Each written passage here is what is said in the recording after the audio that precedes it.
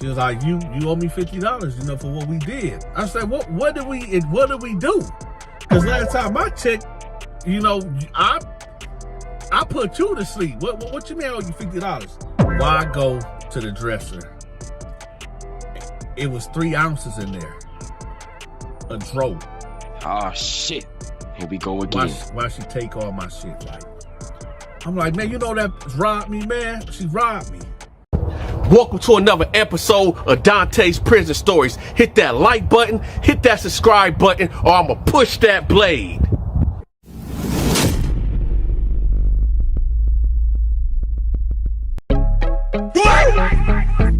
Oh shit. Here we go again.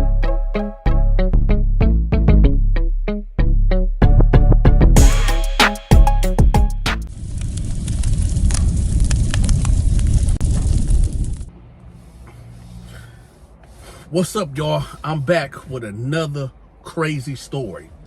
So, do y'all remember back in the day, maybe about 10, 11 years ago, they shut down this website that was called Backpage.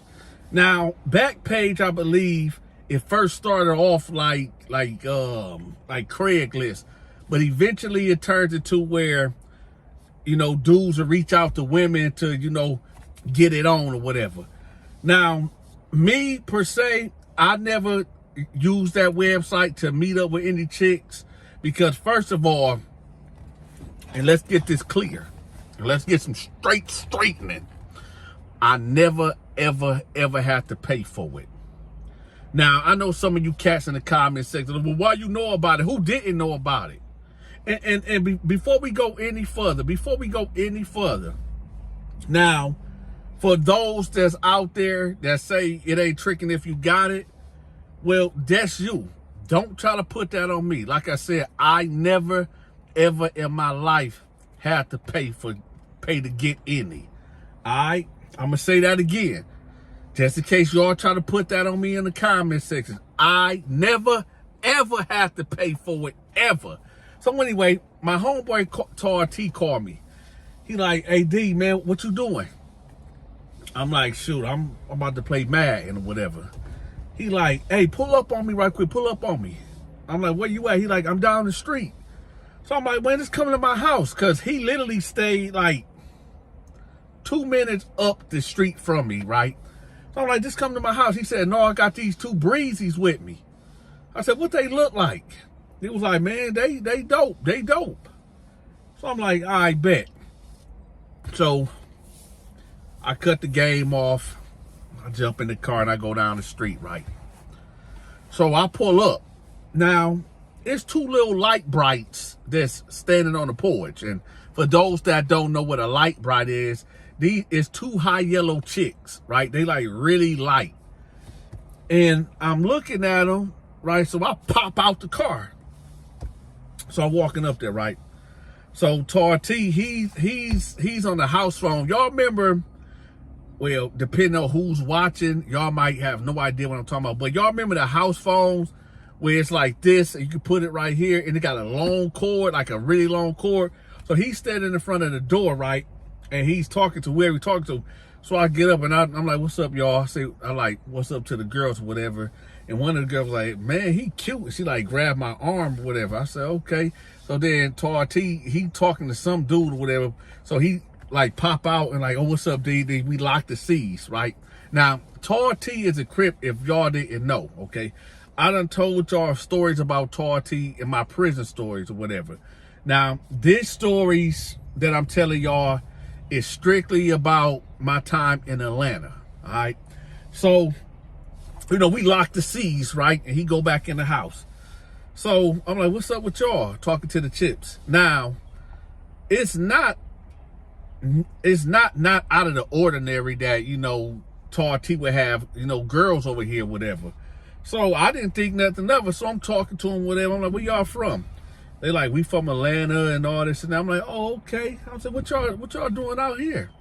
They like, shoot, we kicking it with T. I said, oh, okay. I said, so shit, what's up? What's happening? Is one of y'all for him? It was like, no, we just cool with him. So I'm like, shit, what up? So I'm really looking at the one that, you know, grabbed my arm, like touched me and said, what's up? Because my philosophy was this, right? And there's some game for you cats out there, right? If a girl reach out to you or show interest to you first, then you got it made. You know, you ain't got to work so hard.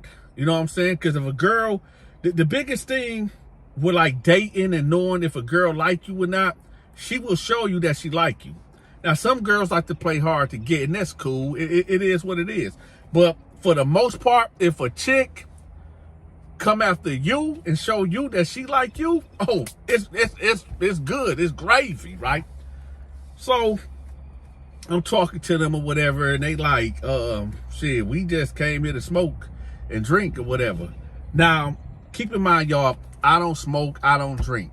Now, every once in a while, and when I say every once in a while, I mean every once in a while, I might, you know, hit a little, back then, I might take a shot of Patron or might hit the hen dog with a little Coke. And I'm not talking about no Coke like that. I'm talking about Hennessy and Coke, Coca-Cola, right? Hit that like button for all my blowheads and dope fiends out there. Now, and y'all chill out. Stop acting like y'all ain't got no dope fiends in y'all family. Some of y'all that's listening might be dope fiends, so chill out, right? So anyway, so I'm like, so what's up, y'all? They're like, well, we was gonna drink and smoke. I said, look, won't y'all come with me right quick? They're like, where we going? I'm like, we finna go to my house right quick. Now, at this time, y'all, I did not have my own place. I was living with my mama, right? So, but I had the basement. So they like, all right. So I'm like, hey, T, I finna take them with me. He was like, where y'all going? And he's still on the phone. I said, we finna be at my house. Just come down there. He like, all right, bet, right? So then we lock the seeds again. So I bounce in the car, right? Go down there, and I'm looking out, and now I didn't see the girl from the back all the way, but she had a nice bubble butt. So I'm like, okay. So I'm driving, you know what I'm saying, leaning back. Let me show y'all how it was. I'm all leaning. Let me lean the seat back right quick. Let me lean it back. Hold on. Y'all hit that like button. So I'm driving like this leaning back. You know, you got one right here, you know, one back there. So I'm driving or leaning or whatever. So we get there, right? We pull up. So we get out the car. Now, nobody was at the house at this time. Nobody was at home. So, and keep in mind, y'all, I'm 19 at this time. So we get there. We go down to the basement. Now, this is how my room was set up. When you come downstairs to the left, if you go to the left, that's the laundry room and all that stuff. But if you keep looking forward, it's like a little storage room. But over here to the right is my room, right? So I got this big old California king bed down there, right? This TV over here. It's kind of dark down there, whatever. So they sitting on the bed. So I get over there, right? And the chick that I originally was talking to that touched my arm, I'm like, so what's up, right? She was like, what's up, right? So then the other girl was like, oh, y'all just gonna leave me out of it? So now listen, y'all. I ain't never, ever had two chicks at one time. But whoa. It ain't what y'all think. Now, I'm gonna tell y'all right now, I never had a threesome in my life. So I could have if I wanted to, but I never was like pressed for that. You know, normally it just be a one-on-one thing with me and the chick. You know what I'm talking about? But I figured like, oh shit, it's about to happen, because she talking about, oh, y'all just gonna leave me out of it. So I'm like, I bet, right? So, you know, I'm like, y'all want, because usually back then I would be like, hey, y'all want to wrestle? Tell the chick you want to wrestle or whatever, play fight or whatever. So they like, yeah, we'll jump you. So I'm like, what's that? Now back then, y'all gotta understand, Dante was 6'1". I was about 260 stacked, right? I need to get back in the gym, y'all, because I done got fat. But I'm like, man, y'all can't do nothing with me, right? So I took my shirt off, right? They was like, oh, look at you. Look, y'all, back then, I was built like an Olympian god, right? You could have seen me on Mount Olympus back in them days. So anyway, we wrestling now, right? One done jumped on my back, right? The other one done jumped in front of me, so I done grabbed the legs, wrapped it around me. I done fell on the bed or whatever, right? So we playing games, right? And then, the sword of justice, stood up. So they like, okay, now I'm going to save y'all the suspense. No, we didn't do it. We did not do it yet, okay? So then Tar T come knocking on the door. Do. I'm like, hey, come on, we downstairs. So he opened the door. He come downstairs. He like, what y'all got going on? I'm like, shit, I'm sweating like I'm sweating right now, y'all. So, look, Tar T come down there, right? He like, what y'all got going on? I said, shoot, we just fucking around. So he like, hey, you come here. So he talking to the other chick or whatever. So she leave with him. I don't know where they go. So it's just me and old girl down here, right?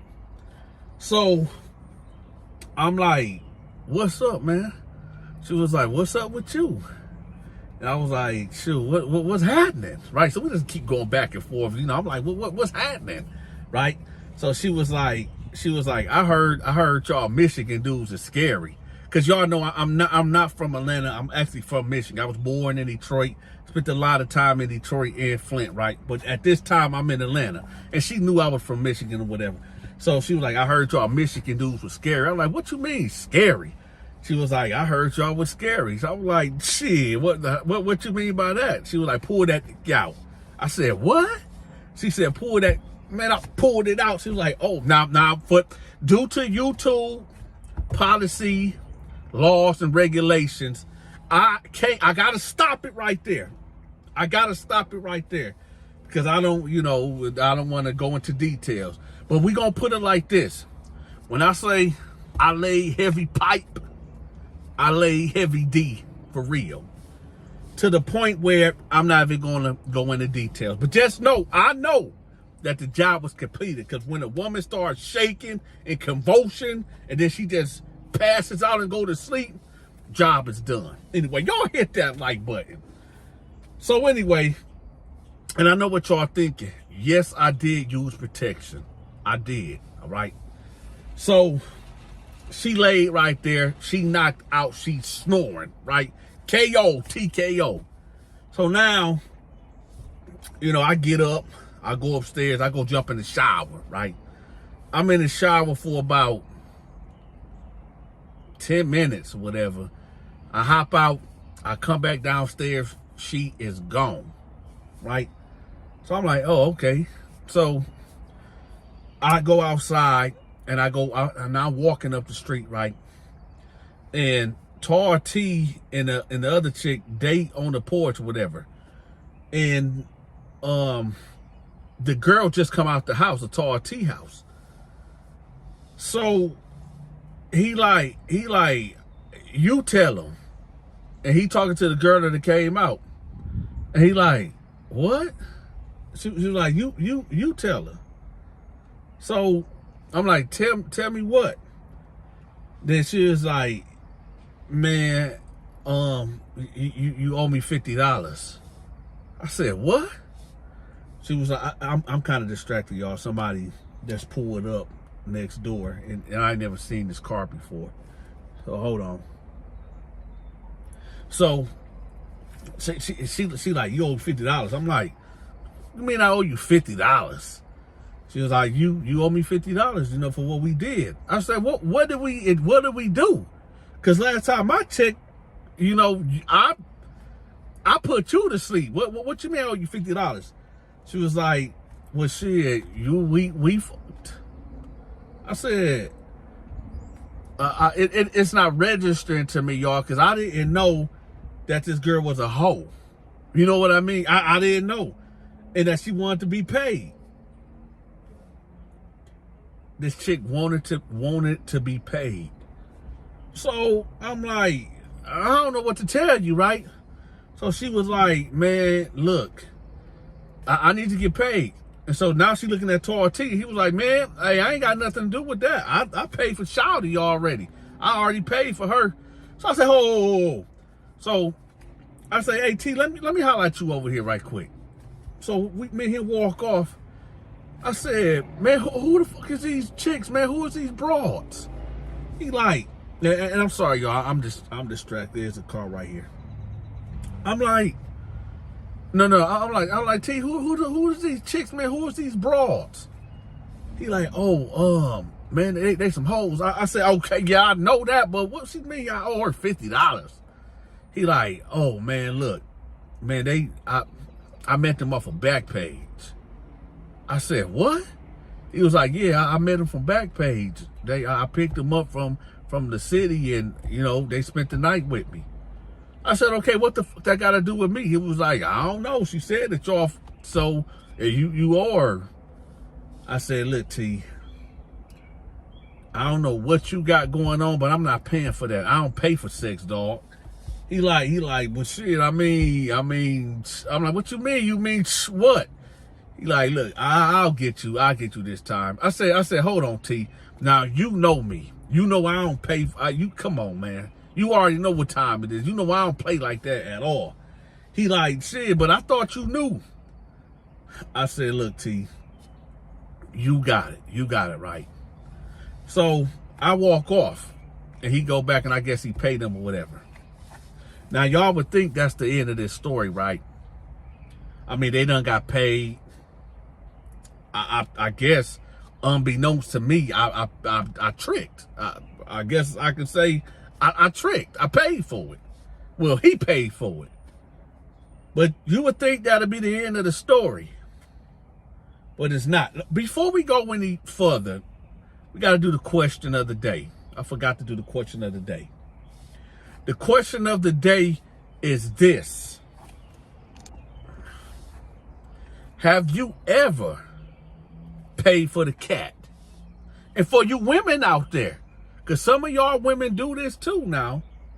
Have you women ever paid for it? Let me know in the comment section. And by the way, y'all, my Patreon is pinned at the top of the comment section too. Y'all know what's over there. Go check it out. But anyway, so later on that night, right? Later on that night, my mama, I'm in the basement. I'm in my room. My mama knocked on the door. I'm like, what's up, Ma?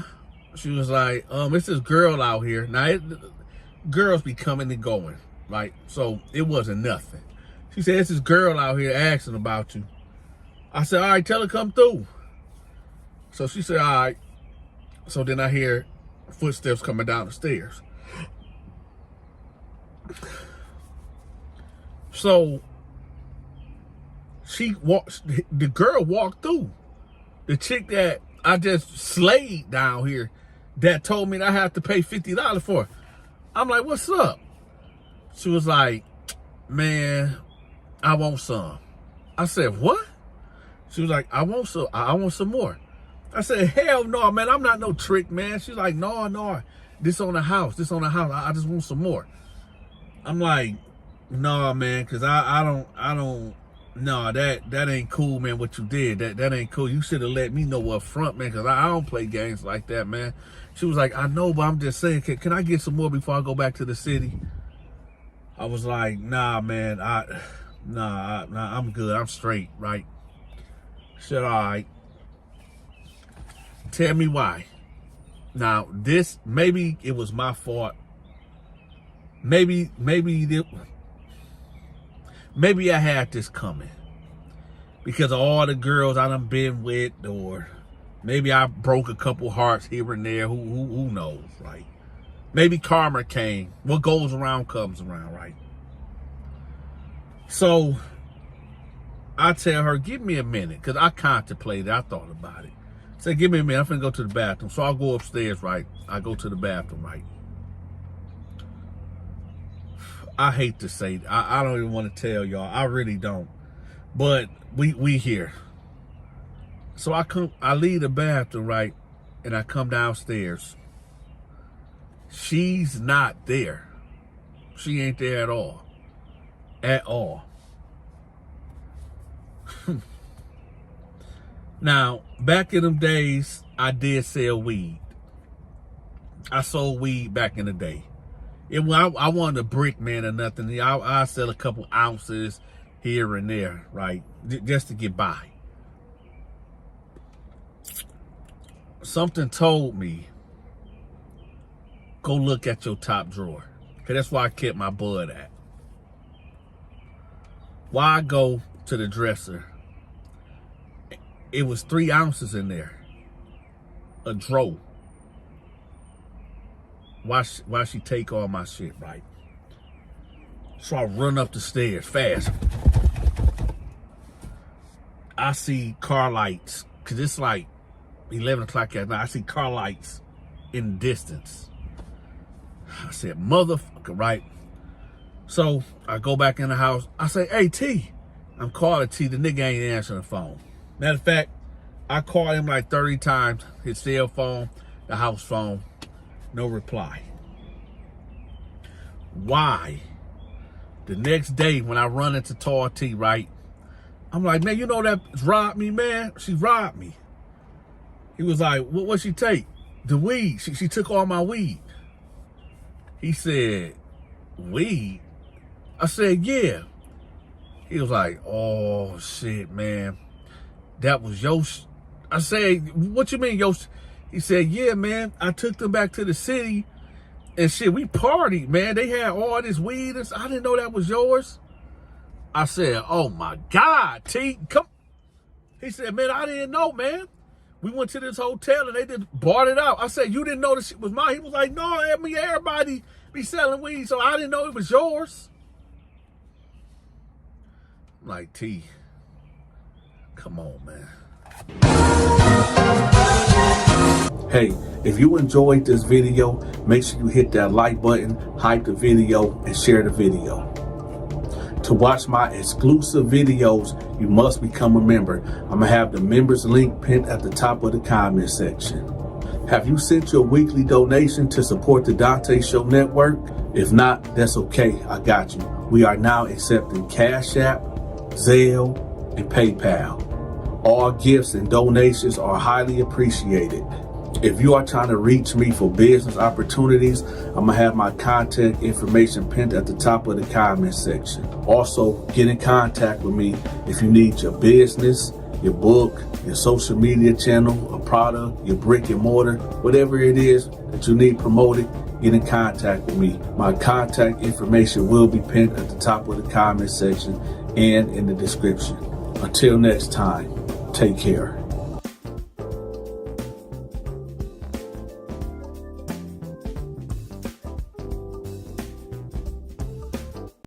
He was like, oh, okay. So he took the sip, right? And she was like, no, I want you to finish it. And the way that she said it, you know, he was kind of startled. But nevertheless, he just kept drinking it. So she was like, good boy, good boy. So she done got closer to him. And she got to put in her hand through his hair. So when he tried to stand up, he got lightheaded. The whole room started spinning. And she was like, you ain't going nowhere. This story is about this woman named Cynthia Caldwell that met this black homeless man, wined and dined him, cleaned him up, and ended up killing him and cooking him.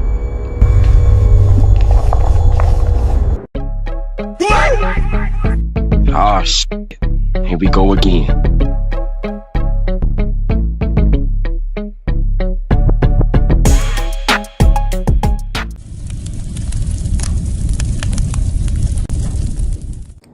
Back in 2013, there was a woman by the name of Stephanie Caldwell that lost her husband a few years back. So naturally, this woman was lonely. So one day, she was sitting in her house, and she said, you know what? I'm ready to move on. I'm on a man. I'm tired of being alone. So she went upstairs, took her clothes off, got in the shower, got out the shower, curled her hair, put on red lipstick, and put on a red dress. And she said, I'm going to get me a man today. So she got in her car and she started driving. She go downtown and she see this black dude that's holding a homeless sign. So she right past him, but something told her, like, you know what? Let me go back and talk to him. Let me go back there. Let me see what his story is. So she turns around and she pull up on him. She get out the car. I wish I had some cash to So give she you, was young like, man. That's how okay, old ma'am. are Your you? kindness is enough. And he was like, I'm 19. She was like, what are you doing out here living on the streets? And he was like, man, my mother kicked me out the house because, well, I'm gay. And she was like, oh, that's such a terrible thing. Your mother really kicked you out the house because you was gay? He was like, yeah. She was like, how long have you been homeless? He said, for about 2 weeks now. So she was like, well, do you go to school or anything? Do you like what's your situation? He was like, ma'am, I just been on the street. I don't have no situation. I don't have nowhere to go. I'm just out here. So she was like, when the last time have you ate? He was like, to be honest, I ate maybe a day ago. She was like, come on, come with me. Come with me. He was like, where we going? I'm gonna take care of you. He was like, nah, man, you ain't got to do that. You can just give me a couple dollars. She's like, no, I'm going to change your life. I'm doing well in life, and I want to help you. So he was like, you for real? She was like, yeah. So they end up walking towards her car. He was like, this you? This red Camaro was yours? She was like, yeah. You know how to drive? He was like, yeah, I know how to drive. She was like, here's the keys. So he was like, for real? She was like, yeah, let's go. So he was like, all right, cool. So they riding around. And she asked him questions like, do you got any siblings? You got any brothers? You got any sisters? I know you said your mama kicked you out, but is your father around? He like, no, I never knew who my father was. And no, I ain't got no siblings. It's just me. It was just me and my mom. That's why I'm just so, my mind is kind of messed up because, I would thought that my mama would understand, that this is me, but she just bugged out on me and kicked me out. And, that really hurt me. So she asked him, like, do you like women at all? He was like, yeah, I do like women. And she was like, well, I tell you what, let's go to the mall. Let's get you a haircut. Let's get you out of these clothes, and let's get you something to eat. And he was like, man, why are you doing all this for me? Like, why are you doing all this? And she was like, I just like you. My husband, he passed some years back, and I've been in a Great Depression over the years, and honestly, I'm just looking for a friend and somebody to talk to. I mean, just like yourself in a kind of way. And he was like, word? She was like, yeah. I feel like fate brought both of us together. So she go ahead and take him to the barber shop and to get the haircut. And she telling him, like, listen, I'm going to be real with you. I'm going to be honest. I really think you're cute. And I know I'm an older lady and you're a younger man, but I know I'm kind of putting my feelings on my sleeve right now, but I think me and you could really, really, really work out. And he like, listen, lady, you do seem real nice, and I can tell you got a good heart. So you know what? YOLO. You only live once. Let's just see where this can go. Let's just see, how this gonna turn out.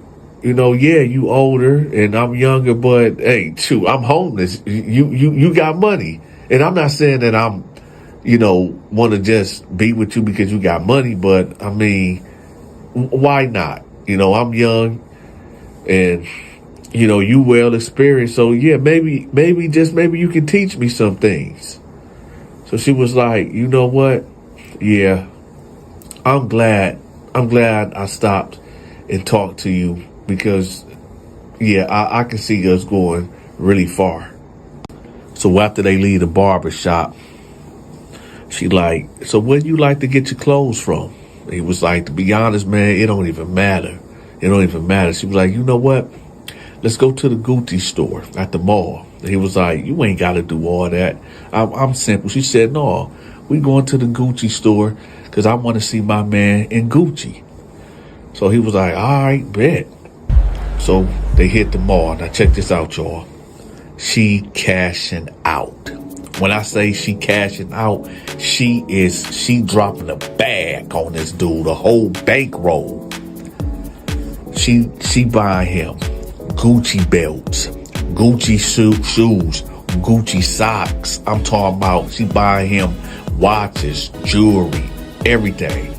She put out that Amex card. Now y'all know what that is. This the type of credit card that ain't got no limit. You know, you pay what you spend the next month. The type of credit card you gotta have a credit score of 850, right? So they walking around the mall. Anything he wants, she getting it for him. Everything is good. So this is the part of the story where everything goes left. So they get in the car. And he like, where we going? Where we going now? She was like, well, you surprised me. He was like, well, I know there's this restaurant, but nah. She was like, what? He was like, it's this restaurant that I always wanted to go to, but it's on the higher end. She was like, come on, babe. Come on.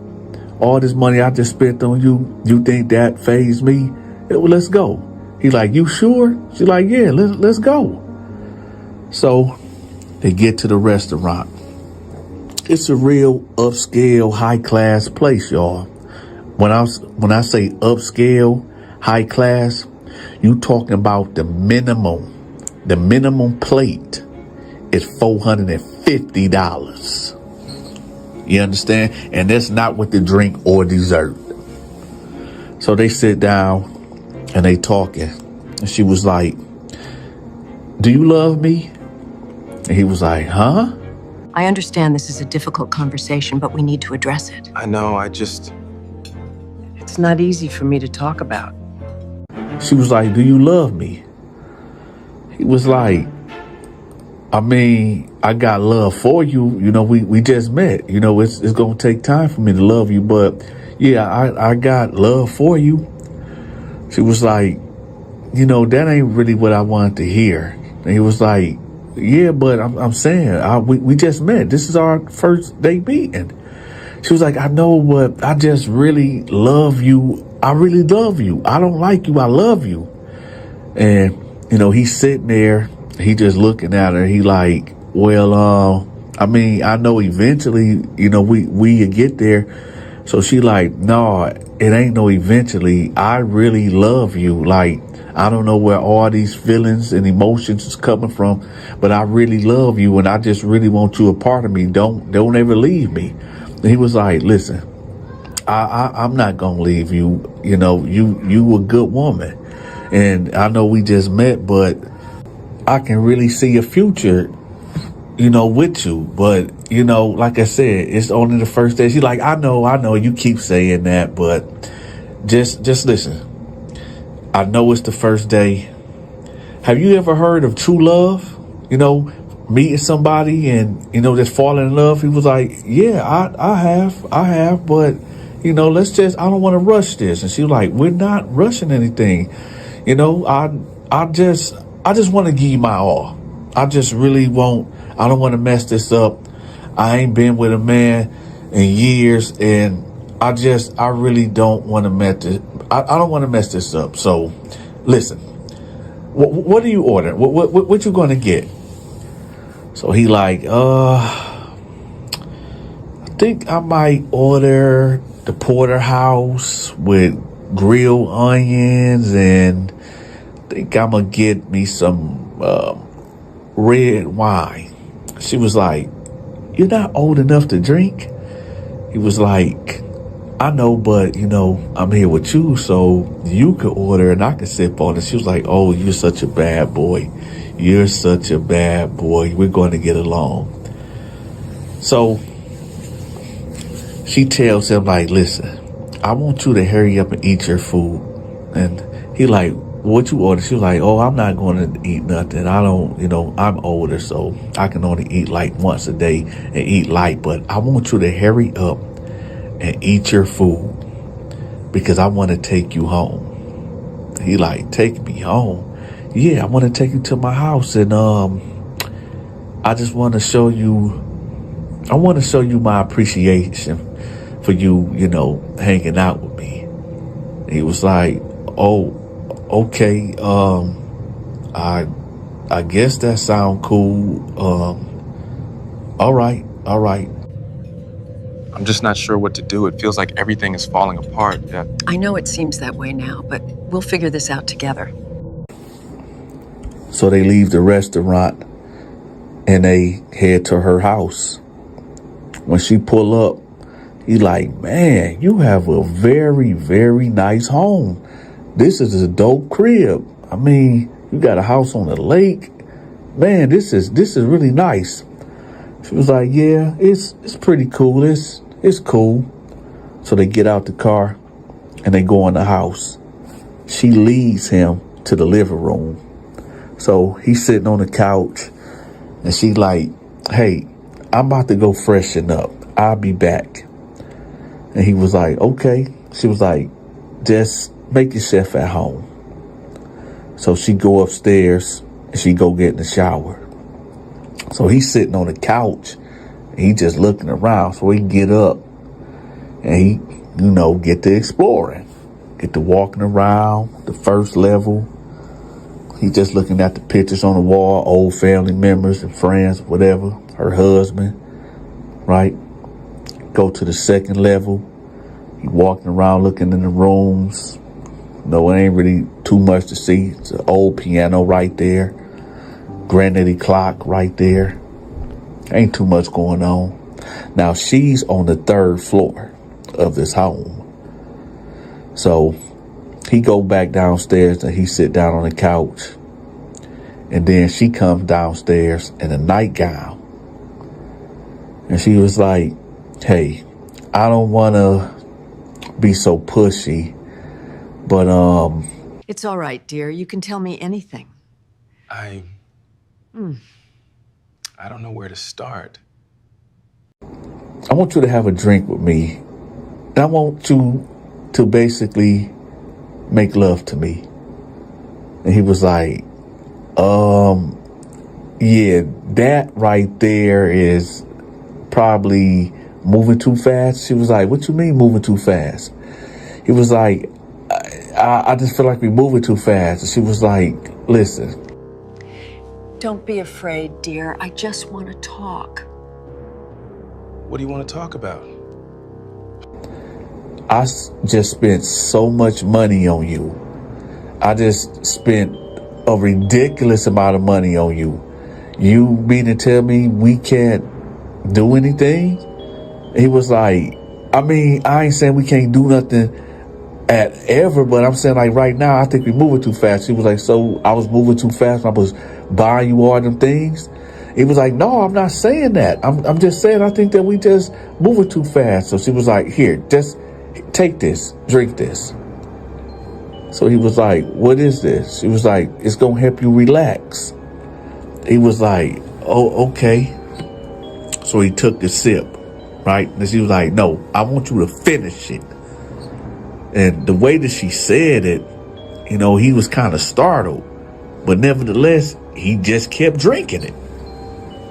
So she was like, good boy, good boy. So she done got closer to him.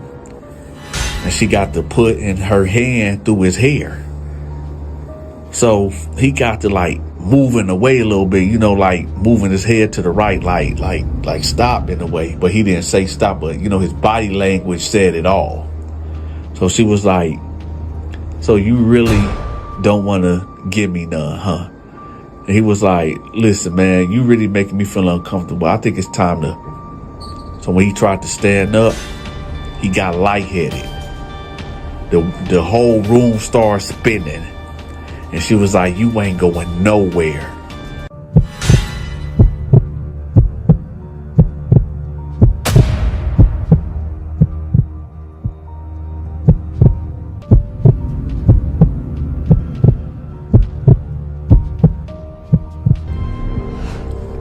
think that you just gonna use me and just mishandle me and mistreat me any type of way that you want to.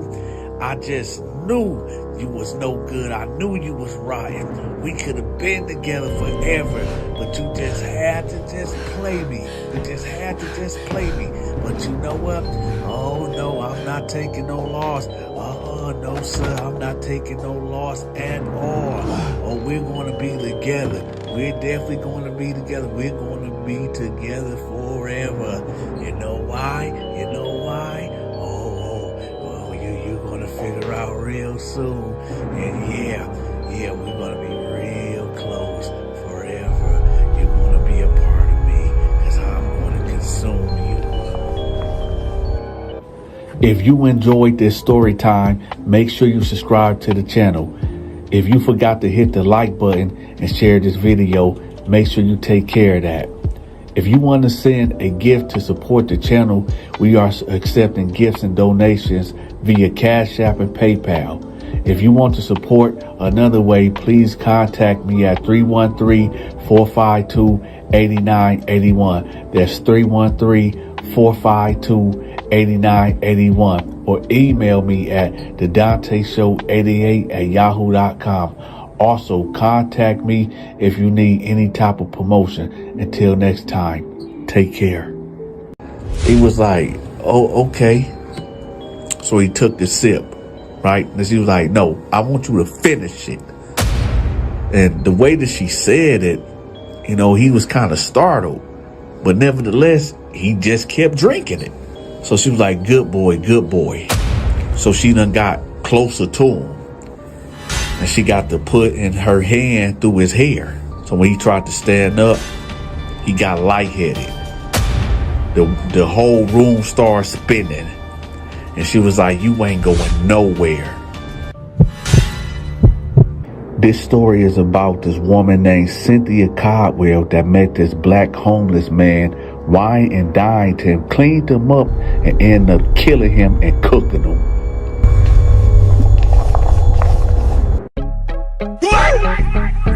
Ah, shit.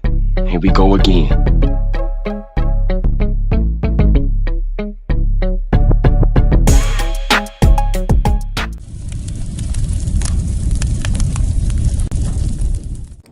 Back in 2013, there was a woman by the name of Stephanie Caldwell that lost her husband a few years back. So naturally, this woman was lonely. So one day, she was sitting in her house, and she said, you know what? I'm ready to move on. I'm on a man. I'm tired of being alone.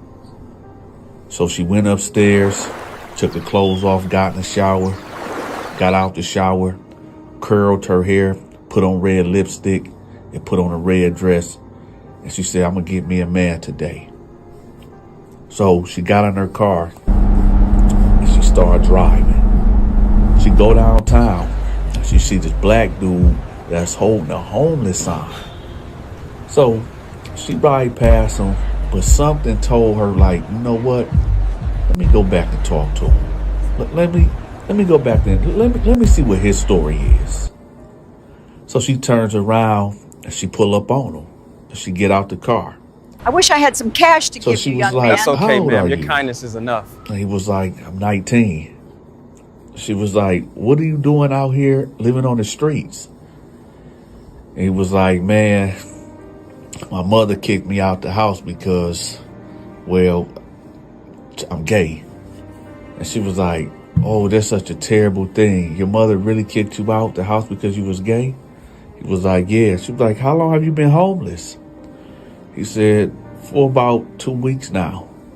So she was like, well, do you go to school or anything? Do you like what's your situation? He was like, ma'am, I just been on the street. I don't have no situation. I don't have nowhere to go. I'm just out here.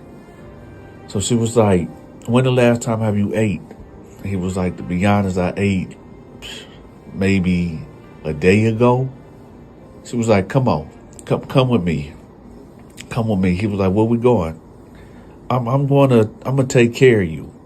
He was like, nah, man, you ain't got to do that. You can just give me a couple dollars. She like, no, I'm going to change your life. I'm doing well in life, and I want to help you.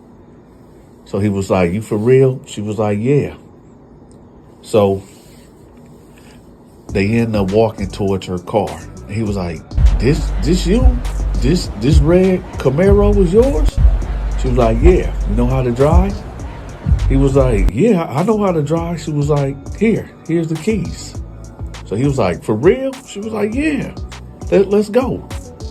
So he was like, all right, cool. So they riding around.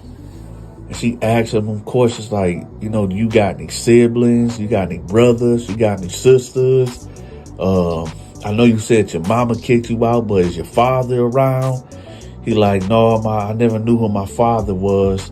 And no, I ain't got no siblings. It's just me. It was just me and my mom. That's why I'm just so, my mind is kind of messed up because, I would thought that my mama would understand, that this is me, but she just bugged out on me and kicked me out. And, that really hurt me. So she asked him, like, do you like women at all? He was like, yeah, I do like women. And she was like, well, I tell you what, let's go to the mall. Let's get you a haircut. Let's get you out of these clothes. And, let's get you something to eat. And he was like, man, why are you doing all this for me? Like, why are you doing all this? And she was like, I just like you. My husband, he passed some years back, and I've been in a Great Depression over the years. And honestly, I'm just looking for a friend and somebody to talk to. I mean, just like yourself in a kind of way. And he was like, word? She was like, yeah. I feel like fate brought both of us together. So she go ahead and take him to the barber shop and to get the haircut. And she telling him, like, listen, I'm going to be real with you. I'm going to be honest. I really think you're cute. And I know I'm an older lady and you're a younger man, but I know I'm kind of putting my, my feelings on my sleeve right now. But I think, man, you could really, really, really work out. And he like, listen, lady, you do seem real nice. And I can tell you got a good heart. So you know what? YOLO. You only live once. Let's just see where this can go. Let's just see, how this gonna turn out. Yeah, you older and I'm younger, but hey, shoot, I'm homeless. You got money. And I'm not saying that I'm, want to just be with you because you got money, but I mean, why not? I'm young and, you well experienced. So yeah, maybe you can teach me some things. So she was like, you know what?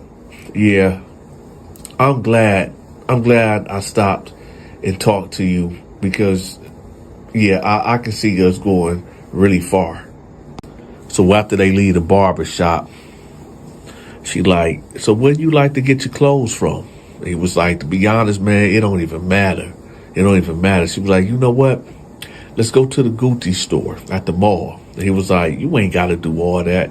I'm simple. She said, no, we going to the Gucci store because I want to see my man in Gucci. So he was like, all right, bet. So they hit the mall. Now check this out, y'all. She cashing out. When I say she cashing out, she dropping a bag on this dude, a whole bankroll. She buying him Gucci belts, Gucci shoes, Gucci socks. I'm talking about she buying him watches, jewelry, everything. She put out that Amex card. Now y'all know what that is. This the type of credit card that ain't got no limit. You pay what you spend the next month. The type of credit card you gotta have a credit score of 850, right? So they walking around the mall. Anything he wants, she getting it for him. Everything is good. So this is the part of the story where everything goes left. So they get in the car. And he like, where we going? Where we going now? She was like, well, you surprised me. He was like, well, I know there's this restaurant, but nah. She was like, what? He was like, it's this restaurant that I always wanted to go to, but it's on the higher end. She was like, come on, babe. Come on. All this money I just spent on you, you think that fazed me? Yeah, well, let's go. He like, you sure? She like, yeah, let's go. So they get to the restaurant. It's a real upscale, high class place, y'all. When I say upscale, high class, you talking about the minimum plate is $450. You understand? And that's not with the drink or dessert. So they sit down and they talking. And she was like, do you love me? And he was like, huh? I understand this is a difficult conversation, but we need to address it. I know, It's not easy for me to talk about. She was like, do you love me? He was like, I mean, I got love for you. You know, we just met. You know, it's going to take time for me to love you. But, yeah, I got love for you. She was like, you know, that ain't really what I wanted to hear. And he was like, yeah, but I'm saying, we just met. This is our first date meeting. She was like, I know, but I just really love you. I really love you. I don't like you. I love you. And, you know, he's sitting there. He just looking at her. He like, well, I mean, I know eventually, you know, we get there. So she like, no, it ain't no eventually. I really love you. Like, I don't know where all these feelings and emotions is coming from, but I really love you. And I just really want you a part of me. Don't ever leave me. And he was like, listen, I'm not going to leave you. You know, you a good woman. And I know we just met, but I can really see a future, you know, with you. But, you know, like I said, it's only the first day. She's like, I know you keep saying that, but just listen. I know it's the first day. Have you ever heard of true love? You know, meeting somebody and, you know, just falling in love. He was like, yeah, I have, but, you know, I don't want to rush this. And she was like, we're not rushing anything. You know, I just want to give you my all. I just really won't. I don't want to mess this up. I ain't been with a man in years, and I really don't want to mess this. I don't want to mess this up. So, listen. What do you order? What you going to get? So he like, I think I might order the porterhouse with grilled onions, and I think I'm gonna get me some red wine. She was like, you're not old enough to drink? He was like, I know, but, you know, I'm here with you, so you could order and I could sip on it. She was like, oh, you're such a bad boy. You're such a bad boy. We're going to get along. So she tells him, like, listen, I want you to hurry up and eat your food. And he like, what you order? She was like, oh, I'm not going to eat nothing. I don't, you know, I'm older, so I can only eat like once a day and eat light. But I want you to hurry up and eat your food because I want to take you home. He like, take me home? Yeah, I want to take you to my house, and I just want to show you. I want to show you my appreciation for you, you know, hanging out with me. He was like, oh, okay. I guess that sound cool. All right. I'm just not sure what to do. It feels like everything is falling apart. Yeah. I know it seems that way now, but we'll figure this out together. So they leave the restaurant and they head to her house. When she pull up, he like, man, you have a very, very nice home. This is a dope crib. I mean, you got a house on the lake. Man, this is really nice. She was like, yeah, it's pretty cool. It's cool. So they get out the car and they go in the house. She leads him to the living room. So he's sitting on the couch and she like, hey, I'm about to go freshen up. I'll be back. And he was like, okay. She was like, just make yourself at home. So she go upstairs and she go get in the shower.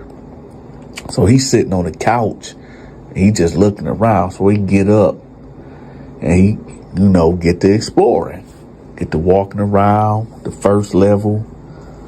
He just looking at the pictures on the wall, old family members and friends, whatever, her husband, right? Go to the second level. He walking around looking in the rooms. No, it ain't really too much to see. It's an old piano right there. Granite clock right there. Ain't too much going on. Now she's on the third floor of this home. So he go back downstairs and he sit down on the couch. And then she comes downstairs in a nightgown.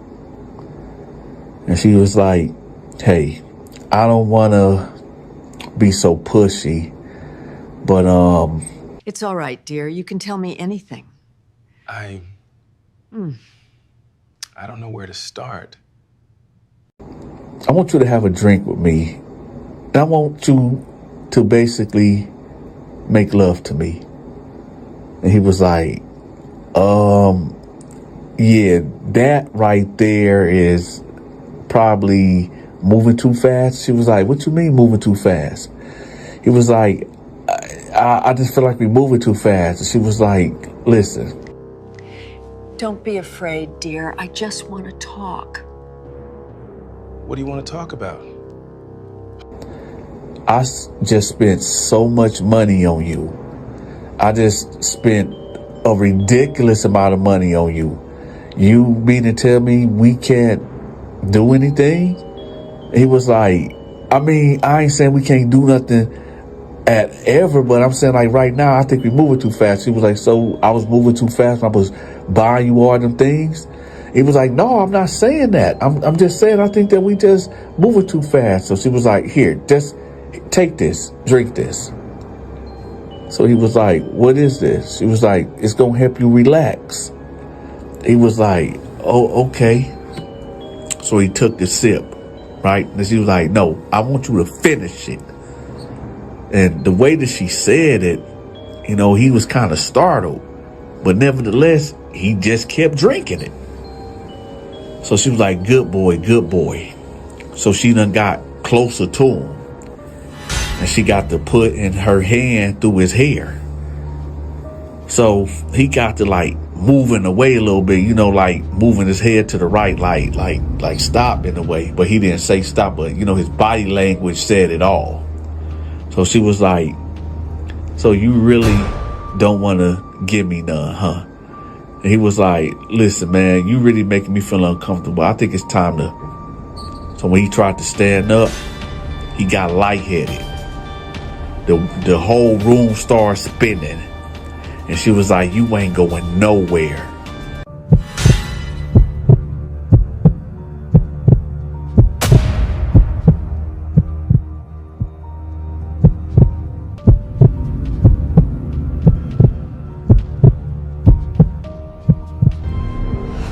So you think that you just gonna use me and just mishandle me and mistreat me any type of way that you want to? I just knew you was no good. I knew you was rotten. We could have been together forever, but you just had to just play me. You just had to just play me. But you know what? Oh no, I'm not taking no loss. Oh no, sir, I'm not taking no loss at all. Oh, we're gonna be together. We're definitely gonna be together. We're gonna be together forever. You know why? You know why? You're gonna figure out real soon. And yeah, we're gonna be real close forever. You're gonna be a part of me, cause I'm gonna consume you.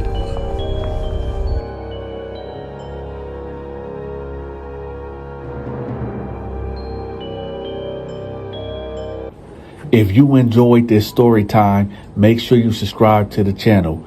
If you forgot to hit the like button and share this video, make sure you take care of that.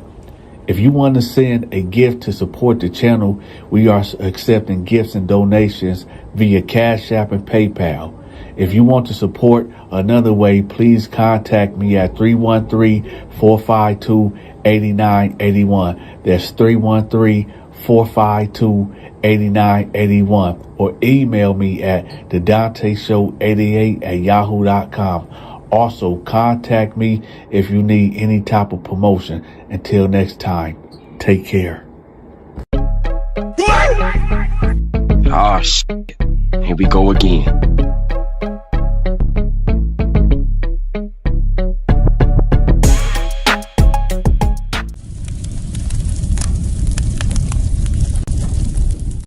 So you ain't got my money, Peanut?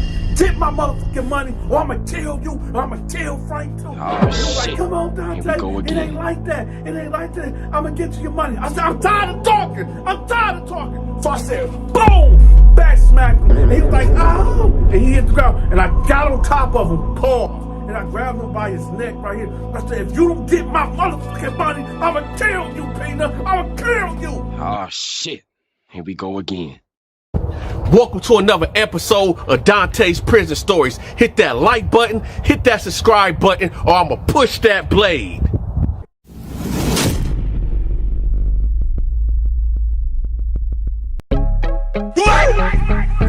Ah, shit. Here we go again.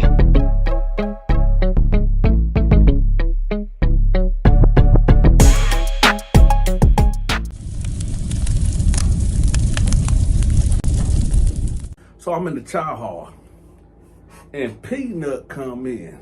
Now, for those that don't know who Peanut is what you would call a sissy, a homosexual, right? A punk. And when he came in, he sat right across from me. Now, at this time, I'm eating my food, and I don't notice him sitting there, and that was my bad. That was my fault for not being on point. So he sit down, right? And he like, hey, can I talk to you? And when he said it, it threw me off. I'm like, cause the voice was, I'm like, I looked up and I'm like, what's up? He was like, man, I need to talk to you. I'm like, what's up? What do you want? He was like, they told me I need to come to you if I needed some protection. I'm like, protection of what? Because when he said that, it threw me off because, you know, I don't really conversate with homosexuals or whatever. So he was like, it's this guy that been bothering me, and I just don't want to have nothing to do with him. I'm like, hey, listen, I'm going to pump your brakes right there.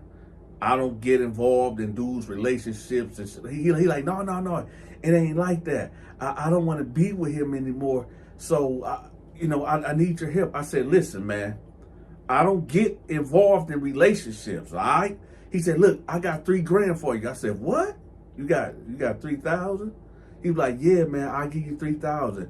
My grandmother, my mother, they gonna get the money up by the end of the week, but I need for you to protect me. So I'm like, well, what's the deal? Who is it? He was like, man, I'm talking to this dude named Frank. I said, Frank from A dorm? He was like, yeah. I said, all right, look. Like, what's going on? Did you steal something from him? Like, what's going on? He was like, I just don't want to be with him, and I feel like he's going to try to do something to me if I start talking to somebody else. I said, look, I'm going to do it, but if it's some other type of bullshit that's going on, if it's some that you ain't telling me, the deal off, and I'm keeping the money. He said, no, I promise, it ain't nothing. It ain't nothing. I just don't want to be with him. Now, before we go on, I know y'all looking back right there. Y'all like, Donta, what is that? What is you watching? Well, for those that was worrying about and asking about my short horror films, that's one of them. This is my Freddy Krueger saga that I've been doing. All right. You can find that on my Patreon, along with all my other prison stories that I can't put on YouTube. And Big Noonie Prison Stories is over there. If y'all want to follow that, that's over there. Lamarck Moore Saga is over there. My supernatural stories over there. All the content that I can't put on this channel is over there. And also, I started my gaming channel. Make sure y'all subscribe to that and check it out, okay? I play Warzone, Call of Duty, and Fortnite, all right? So I'm going to have the link to my Patreon and my gaming channel pinned at the top of the comment section. And before we go on any further, y'all, we got to do the question of the day. The question of the day is this, y'all, okay? Who wins this fight? Freddy Krueger or Michael Myers? Let me know in the comment section. Who wins this fight? Freddy Krueger or Michael Myers? Now let's get to it. So now I'm like, all right, I'm gonna go holler at him. He like, okay, thank you so much. Thank you so much. I said, when you gonna have that bread? He was like, I'm gonna have it probably Saturday. Now keep in mind, y'all, today is Wednesday. So I said, okay, he got Wednesday, Thursday, Friday. So he got 4 days to get that bread, right? So I said, hey, you're gonna have to bounce. He was like, oh, okay, I get it. Now, I told him he had to bounce because what that looked like, me eating a meal with a homosexual. So he dipped. So I eat my meal and I leave out, right? So now I'm looking for him. I'm on the yard and I see him. I'm like, Frank, hey Frank, come here, let me holler at you. So he like, oh, what's up? So he come over there. I put my hand on his shoulder, right? I'm like, Frank, check this out. You know Peanut? He said, yeah, this my bitch. I said, look, check this out. Peanut don't want to be with you no more. So he kind of rubbed off on me like this, like, what?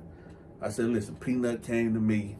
He said, y'all through. He don't want no problems. He don't want no issues. And he under my protection now. He was like, hey, man, Dante, no disrespect. I respect you and everything that you got going on. But, man, you can't come in between me and my hoe. You can't do that, bro. I want to do that. I said, listen. I said, listen. Peanut is with me now. He's under my protection, okay? He's under my canopy. Don't do nothing to him or you're going to have to deal with me. So he was like, man, Dante, for real, bro. Like I said, I respect you and everything that you got going on up in here.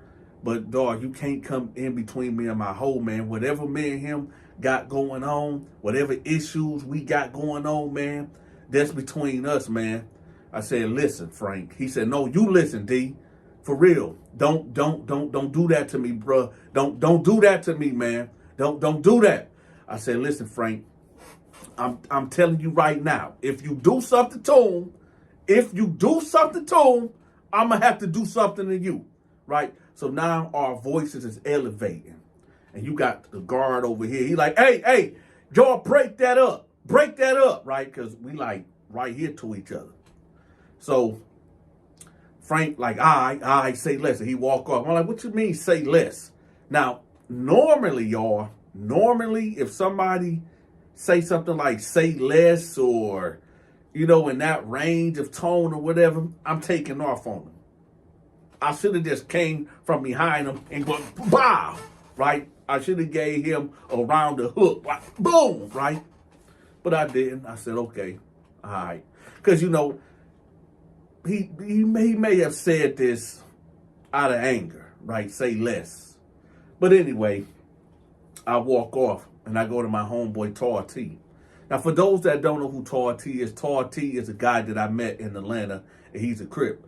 So I go to him. I'm like, listen, I might need your assistance. You in a unit with Frank, right?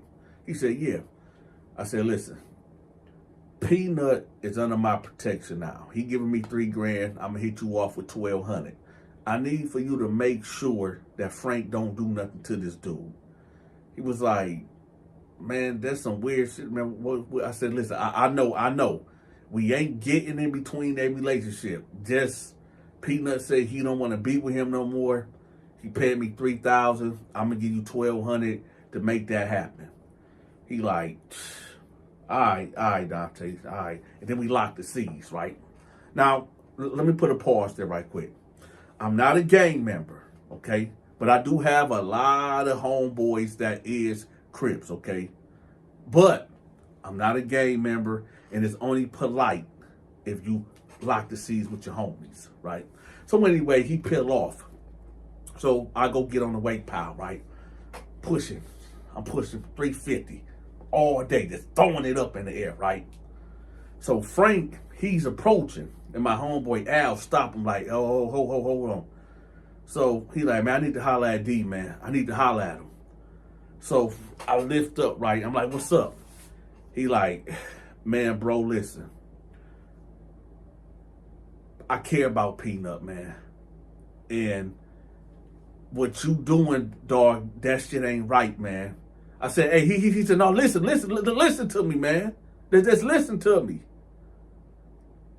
This just like if you was out on the streets, D, how would you feel if somebody came to you to address you about your girlfriend and your wife?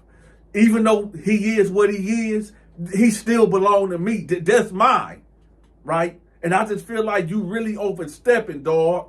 You overstepping. And I'ma just be real. I see you out here with you and all your homies, but I'll die for that. I'll die for that. That right there, that's me, man. I'll die for that. I'm willing to die for that. So I stood up. Keep in mind, y'all, Donta 6'1". I'm about a good 260, right? Nothing to play with. So I stand up, right? Looking like an Olympian god. I said, so what that supposed to mean?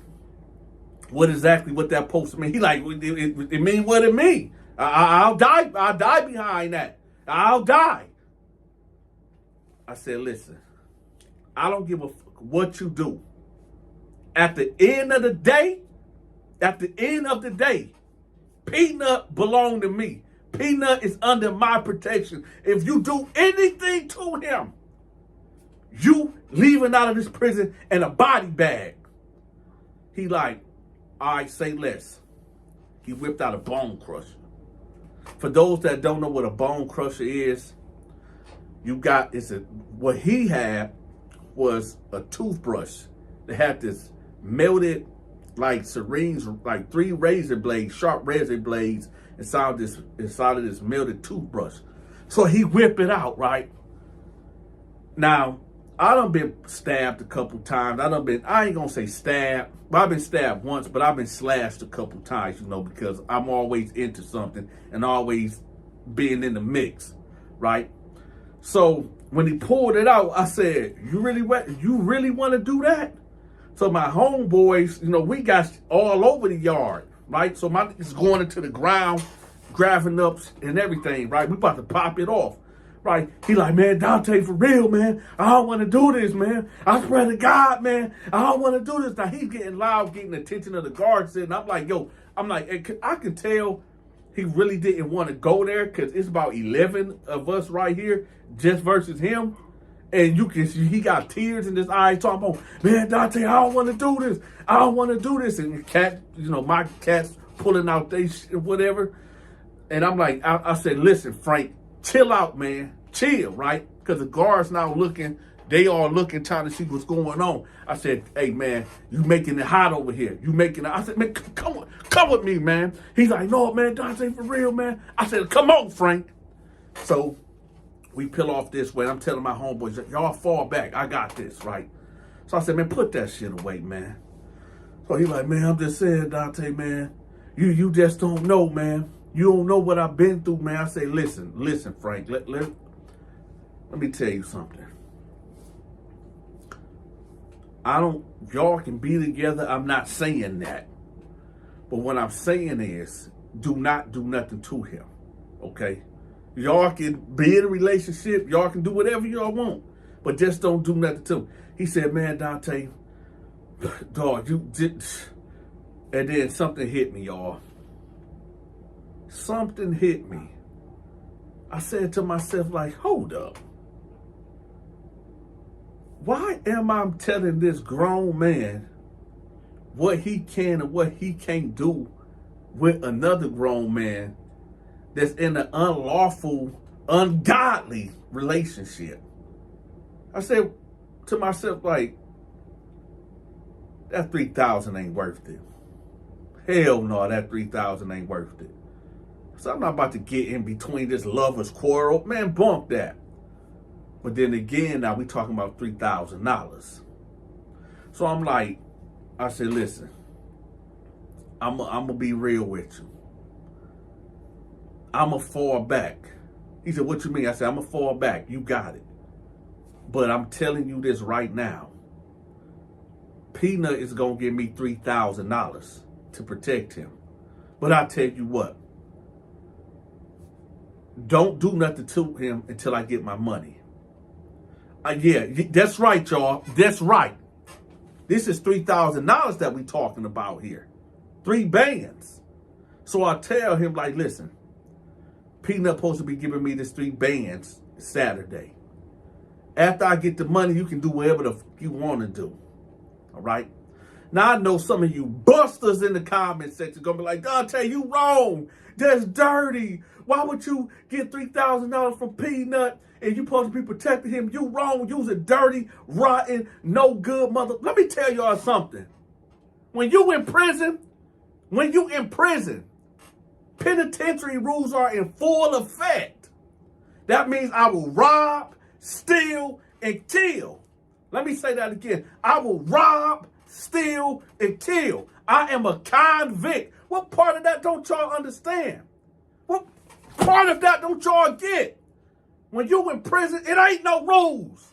It's cutthroat. Dog eat dog.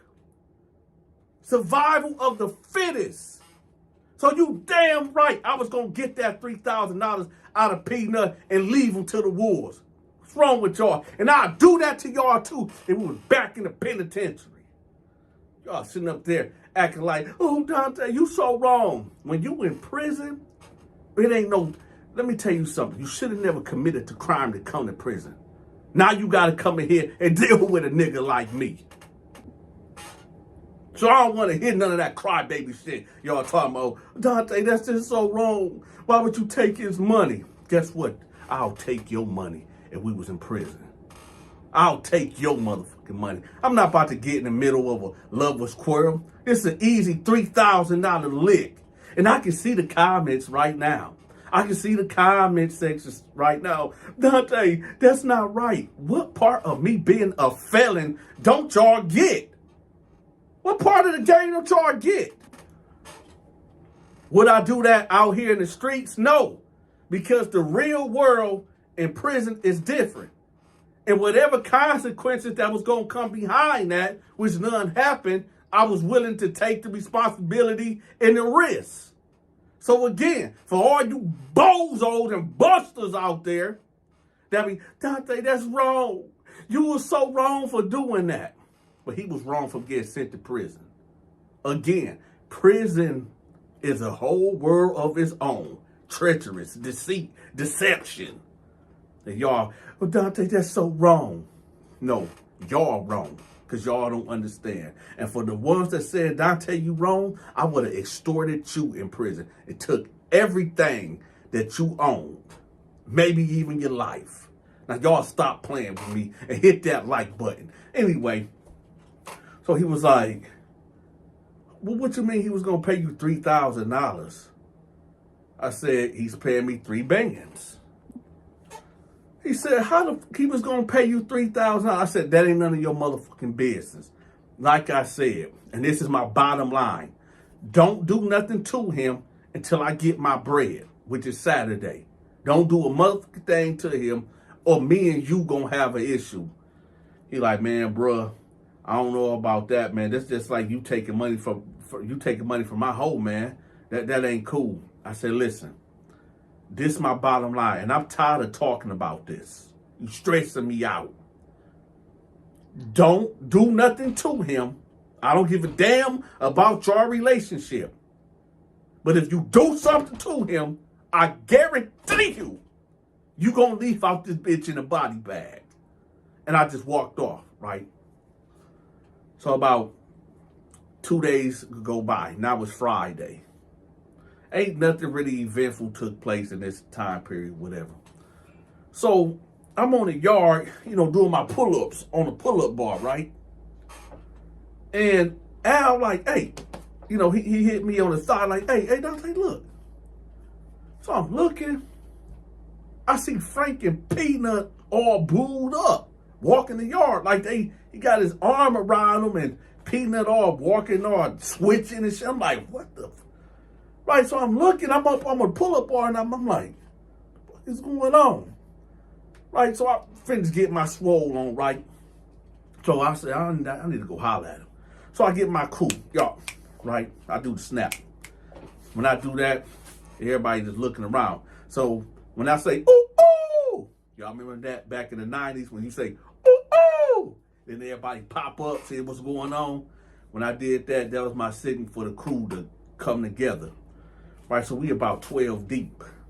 And I said, y'all hold me down right quick.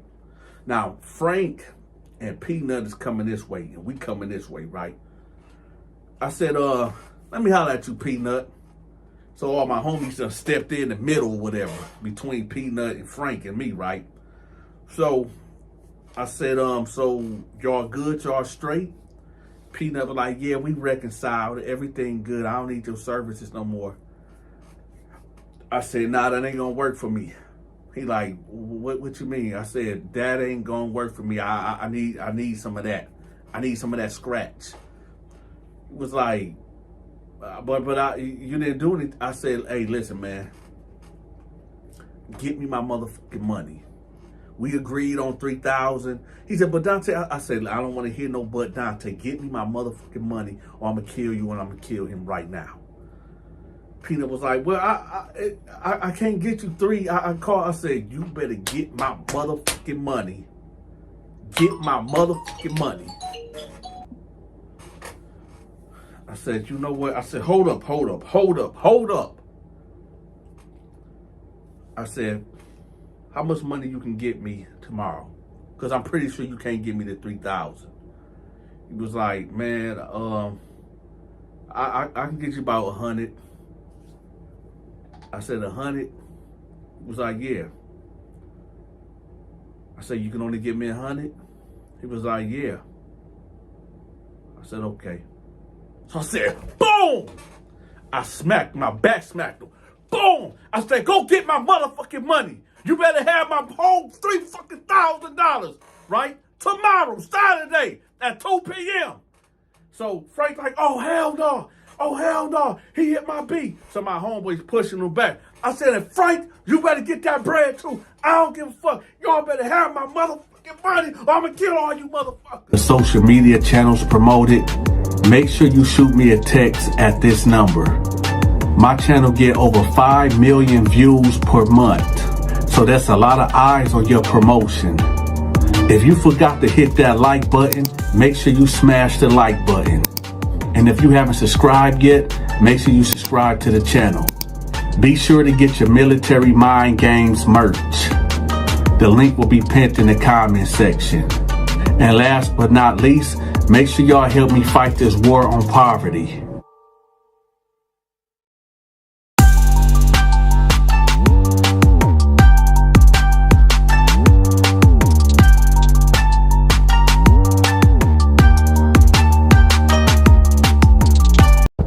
Welcome to another episode of Dante's Prison Stories. Hit that like button, hit that subscribe button, or I'ma push that blade.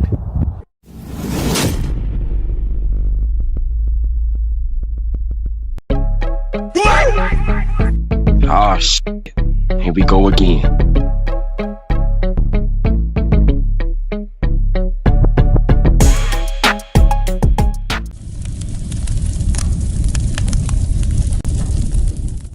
All right, y'all. This prison story is about when I end up getting locked up and they put me in a cell with this punk by the name of Grandma. Now, this took place in 2013. So me and my old lady, we had some issues. I'm not gonna lie. I was, living trifling. My girl ended up going through my phone and she seen that I was trying to meet up with this chick at the casino or whatever. So I'm laying in a bed. And now earlier this day, I went to the grocery store and it was this short, light, bright little thing that was in front of me, right? So I'm in the line and I'm looking, I'm like, damn, right? So she turned around. She just kept turning around, smiling at me. So, I did what I did. I was like, what's up? What's your name? I ain't going to say her name or anything like that. But she told me her name or whatever. And I said, you got a man? She was like, yeah. I was like, oh, okay. I said, is you married? She was like, no, heads, no, nothing like that. Now, the way she said heads, no, nothing like that, I was like, okay, that's okay. So it got to be some issues there for her to say, no, heads, no. Like she said, like she was disgusted. So I proceeded, right? Now, let me give a quick disclaimer. Back in them days, I felt like this. If you wasn't married, it was fair game. And what I mean by that is I didn't respect relationships unless you was married. If y'all was boyfriend and girlfriend and all that mess, I ain't trying to hear that. I ain't trying to hear it. But if you was married, nah, I'm not. I ain't messing with it. So anyway, I'm like, well, what's up? She was like, what's up? I was like, shit, what you got going on later on? She was like, nothing. I was like, well, can I pick you up later? She was like, well, my boyfriend, he go to work at 11 o'clock. He worked the third shift. So I'm like, y'all stay by yourself? You got any kids or anything? She was like, no, we got an apartment together, whatever. So I was like, so I can come through? She was like, yeah. So she gave me the address, whatever. And she gave me her number, right? So she left out. Remember, y'all, she was in front of me. So she left out before me. So I ended up running into her in the parking lot, whatever. I guess I don't know what she was trying to see, what car I was driving, I don't know what it was, but she was like taking her dear time outside, right? She was like right there at the entrance. So when I came out, she was like, oh, you gonna leave me without no hug? And I was like, yeah, hell yeah, right? So I gave her a hug. Now, keep in mind, y'all, Donta is 6'1". And don't worry, y'all, we about to get to the prison story because I know that's what y'all came for. But I got to give y'all the prelude, right? So I end up lifting her up. Now, like I said, y'all, at this time, I'm 6'1". I probably was about 205, 210, give or take or whatever. And this chick was like maybe 5 foot, maybe 5'1", right? Maybe 120, 115, if that. So I picked her up off her feet. And she was like, it's like that? I said, hell yeah, it's like that. So, I gave her a little tight hug, whatever, and I set her back down. And she was like, okay. I said, I'm going to see you tonight, though. She was like, all right. So I went to my car, popped the trunk, put the groceries in there.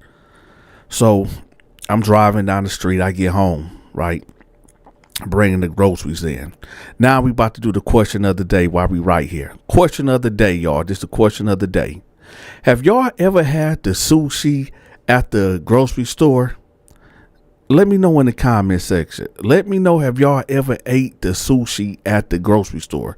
And I'm not talking about no sexual stuff. I'm talking about like the real sushi. They got like a sushi spot in a lot of grocery stores. So let me know in the comment section, have y'all ever ate sushi?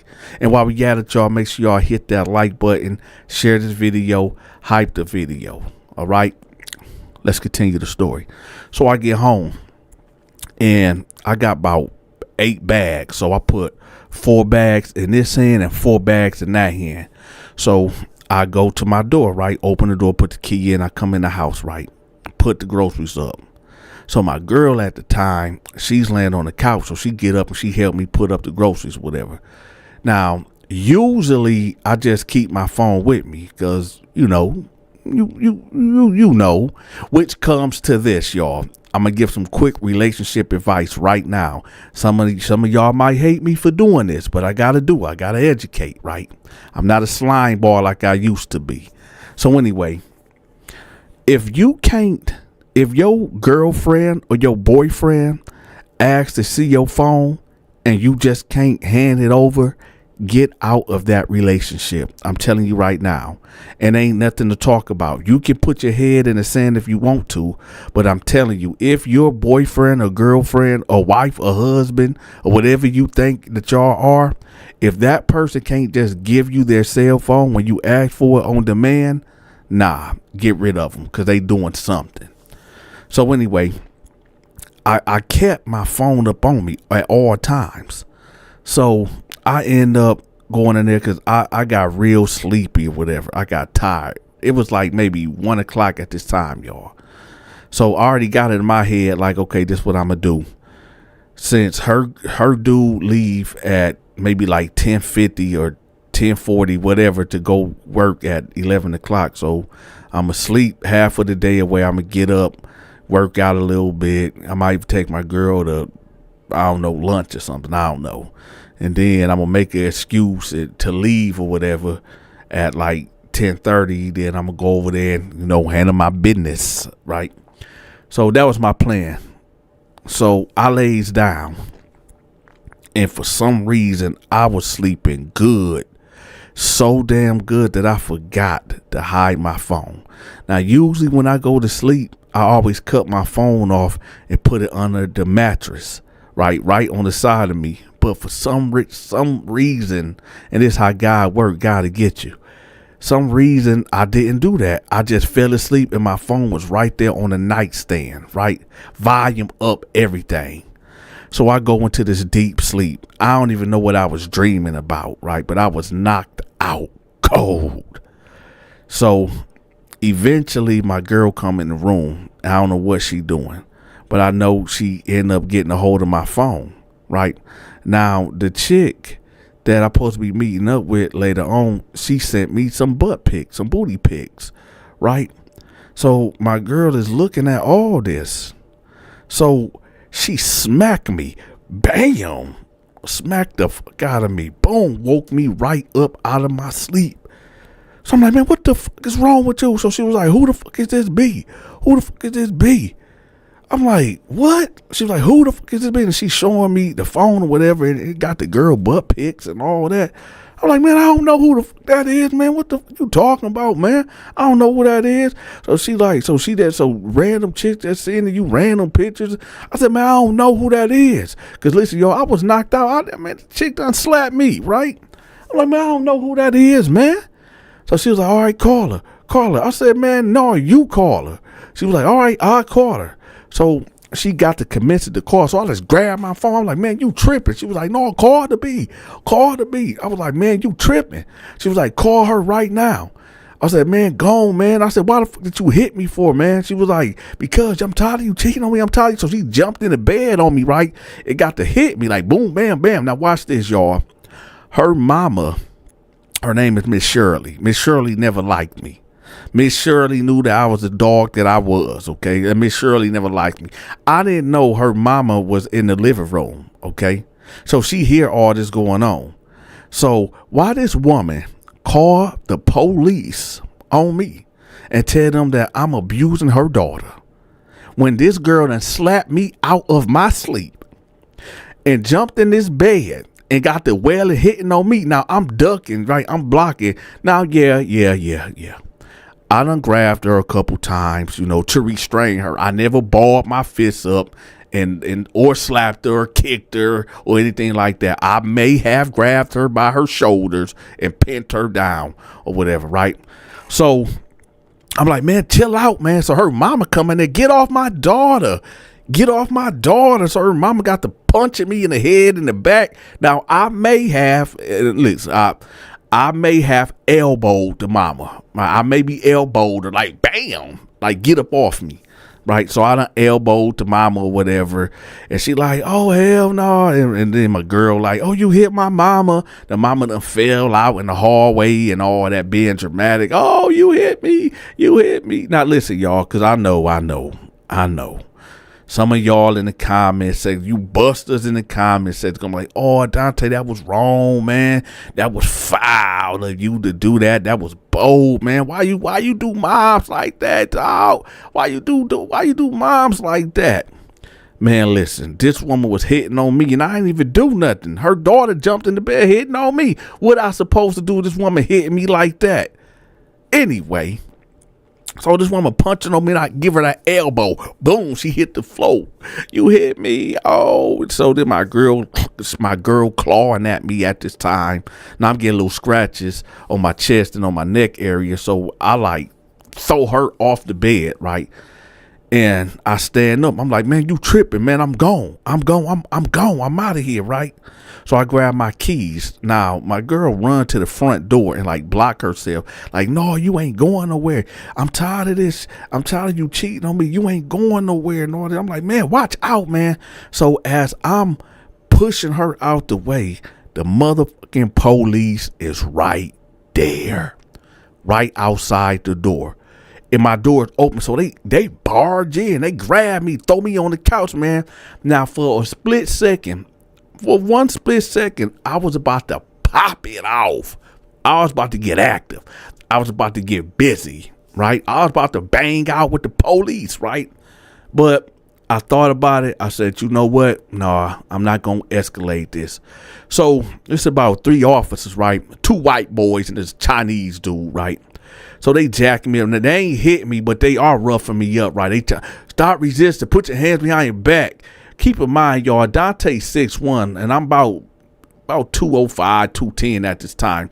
I could have handled them if I wanted to, but like I said, I didn't want to keep progressing this issue. So they got me. They put me in the handcuffs and they walking me out. And my girl like, let him go, let him go, let him go. They like, no, you called the police. No, somebody going to jail. Somebody going to jail. She like, no, let him go. See, my girl used to always do that. She'd call the police when we get into it. But then when the cops come, she'd tell them like, oh, no, it was a mistake. Why call the police? Why call the police? Done been out here 4 times this month. And they said somebody going to jail. So if we got to come back out here again, somebody going to jail, right? So they got me in the back of the patrol car, right? And they talking to her, and the mama pressing it. She was like, he hit me. And my girl was like, well, you hit him, mama, and all this and that. So the Chinese cop come over there. He like, hey, do you want to press charges? I'm like, for what?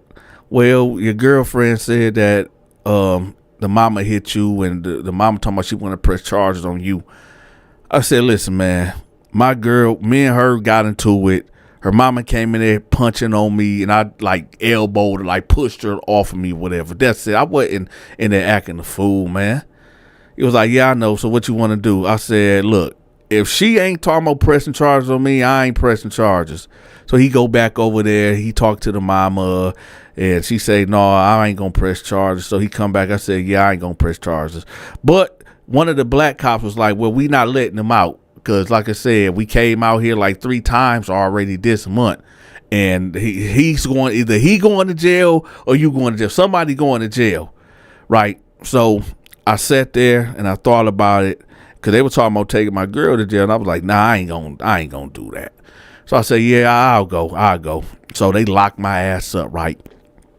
So here I go in Oakland County. Now this is where the jail story come into play. So in Oakland County, when you get in there, the police, he take his gun off. So you sitting in the car, you go through like this garage or whatever, and you sitting in this car. So the cop got to take his gun off, put it in this box or this locker box, whatever, sign in or whatever, then take you out the car, bring you in. Now, when you get in, you got to strip butt naked. I'm talking about butt naked, no clothes on at all. You got to bend over, spread them butt cheeks, and cough. Why?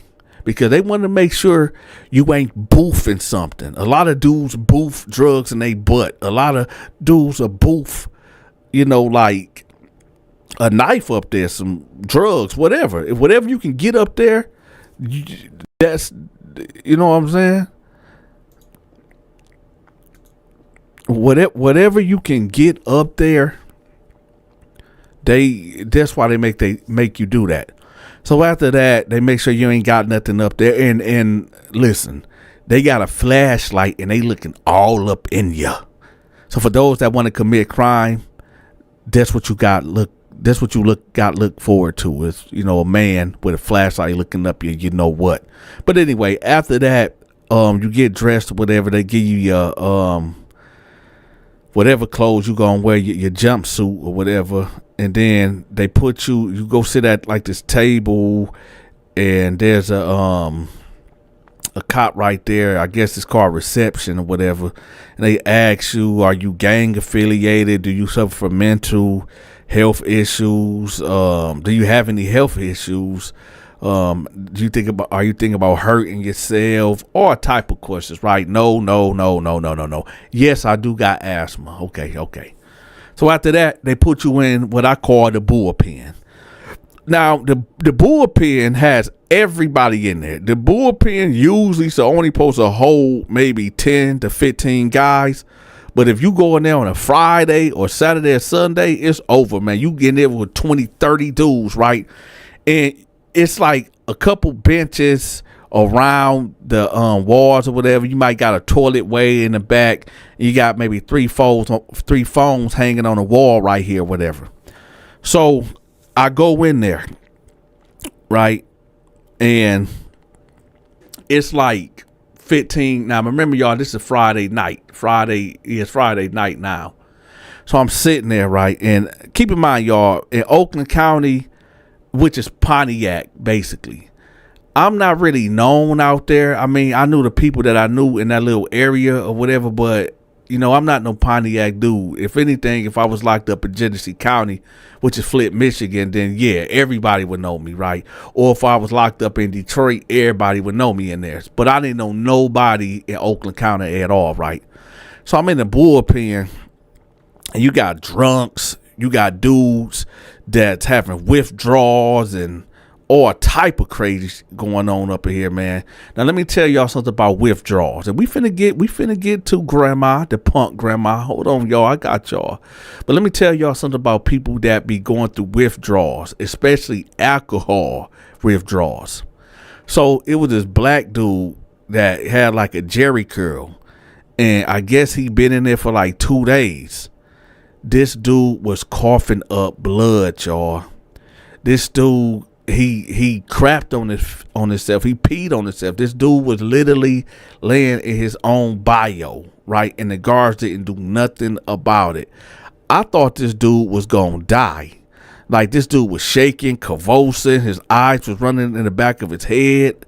I'm like, man, I got up on the door. I'm like, hey, man, y'all need to come get this dude, man. Come get this dude. This dude in here dying, man. Come get this dude. They weren't trying to hear it. They wasn't trying to hear it at all, y'all. And that was probably that was the first time that I ever like felt like weird in lockup. That was the very first time I ever felt like really weird, because they was really gonna let this dude die. So this white deputy ended up coming in there. He was like, oh man, he just having withdrawals, man. So they end up moving me and like 8 other guys into another tank or whatever. Now this is still the bullpen, right? I haven't met grandma yet. So they end up moving us right in this other bullpen or whatever. Y'all stay tuned for part 2. I'm gonna have part 2 pinned at the top of the comment section. All right.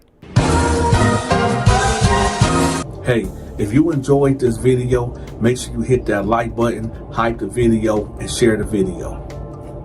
To watch my exclusive videos, you must become a member. I'm gonna have the members link pinned at the top of the comment section. Have you sent your weekly donation to support the Donta Show Network? If not, that's okay, I got you. We are now accepting CASHAPP, Zelle, and PayPal. All gifts and donations are highly appreciated.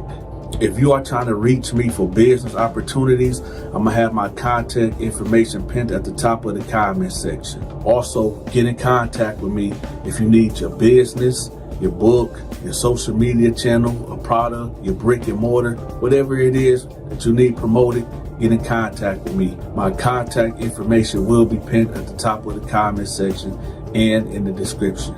Until next time, take care.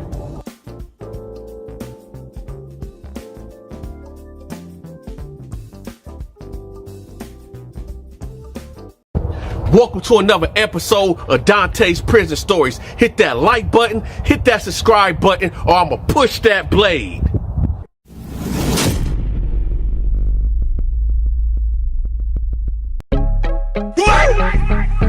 Ah, shit.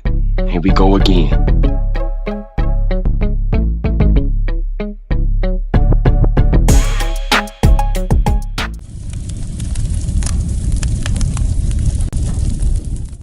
All right, y'all. This is part 2. I got part 1 pinned at the top of the comment section. Y'all make sure y'all go check it out. So they end up putting me and 8 other guys in the bullpen next to the first one where that dude was throwing up and coughing up blood. So we up in here and they end up popping the doors. And here walks in this white dude that he looked like he was maybe about 65, 66, older dude, like really old dude. I'm looking at him like, man, what the heck did he do to get up in here, right? Matter of fact, he kind of remind me of that dude named Hubert off of Family Guy. You know, the guy that I got in the thumbnail right now. So when he came in, he sat right there at the first bench, right? So when he sat down, I'm looking at him, I mean, what this dude do to get up in here, right? So he's sitting there, he's not saying nothing at all, right? He just got this like little smirk on his face. So I'm just looking at him like, okay. Now I noticed he was staring at me, but every time I would like look at him directly, he'd look away. So I was like, okay, yeah, this dude is okay, whatever. So nothing really eventful took place for the next 3 hours. So they end up calling my name. They end up calling this dude and a couple other cats, right? Now we about to get dressed out and go onto the floor, right? So they had 6-man cells. So you got 2 bunk beds right here. You got a bunk bed on the left. You got a bunk bed on the right. And then you got 2 boats on the floor. Now, the boats on the floor, they look like 2 little swimming pools or whatever. Now, nobody was in these cells at all. So us 6 that just came from the bullpen, this is fresh. So I immediately get the right bottom bunk. I hurry up and jump in that bunk, right? So I jump in that bunk, a dude jump in this bunk, that bunk, that bunk. Now there's 2 bunk where there's 2. Now the boats is there. Now, I'm gonna call him Hubert. No, I'm gonna call him Grandma. Okay, because this is what they called him in there, whatever. Now I didn't know nothing about this man, but we finna get to it. So he ended up getting a boat that was right by my bed or whatever, and there's a boat over here on the other side. So he get over there, he lay down in it or whatever. Now they give you like a little pillow and like this little thin blanket or whatever. Now this boat, it ain't circular. It's like more square or whatever. You can lay in it, not comfortable all the way, but you can lay in it and, you know, get a little rest or whatever. So he's sitting right there. He's sitting on his whatever that thing, his boat. We could call it the boat or whatever. So we all in there, we just chilling or whatever. And he say, hey, can I talk to you, young man? So he's talking to me. I'm like, what's up? He was like, man, my back kind of hurting. Can I sit up there with you? I said, I'd rather not, but I mean, if your back hurting, I guess. He said, oh, okay, thank you. So he gets up and he sit like to the right of me. Now we're not sitting next to each other. I'm way over here to the left and he way over here to the right. So he like, so what do you do to get in here, young man? I was like, shoot, my broad, man, me and my broad got into it. He was like, yo, broad, what happened? I said, man, I met this shorty at the grocery store or whatever, and I'm supposed to be meeting up with her later on tonight, like right now. And I ended up falling asleep or whatever, and my girl ended up going through the phone, and she ended up saying that the girl sent me like some butt pics or whatever. He was like, what? Some butt pics? I said, yeah. He was like, oh, so y'all was really about to get it on tonight, huh? I said, yeah. He was like, oh, man, I remember them days. I really remember them days, right? Now, a guard walked past, and I should have got the hint then, but I didn't know. I didn't know. So this guard walked past named Rodriguez. He was like, "Oh, what's up, Grandma? I see you back, Grandma." And he was like, "Hey, Rodriguez, how you doing?" And Rodriguez, he was a jerk. He was like, "I'm doing better than you."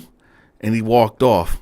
Now, it hit me like he called him Grandma. So I'm thinking he called him Grandma because, he an older white guy, and I guess that's the joke, since he an old white dude, call him Grandma. So I said, "Dang, man, that dude is an a-hole," right? He was like, "Yeah, but he's cute. He's cute." Now, when he said that, I thought he was saying, like, when he said dude was cute, I thought he was meaning in a way like dude is funny. You know what I'm saying? But he meant every bit of when he said this dude is cute, whatever. So I said, "All right, well, look, I'm about to hop in the shower or whatever." He was like, "Oh, okay, that's fine. Well, I'm just going to get back down here and lay down." So I get up, right? I got my towel, my washcloth, and I got my soap or whatever. Now, this shower is one shower, right? And it's in the back of the cell by the toilet, whatever. So I go, now listen, anybody that is in this cell knows, because it's not that big. It's really not that big. I really can't give y'all the dimensions or whatever, but this cell is not that big at all. So if somebody in the shower, number one, because you hear the dang shower on. Number two, when nobody's in the shower, the curtain is closed. I mean, the curtain, when nobody's in the shower, the curtain is open, right? So I'm in the shower. I told him I'm about to get in the shower. He watched me grab my things to get in the shower, right? So I get in the shower. Now I take my clothes off inside of the shower, right? I take my shirt, I take my clothes off or whatever, because there's a little rack over here to the right, right? You can put all your stuff at. So I take my clothes off and I start washing up. When you feel like somebody is watching you, but there's somebody watching you. I felt that. So I'm like, man, let me hurry get out of here, right?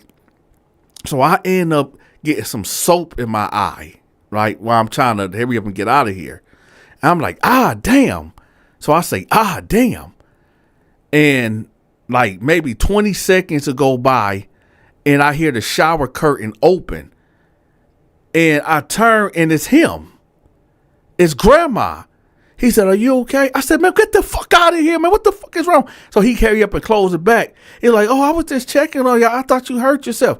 I said, "Man, hell no, man. Hey, man, what are you doing?"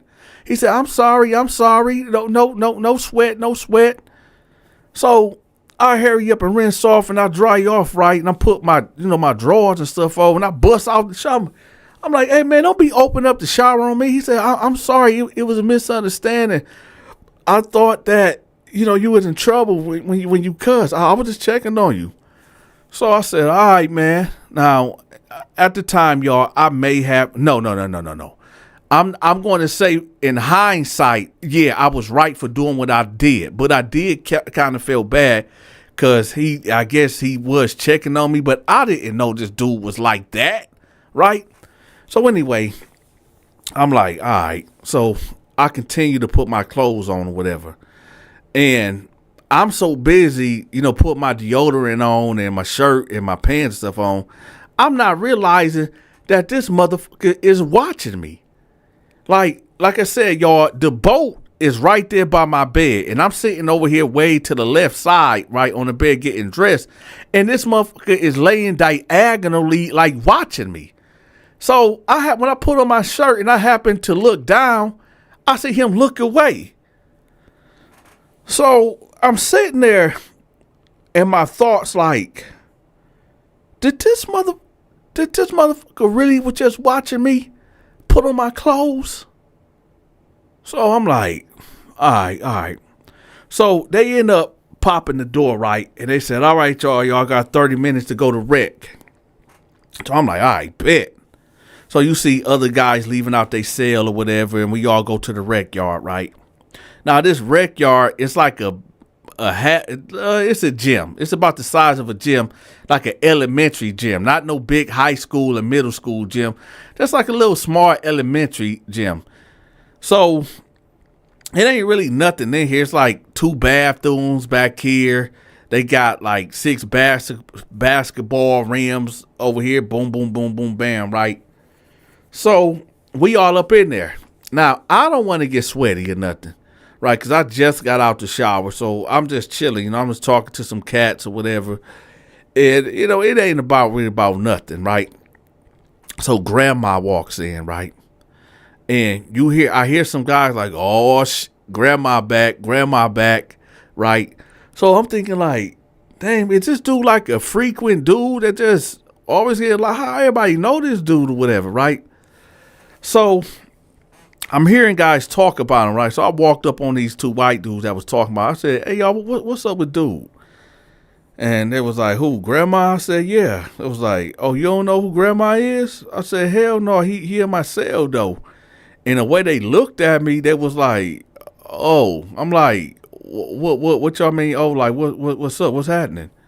They like, man, you don't know who grandma is for real? Seriously? I said, no, man, I'm not from here. They like, man, grandma is like a prostitute. I said, what? It was like, yeah, man, yeah, grandma be selling himself to dudes. I said, what? It was like, yeah, that's grandma. I said, man, get the fuck out of here. So one of the guys like, look at him. Now, grandma was with this big black bald head dude, right? Y'all know when y'all hear the stories about booty bandits, big black, swole black dude with the bald head. This dude named Jimmy fit that. He filled that description to the T, right? He kind of looked like Big Hurt from Fresh Out, right? So he's with him, and they go duck off in the bathroom. Now, there's 2 bathrooms in here. And both of these bathrooms, y'all know when y'all go to like the doctor's office, like a urgent care, and you go in the bathroom, and it's just one toilet, a sink, and a mirror. Well, it was just like that. It wasn't 2 stars, 3 stars. No, it was like one single bathroom, right? And they both go duck off in there. I'm like, what the? It was like, yeah, that's what he do. I said, what the man? So I'm like, man, this dude freaked out. It was like, yeah, man, he like that on the streets, man. That shit don't stop, man. He been doing this, man. He's like, I said, man, what he here locked up for? It was like probably prostitution, solicitation or something. I said, man, that's crazy. So about 5 minutes probably would go by, give or take, because I really wasn't counting or whatever. So the black dude, he peeked his head out first, and then he walk out. And then like 2 minutes later, grandma come out, right? And then grandma leaves. So I'm sitting there and I'm like, man. Then I got to thinking about it like, hold up, man. This motherfucker, he opened the shower curtain on me on purpose. He was looking at me. This mother was looking at me. So I'm hot now. I'm mad. So now I'm like, you know what? So I had a dilemma, y'all. I'm like, when I get back in this cell, because he already gone, so he had to go back to the cell. So I'm thinking to myself, when I get back to that cell, I'm going to do something to him. But then I thought about it like, well, I'm only going to be in here for about a week.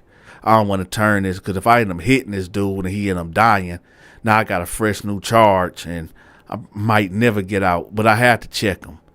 So I said, you know what? I'm going to go check him right now before my other cellies get in here. Because I don't want him to, feel like he under any pressure or whatever. And I don't want them to be entertained like I'm putting on the show. So I'll say, you know what? Let me get up out of here. So I go to the door or whatever and tell him I'm ready to go. Now, I end up getting to the cell. And he's in the shower. Excuse me, y'all. I had to cough. I'm not smoking. So he's in the shower. And I'm like, man, this my damn luck. This motherfucker is in the dang shower. Just my luck. This motherfucker is in the shower. So I'm sitting there and I'm contemplating. I'm like, man, all right, let me calm down. Let me just calm down. Why the water cut off, right?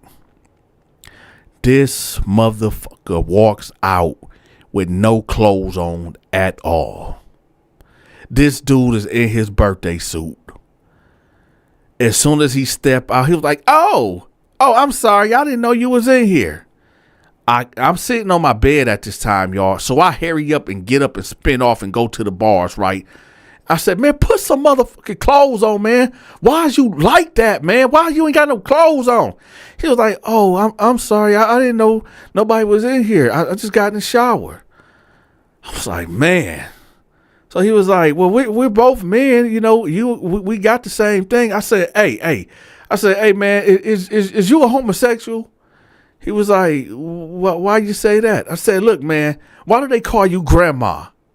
He was like, oh, that's my street name. That's what everybody call me. They call me grandma. I said, but why do they call you grandma? He was like, I don't know. I don't know. But what did you hear? I said, hey, man, listen. So I kind of peeked over my head. The dude was still naked, put on his drawers. I said, man, hey, I'm not going to keep talking to you till you put your damn clothes on, man. He was like, okay, just hold on. Give me a moment. Give me a moment. I'm old. I do move kind of slow. So he's like, okay, I'm dressed. So I turned around. I said, look, man, I already heard about you. I heard how you get down. He said, what you hear about me? I said, come on, man, stop playing, man. What did you and that dude? Matter of fact, I don't even want to know what you and that dude did in the bathroom. He was like, oh, you seen that? I said, yeah, man, I seen that. Everybody seen that. He was like, oh, okay. Guess you can't keep no secrets around here. I said, listen, I'm going to just tell you like this, just straight up and down, like straight up. I don't get down like that. I don't condone that. I don't want you to think in no way, shape, or form that I'm interested in you, that I want to do anything with you. Nothing. You understand that? He said, wait a minute. Pump your brakes. I would never come on you like that. I said, I'm just letting you know. I'm just letting you know that I don't play like that. He was like, oh, okay, no problem, no sweat, no issues. So about a good 15 minutes to go by, right? And my other cellies, they come in there. They all taking turns to get in the shower or whatever, right? So I'm laying down, like my head is towards the wall, like, and my feet is like towards the cell bars or whatever. So that would make his head towards my feet on the ground or whatever. And I just keep noticing like this dude eyes is on me, man. So I keep on shifting. Like first I was laying on my side, right, facing like outward. And then I like laid on my back. And I'm like, man, this dude. So I kind of like lift up a little bit and he's looking dead at me. Then he ever turned away. I said, hey, I sat up, right? I said, hey, man, if you steal another look at me again, I'm going to do something to you, man. I promise to God, man, I'm going to do something to you in here, man. Stop looking at me. He was like, well, I need to look at something. I'm not really looking at. I said, dog, stop looking at me. He was like, well, what am I supposed to look at?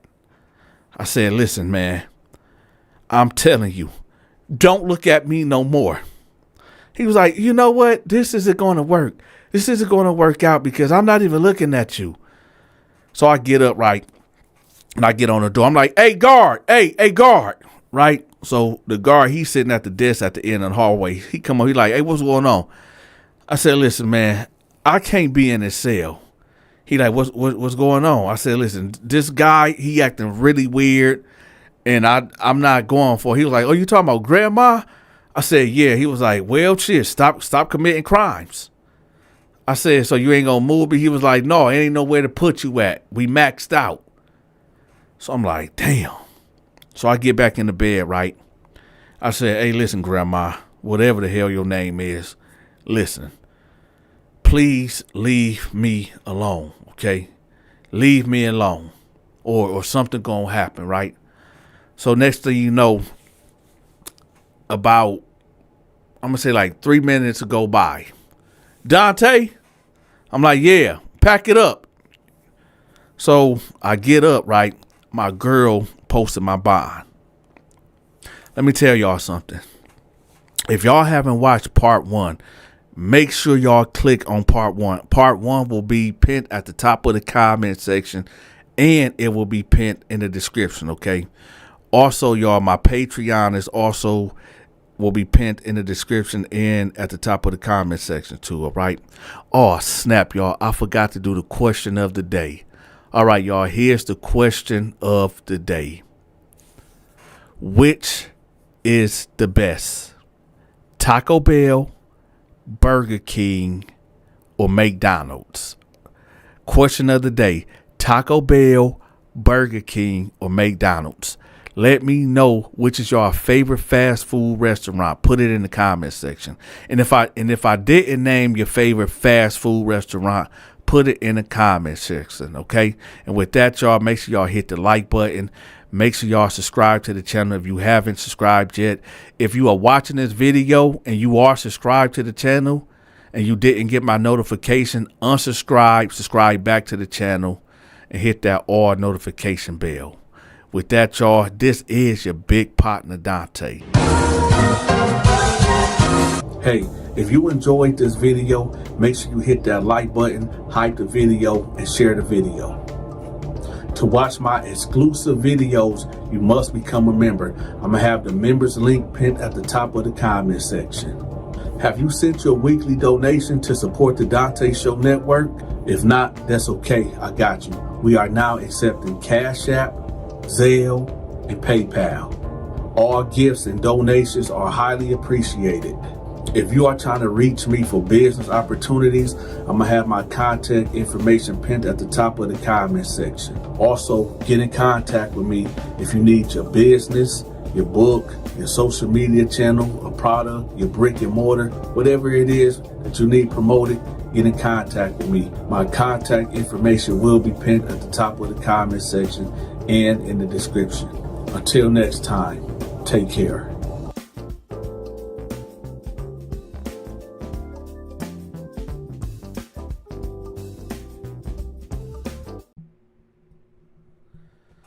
So the white guy right here that's in the picture, he's the landlord. And the chick on the right side, well, she's a stripper. Let's get into the story. So he get a knock at the door, right? Now he lives in the apartment complex that he owns. He got 20 units and he stay at the bottom to the left. Now the rental office is also his home. So he got a knock at the door. Knock, knock, knock, knock, knock, knock. He said, come in. So she walks in and he like, hey, how you doing? She like, my name is such and such. Do you have any apartments available? He said, yeah, I got a 2-bedroom, 1-bath available and it's $1,500 a month. So she was like, okay. How much is the deposit? He like, oh, it's $1,500 too, same as the first month's rent. So she like, okay, is it a waiting list? He was like, no, I got a couple available. So he was like, take a seat. So she sit down and he sit down behind his desk, right? So he was like, so, do you got any kids? She was like, yeah, I got 3 kids. He was like, you got a husband, a boyfriend? She was like, nah, no, I ain't got no husband or boyfriend. He was like, what do you do for work? And she was kind of hesitant to tell him. He was like, well, what is it? She was like, well, I'm a dancer. He said, oh, you a dancer? She like, yeah, I'm a dancer.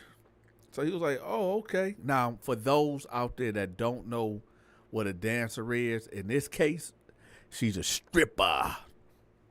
So he like, so about how much money do you bring in weekly?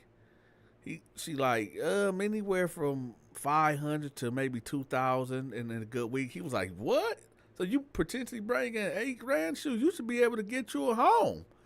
She was like, yeah, I know. He was like, well, okay, well, we can, let me go show you the apartment. So she's like, okay, cool. So they get up, he lock up, and they go to the apartment, right? So they doing a walkthrough, and she's like, yeah, this is nice. This nice. So he's like, listen, it's all bills paid. The only thing that you have to pay is the electricity. I pay the water, and I pay the cable. Okay, so you don't got to worry about that. Now, if the water bill exceed like $300-400, then we gonna have to have a talk. But outside of that, I take care of the water. I take care of the cable bill.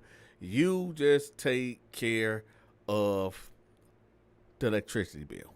She said, okay, bet. So she's like, I'll take it. I'll take it. So they go back downstairs to the office. He said, do you got anything on your record or anything? She like, yeah, I do. He like, what you got on your record? She was like, well, I have like solicitation on my record. And he was like, solicitation? She was like, yeah, I got into some trouble back in the day, but I haven't done anything in years. So he was like, okay, well, here, we're gonna do a lease, and yeah, welcome. So she was like, for real? He was like, yeah. So he was like, would you be able to get me a money order today? And she was like, I got cash. He said, hey, that's even better. That's even better, right? So she whip out her purse, right? And she pull out all these 1s, 5s, 20s, you know, that strip of cash. So she busting it down. He was like, wow, you don't keep your money in the bank? She was like, no, I just made this not too long ago. So he was like, okay. So she counted out the money. He give her a receipt. He doing the lease. He give her the keys. For 3 days, there was no issues, no complaints. Let me give you all the dynamics out here at this apartment complex. Like I said, y'all, it's a 20 unit, right? You got 10 apartments at the bottom, and there's one building, right? You got 10 apartments at the bottom and 10 apartments at the top, okay? And it's not bad out here. It's all right. It's all right. It ain't luxurious or nothing, but it's all right. It's okay. It's all right to live at, right? So anyway, for 3 days, nothing is going on. Everything is good, right? He done seen her 3 kids. She didn't really have much to move in or whatever. So everything was fine. Everything was dandy. Now 3 days later, 11:30 p.m. He here.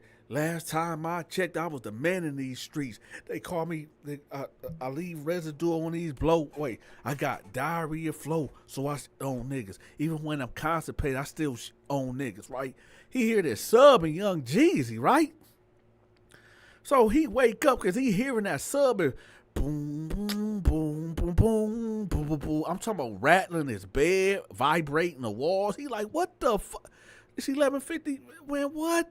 So he hop out the bed, and he go to the door, and he looking, he peek outside, and he look to the right, and he see an Escalade on 26s, candy paint, right, subbing. Last time I checked, I was the man in these streets. They call me residue, I leave blow on these beats. Got diarrhea flow, so I own it. Even when I'm constipated, I still own it. Let's go. Got some super friends in the Legion of Doom, steady blowing purple to keep me high as the moon, right? So he like, what? So he like, hey, could you turn that down? So the dude that was in the Escalade was like, hey, man, shut the fuck up, white boy. Who the fuck you is, man? Go back to your motherfucking apartment. So the girl, which is the chick, like, hey, hold on. That's my landlord. Hold on, chill. He like, oh, my bad. He like, hey, my bad, nigga, my bad. And then he rolled up the window and they pulled off. So he like, what? So he go back in the house. He like, man, the heck? All right, man. Oh, okay, I ain't gonna. I'm finna go in here and go lay down, and I'm finna lay down. So he lay back down. Then he get back up. He go to the kitchen, cut on the faucet, get him a cup, get some water, right? Then he go back and lay down. He go to sleep. Now he hear, man, hey, what the, man? Hey, man, that's some bulls. That's some bulls. You burnt me. So he like, what, man? What is that? So he get up and he hear, get back in the house. Get back in the house. So he like, what the hell is going on? So he step outside again. Now he don't see nobody, but he knew that voice, and that was that girl voice, right? So he like, hold on, y'all, I got a cough. Sorry about that, y'all. But anyway, so he like, man, that's that girl again, man. What are you talking about? You burnt me. So he like, man, this, all right, man, let me lay back down, right? So he go back in his house and he go lay down. He get up around 9 a.m. and he go outside because his normal routine is he get up, brush his teeth, make his coffee, jump in the shower, get out the shower, put deodorant on, whatever, put his lotion on, grab his coffee and go sit outside in front of his house, right? Or in front of the apartment, his door, I should say. So he go do that. He's sitting there and the girl is coming out her door. Right, but she like turned the other way. So he said, hey. And she like kind of brushed him off. So he said, hey, are you all right? When she turns around, she got a black eye. I'm talking about her eye is black, like black. He get up, he say, oh my God, what happened? She was like, I don't want to talk about it. He was like, was that what I was hearing last night? She was like, man, yeah, I'm sorry about that. And I'm sorry about the loud music and the arguing. He was like, yeah, that it woke me up on my sleep, but are you sure you're okay? You don't need for me to call the police? She was like, no, I don't need nobody. I got this. I can take care of myself. He like, all right, well, if you ever need me, you know, I'm here. I'm here, okay? She was like, thank you. You so kind. So she walked off. She get in her car. She leave. So he sit back down. He bust open the newspaper, right? And he like, man, I can't believe this, man. I hope she's okay. But then he got to really thinking like, damn, who did I just rent to? Like, this the third day and she got, you know, she fighting out here and got dudes pulling up with bumping all this rap music and all, man, like, man, damn, like, what? All right, man. Oh, oops, I forgot to tell y'all. We got to do the question of the day. Okay, let's get the question of the day out the way, y'all. The question of the day is this. Have you ever been evicted? Have you ever been evicted from an apartment, a house? Let me know in the comment section. It ain't nothing to be embarrassed about, y'all. We all have made mistakes. Hell, I done been evicted twice, I believe. Maybe 3 times. I think twice, though. So let me know in the comment section. Have you ever been evicted? Put it in the comment section. And don't forget to hit the like button and hype the video if you may. Anyway, let's continue. So he leaves. He go on a store run. You know, he finna go get him some groceries or whatever. So he go to the grocery store, right? He gone for about 2 hours. When he pulls up, there's like 5 police squad cars out there. So he pull up and he jump out like, hey, what's going on? So the police like, you live out here? He said, yeah, I'm the owner out here. This is my place. They like, oh, okay. He like, so what's going on? He's like, man, it was shooting. A shooting just happened about 30 minutes ago. He was like, what? He was like, yeah, somebody was shooting out here. He was like, did y'all catch the guy? Like, no, we ain't catch him. We still doing an investigation. So he like, did anybody get hurt? It was like, no, it was reports of shot fired out here. So he like, okay, well, if I can help in any way, they was like, do you have any cameras? He said, no, I don't got no cameras. Them cameras is like dummy cameras, like a deterrent. I do really need to get real cameras. It was like, yeah, you do need to do that. So he was like, who was involved? What apartment number was involved? It was like, we don't know. We don't know. We just got a call. They were shot fired out here, and you know how it is. Nobody really want to speak and tell who it was and what happened. So he was like, yeah, okay. Well, if I can help y'all in any way possible, I'll do that. Okay. Matter of fact, here's my card. If y'all need me for any questioning. So they're like, all right, cool. So he go back in his apartment and he like, man, that's crazy, man. So he like, man, I hope that girl ain't got nothing to do with this. I really hope so. I hope she don't. So 3 hours will go by and he go outside, right? And he see when she pulls back up and she look real frantic. He said, hey, can I talk to you right quick? So she was like, yeah, what's up? He was like, hey, there was a shooting that happened, a couple hours ago. There was a lot of police out here. Do you know anything about that? She was like, what you trying to say? He was like, oh, no, I'm not trying to say nothing. I'm just saying, do you know anything about that? She was like, well, what you saying that because I'm black? You saying that because I'm black or something? He said, oh, no, heck, no, not because you black. I was just wondering, she was like, you know what? Mind your business. Mind your motherfucking business. And she walked off.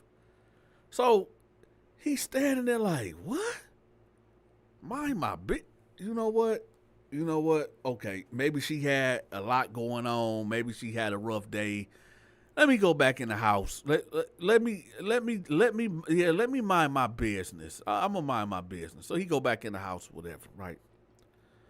Now, for the next 2 weeks, drama. I don't feel like running through all the drama for y'all, but it was a lot of drama that was going on. Like every 3 days, there's a new guy over there. Cause I told y'all she's a stripper. Stripping, bringing dudes home to the crib, kids outside, loud, dudes pulling up 2, 3 o'clock in the morning. She getting dropped off at 4 o'clock in the morning, fighting, arguing, just doing the most for the next 3 weeks, right? Now it's rent time. So the first of the month comes around, no rent. Second, no rent. The third of the month, no rent. So he sees her. He said, hey, you a couple days late. I don't want to give you the late fee. So she like, listen, I ain't got it.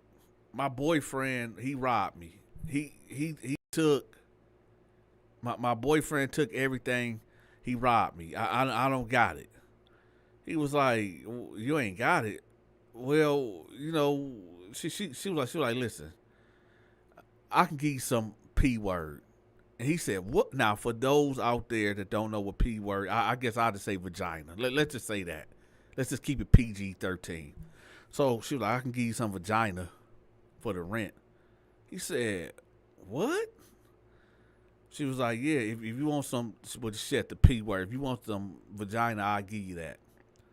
And he was like, I don't do things like that. She was like, come on, you don't want this?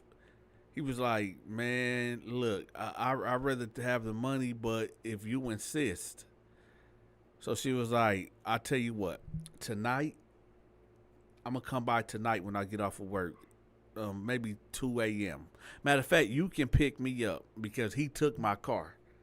So he was like, wait, your boyfriend took your car too? She was like, yeah, you don't see it. He was like, well, where you work at? I can't tell y'all the name of the strip club that she work at, due to privacy issues or whatever. But she tell him, and he like, okay, I'll be out there at 2 o'clock. So he goes back in the house, right? He takes a nap. He set an alarm clock for 1 o'clock in the morning. He wakes up, brush his teeth, go outside, start his car up, get in the car, and he head down to the club. Now, he's sitting out there, right? And now, when he pulled up, cats was already leaving. They about to shut it down at 2 o'clock exact. Last call, right? So she comes out, right? And she jump in the car. And she like, come on, let's go. Let's go. He like, all right, let's go. Now, before he pulled off, before he could put the car in drive, the back rear driver's side door opens up. And this black dude jump in. And he got a 357 pointed at this dude's head. He like, drive, motherfucker, drive. And he like, oh, wait a minute. What's going on? Drive, motherfucker, drive. So he like, oh, okay, don't shoot me. Right? So the chick is telling the white dude, the landlord, like, look, just do what he say, man. You won't get hurt. Just do what he say. You won't get hurt. Right? He like, drive. So the white dude like, well, where we going? To the apartment complex, fool. So they drive and you know, the landlord is to say, please don't shoot me, man. Please don't do this to me, man. Please don't do me like this. Don't do me like this, right? Shut up, man. Shut your motherfucking ass up. Right, so they pull up at the apartment complex. So they get out. They go to his apartment, right? Dude bust dude over the head with pistol. Bam! Where the money at? Where the money at? And the chick is in there too. He like, I ain't really got no money. So he hit him again. Boom! Where the motherfucking money at? Where's the money? He like, man, I ain't got, man, where the motherfucking money? Right? He like, okay. So he go to his drawer. And he pull it over. He got a safe deposit box. Ain't nothing but like $800 up in there, right? So dude like, man, hold on. This all you got? Man, this can't be all you got, man. Where the rest of the motherfucking money, man? I know you got some more. He like, man, it's in the bank, man. It's in the bank. He like, well, give me your motherfucking bank card. Give me your bank card. And what's the PIN code number? So he go to his wallet and he hand it to him. So he say, look, girl, I'm going to go to the bank and withdraw his money out. And you just stay here. You stay here. Right? So she like, all right, hurry up. So dude, he get in the car, he peel off, he go to the bank.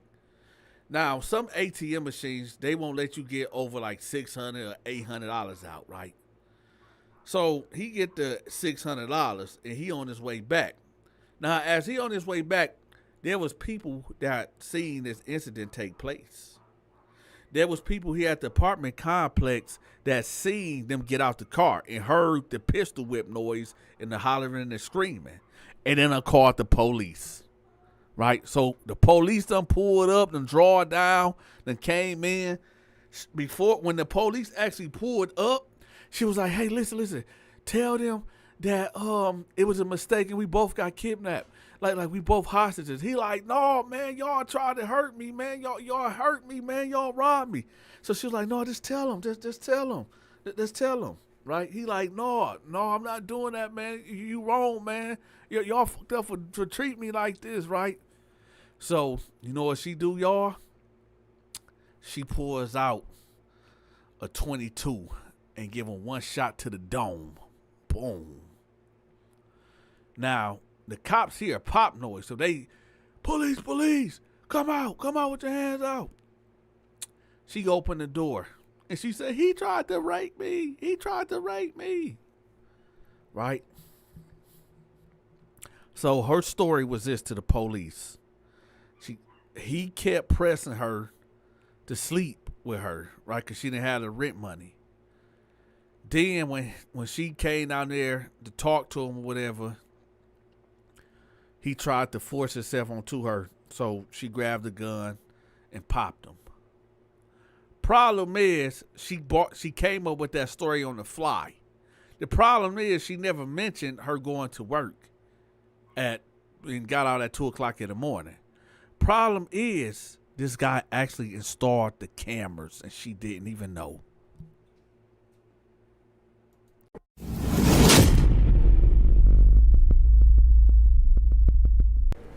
So this guy is like, hey, baby, hey, I want to go to the Sexy Red concert. She was like, why you want to go there for it? He like, because, man, I want to go see Sexy Red. She like, oh, see, I know you be looking at these H's. He like, man, no, man, I just want to go. You can go with me. She like, nah, Nah, I don't want to go because there's gonna be too many hoes there, too many dudes there. So no, I ain't got time for that. He like, all right, babe, but can I go? She like, how much is gonna be? He like, man, about 100, but you know I'm gonna want some food. I might want some drinks. So can you give me about 250? Is that cool? She like, all right, man. So she gave him the money. This guy that y'all see on the screen, his name is Jermaine. This story is about what Jermaine did after the Sexy Red concert. You see, Jermaine got into it with a couple at the concert, and not only the altercation didn't stay there, but he followed them home, and well, y'all got to stay tuned for the story. So he back at home, and he getting his dreads twisted, brushing his teeth. He got a black tee on, black Jabot jeans, and some Timbo boots on. He even got a gold chain. I don't know if it's real or fake though. But anyway, so he spraying his cologne, and he say, all right, baby, I'm about to go. I'm out. She like, all right, give me a kiss. So he give her the kiss, right? And he like, God damn, I forgot. Babe, I need your keys. You see, this dude right here, he a bum, right? And he living off his baby mama. He ain't got no job. He ain't got no car, no nothing. Just his hand out and a big appetite. So she give him the key, and she was like, listen, make sure you put gas in the car. He was like, well, goddamn, babe, let me get another dub then. Let me get 20 more. She like, man, here you go. So she give him the $20. So he like, all right, bet. So he stab out. He go get in the car, and he headed to the stadium, right? He get out. He showed the security guard his ticket, whatever he go in. It's up. It's turned up. Now, unbeknownst to him and everybody else, Usher is here. You know, the R&B singer Usher got me feeling like caught up. I know I don't know what it is, but this girl, she got me twisted. I'm so caught up. Got me feeling like caught up. I don't know what to do, but this girl got a hold on me. Hold on, y'all. Hold on. Now, mama told me, be careful. Oh, my bad, y'all. I got carried away. You know what I'm talking about. Hey, matter of fact, before we go on, let's get the question of the day out the way. What is your favorite Usher song? Let me know in the comment section. What is your favorite Usher song? All right. Mine's is, I got a couple of them. And we're going to get back to the story. Y'all chill out, man. We doing the question of the day. And while y'all sitting there trying to be like, man, Donta, go on with the story, man. Hold on, chill. Have y'all hit the like button yet? Have y'all? All right, then. So, my favorite, as of right now, I'm going to say, man, I want to say maybe, well, we'll say that for the end. Let's continue with the story. Thank God, right? So he get up in there, right?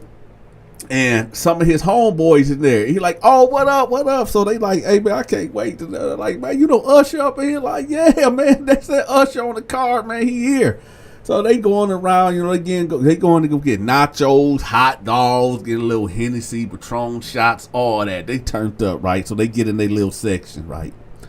So Sexy Red come out there, you know. I couldn't tell you all none of her songs because, you know, I was born in the 80s, 88 to be exact. You know, born in, you know, made in the 90s and made my bones in the 2000s. So I don't know nothing about none of these new rappers out here. I really don't. I'm not interested. I'm not saying that they ain't talented or whatever, but it just ain't my thing, right?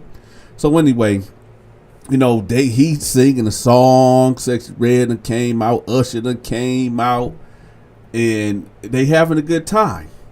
Now, where they sitting at, it's like, y'all know how the stadium seats is. You know, you got people over you. So if people is standing over you and they got liquor in their cups, it can get on you, right? So there's a couple that's right below them, a husband and a wife. And they right below them, and you know these dudes is turned up. They turned all the way up to the max, right? So They doing whatever they doing, and the liquor start falling on them. Water's falling on the couple that's right below them. So they turn around like, hey, man, what y'all doing, man? Hey, chill out, man. What y'all got going on? So they ain't really paying attention to them because they steady in they mode, turning up to Sexy Red. And so dude throw a water bottle out, like boom, and it hit my man that y'all see on the screen right here. So he like, hey man, what the wrong with y'all, man? Why you throw that? Hey man, y'all spilling liquor and water on me and my lady, man. Y'all spilling water and liquor on my lady. He like, man, I don't give a fuck about that, man. Don't be throwing no motherfucking water at me. So he had some popcorn, he threw it at them. So now it's a full-on food fight. A full-on food fight. Speaking of full-on food fight, hey, let me ask y'all a question. Have y'all ever was involved in a food fight in school? Let me know in the comment section. All right. So it's a full-on food fight at the Sexy Red concert, right? I'm talking about they doing hot dogs, chili on the hot dogs, popcorn, opening up the 12-ounce can with 12-ounce cup of Mountain Dew with Coca-Cola, and they just throwing it back and forth, y'all. It's pandemonium mayhem, right? Now, for whatever reason, security ended up getting there 10 minutes later, and they start escorting people out in that section. Like, come on, y'all got to go. Y'all got to get off me. Get out. Or I'm going to mace this motherfucker. I'm going to air this motherfucker out, right? This was security telling them, right? So, security ain't taking out the husband and wife that's below. They taking out this guy and his homies, right? So they're like, man, that's some bullshit. That's some bullshit, man. Why we get what they started, man? They throw the water bottle. Security ain't trying to hear that. Actually, security getting deep. It's about 5 of them, but it's about 15 now, about 20 security guards. These some big, jacked up security guards, right? So they're like, come on, let's go. We gonna air this motherfucker out, right, with the mace. So don't nobody want to get maced. So everybody complying, so they leaving out, right? So they get kicked out of the arena, and they like kind of standing in front, right?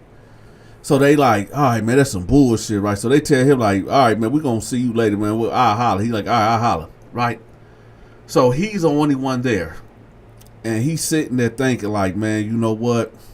Nah, I ain't letting that go, man. Nah, F that, man.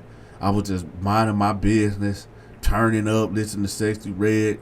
Didn't really get to see Usher perform, man. No, man, bunk that shit, man. I got to get mine, man. I got to get my get back. So he waits. And he waits and he waits. In fact, he waits for 2 hours. Now the concert is over. So now everybody's starting to leave out. And he's like really looking at the crowd. He's scanning the crowd. And then he sees them. Bingo. Damn, there they go. Right? So instead of him running up on them and popping it off with the husband, nah, he realized how big dude is. He see that the husband is like 6'3", could easily be pushing 240, 250. And he looking at himself like, damn, man, I can't beat this nigga, man. So he said, you know what? I'm going to pop him. Yeah, that's what I'm going to pop him. So he goes to his car. And he's waiting for them to get to their car.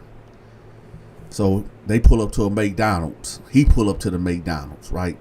He was finna get out on them right there in the drive-thru. We like, no, I'm gonna follow them home. And that's exactly what he did, y'all. So they pull up to the crib. And they go inside the house. As they going inside the house, he jumped out the car and he bum rushed the door, y'all. He make his way in. He got the gun out. They're like, hey, man, what's going on? And they realize it's dude. They're like, hey, man, what are you doing, man? You ain't got to do this, man. What the fuck is you doing? He like, no, man, F that, man, F that. No, man, hell no. Y'all got me throughout that, man. Hey, ain't funny now, is it? Ain't just funny now. Y'all, this man decided to pull the trigger. And unfortunately, he executed the husband and wife. All over a food fight. All over because him and his homies was turning up too much and spilling drink on top of this couple. And the husband, with nothing else really to do, he decides to throw the water bottle out there, and it hit him right in the stomach, and it probably didn't even faze him. And then where the food fight happened, and then now we here. So he flees. Now, I don't know exactly how he got caught, but the news article says that, well, I don't got it anymore. Sorry, y'all. I was going to read the news article. But a couple weeks later, the U.S. Marshals end up getting him. Now, I don't know if it was cameras in the house. I don't know whether there's cameras outside the house or, a Ring doorbell, damn cash. I don't know. But for whatever reason, they end up tracking this motherfucker down and locking his ass up. Now, let me ask y'all a question. And normally you would think that, okay, yeah, Donta, everybody would say, no, it wasn't warranted. But there's some people out there that would think that it was warranted for him to track them down and take their life. So let me ask the audience a question. If you out at a concert and somebody spill a drink on you and you retaliate by throwing something at them and y'all get into a food fight, is it warranted for somebody to lose their life? Let's think about that. Is it warranted? Now, mass majority of y'all is going to say no, because y'all are reasonable thinking individuals. But then again, there's people out here, many people that have died because somebody stepped on their shoe. And it wasn't even no food fight. So when you think about it, most people in this world is unreasonable. There's a lot of hotheads out there. I mean, just really think about it. You in a packed out club, and you wearing your new Jordans, because that's how I start. And some dude step on your shoe, and you pull out a gun and blow his head off. When you supposed to be in there, getting on the honeys, trying to find something you're going to take home that night. But if you didn't want nobody to step on your brand new Jordans, why wear them in a crowded club when 9 times out of 10 it's going to happen? And I know somebody might say, well, Donta, what if somebody step on the nigga's shoe and don't say excuse me? I get that. Because if I step on a guy's shoe, I'm immediately going to apologize like, oh, my bad, bro, and, put my hand out. Now, if the dude smack my hand, then, because that does happen too. And this is why I don't go out. Cats be like, oh, Donta, you done got soft. You ain't no real nigga no more. Let me tell y'all something. You dang right I'm not no real nigga. You dang right I am not. I'm the squarest motherfucker. I like to stay home. You want to know why? I like to stay home because it's dangerous outside. It's dangerous. When I leave my house, I only go to the grocery store. I drop the kids off at school, pick them up, go to the gas station. That's really my life, y'all. I literally go take the kids to school, pick them up, go to the gas station, go grocery shopping. That is in my office, in my studio, telling y'all these stories. That's my life. And it's all right. I got a beautiful wife.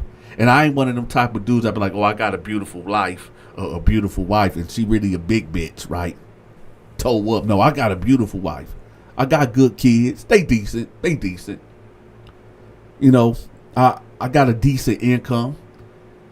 There's no reason for me to hit the streets. I have no interest of hitting the streets. And so one would say, well, Donta, what do you do to relax? I play the video game. In fact, y'all, I'm starting a gaming channel, and my gaming channel will be pinned at the top of the comment section. Okay? Yeah, my gaming channel will be pinned at the top of the gaming. As I said, on top of the gaming channel. My gaming channel will be pinned at the top of the comment section. So if y'all want to see Donta game, I'm playing Warzone and Fortnite right now, Call of Duty Warzone. So if y'all want to game with me, whatever, my gamer tag will be on the game, so y'all can roll some games with me too. All right. Also, y'all, on my Patreon, a lot of people been asking like, yo, Donta, where's some short horror films that you had on the channel? Well, I had to take all them videos down, y'all, and I had to put them. I made a Patreon, so if y'all go to my Patreon, y'all will be able to see all my short horror films, the prison stories that I can't put on YouTube. They over there. The Lamarck Moore saga is over there. My supernatural stories is over there. My horror stories, all that content is over there. Okay, my Bible stories is over there too, y'all. So y'all make sure y'all go check that out. Okay. Also, I'm starting back my promotions. If you need your business, like if you got a brick and mortar, like a store, a real store, contact me and I'll promote it for you. If you got a product that you want promoted, a business, get in contact with me. I will promote you. I got you, right? If you selling a book, if you somebody that you selling plates, dinner plates, right? Every Sunday or whatever, get in contact with me. I'm doing promotions, y'all. It's about marketing. So get in contact with me. And for those that's wondering what the price is, guess what, y'all? I'm running a special right now. $50 per video. All for the rest of this month of April and for the month of May. $50 per day. And what comes with that? I will make you a short, specialized commercial promoting you. Right, and I'm gonna put it. I'm gonna run it as a commercial on the channel. So make sure y'all get in contact with me if you want me to promote your business, your social media channel, Instagram, TikTok, Facebook, OnlyFans. Don't matter. $50 right now. It's a special, y'all, for the rest of the month of April and May. So get in contact with me. With that, y'all, for the people that be watching the Lamarck Moore saga. He has his channel. He's back up and running, and he's telling his prison stories. I'm going to have his channel pinned at the top of the comment section, too. Also, for those that have been looking for JS Corner Stories, I'm going to have his link pinned at the top of the comment section, too. All right? So, without further ado, this is your big partner, Donta, signing out. Over and out. Hey, if you enjoyed this video, make sure you hit that like button, hype the video, and share the video. To watch my exclusive videos, you must become a member. I'm going to have the members link pinned at the top of the comment section. Have you sent your weekly donation to support the Donta Show Network? If not, that's okay. I got you. We are now accepting Cash App, Zelle, and PayPal. All gifts and donations are highly appreciated. If you are trying to reach me for business opportunities, I'm going to have my contact information pinned at the top of the comment section. Also, get in contact with me if you need your business, your book, your social media channel, a product, your brick and mortar, whatever it is that you need promoted, get in contact with me. My contact information will be pinned at the top of the comment section and in the description. Until next time, take care.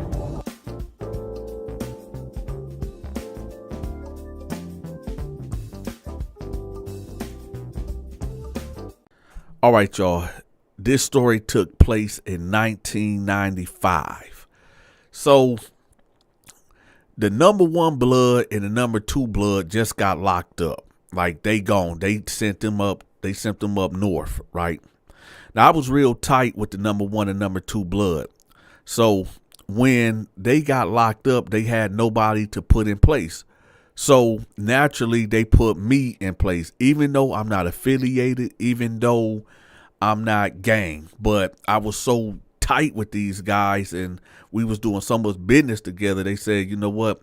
Let's just put Donta in play until we get somebody here that can really run this organization. Now, keep in mind, y'all, I had control over 250 souls, 250 bloods, right, was under my command.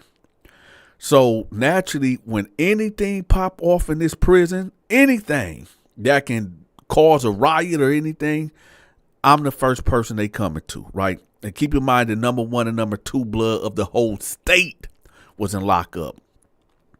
So I'm laying in my bed and the captain come knock on my cell door. I'm like, what's up? What's happening? He like, listen, the warden want to talk to you. I'm like, man, what the fuck he want? He said, "Hey man, Donta, I'm just a messenger, man. I don't know what he want, but you got to come with me right now." So I'm like, "All right, man." So I get up and I go with him. Right, I get to the office. So the captain, he knock on the door, whatever, and the warden like, "Come in, come in." So we come in, right, and he tell the captain like, "Okay, you can step out." So I come in, I sit down, I'm like, "Man, what's happening? What's up?" He like, "Look, Donta, I gotta let you know that it's about to be some changes in here.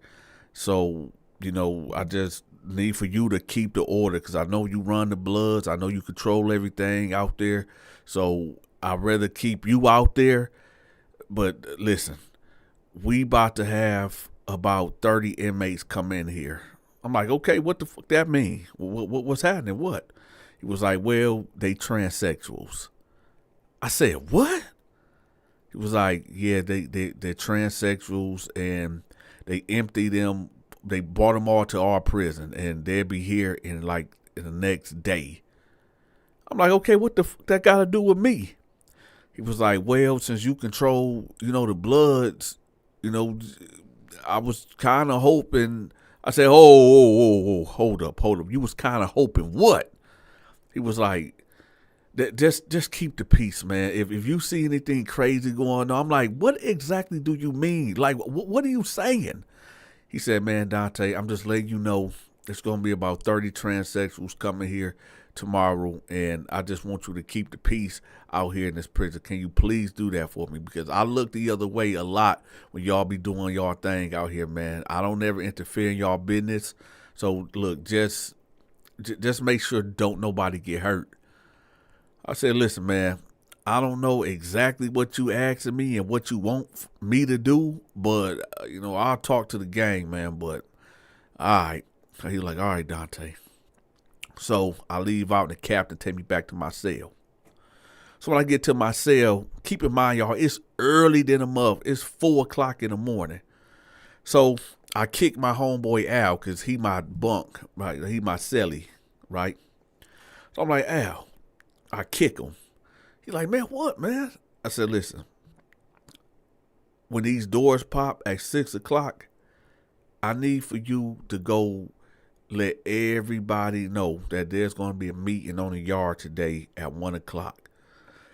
If you are a Blood, you will be on the yard. I don't give a damn what's going on. I don't care if you got a visit code. I don't give a damn if you on the toilet taking a number 2.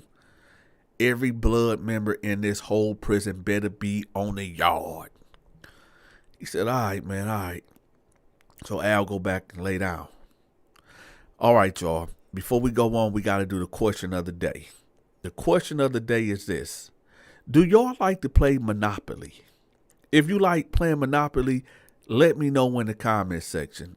And if you don't like playing Monopoly, well, what board game did you like to play? Put it in the comment section. And don't forget to hit the like button and share the video and hype the video. Let's continue. So anyway, the doors pop. Al get on it and Al go get a couple other homies or whatever, and they spreading the word. "Hey man, Donta said be on the yard at 1:00. Hey man, this mandatory. This ain't for no negotiation. Hey, anybody that don't show up, they getting violated, and that's just what it is, right?" So we just gonna fast forward to on the yard. So we out there about 250 strong, 250 Bloods out there, right? You just see a sea of red. So everybody, y'all remember that scene off of The Warriors? That's what it was like. You talking about 250 strong. And the warden let it go down. Because I know some of y'all in the comment section going to be like, "Oh, this Cap, Donta, they ain't going to let y'all assemble like that, man. They going to shut that down." No, this was sanctioned by the warden, right? So anyway, I finally come out there, right? I'm standing on the bleacher so everybody can see me. And I'm like, "Sue, woo." They like, "Woo, woo," right? That's like the bird call or whatever. So they do all that. And I'm like, "Listen, y'all, I got a big announcement," right? Now, a lot of y'all know who I am, and some of y'all don't know who I am.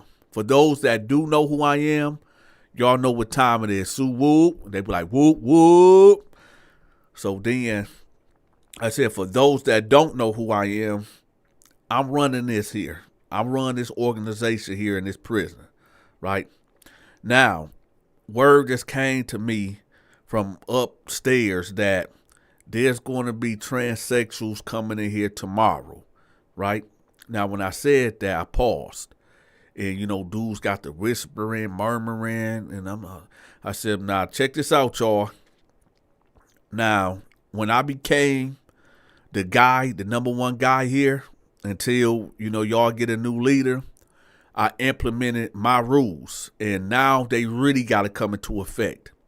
If any of you dudes in this crowd right here that's present right now, if any of y'all feel like y'all can't control yourselves, or y'all been hiding something, or you got something in you that may have you wanting to do something with one of these transsexuals that pull up in here tomorrow, I'm gonna give all of y'all a free pass. You will not be violated. You will not be terminated.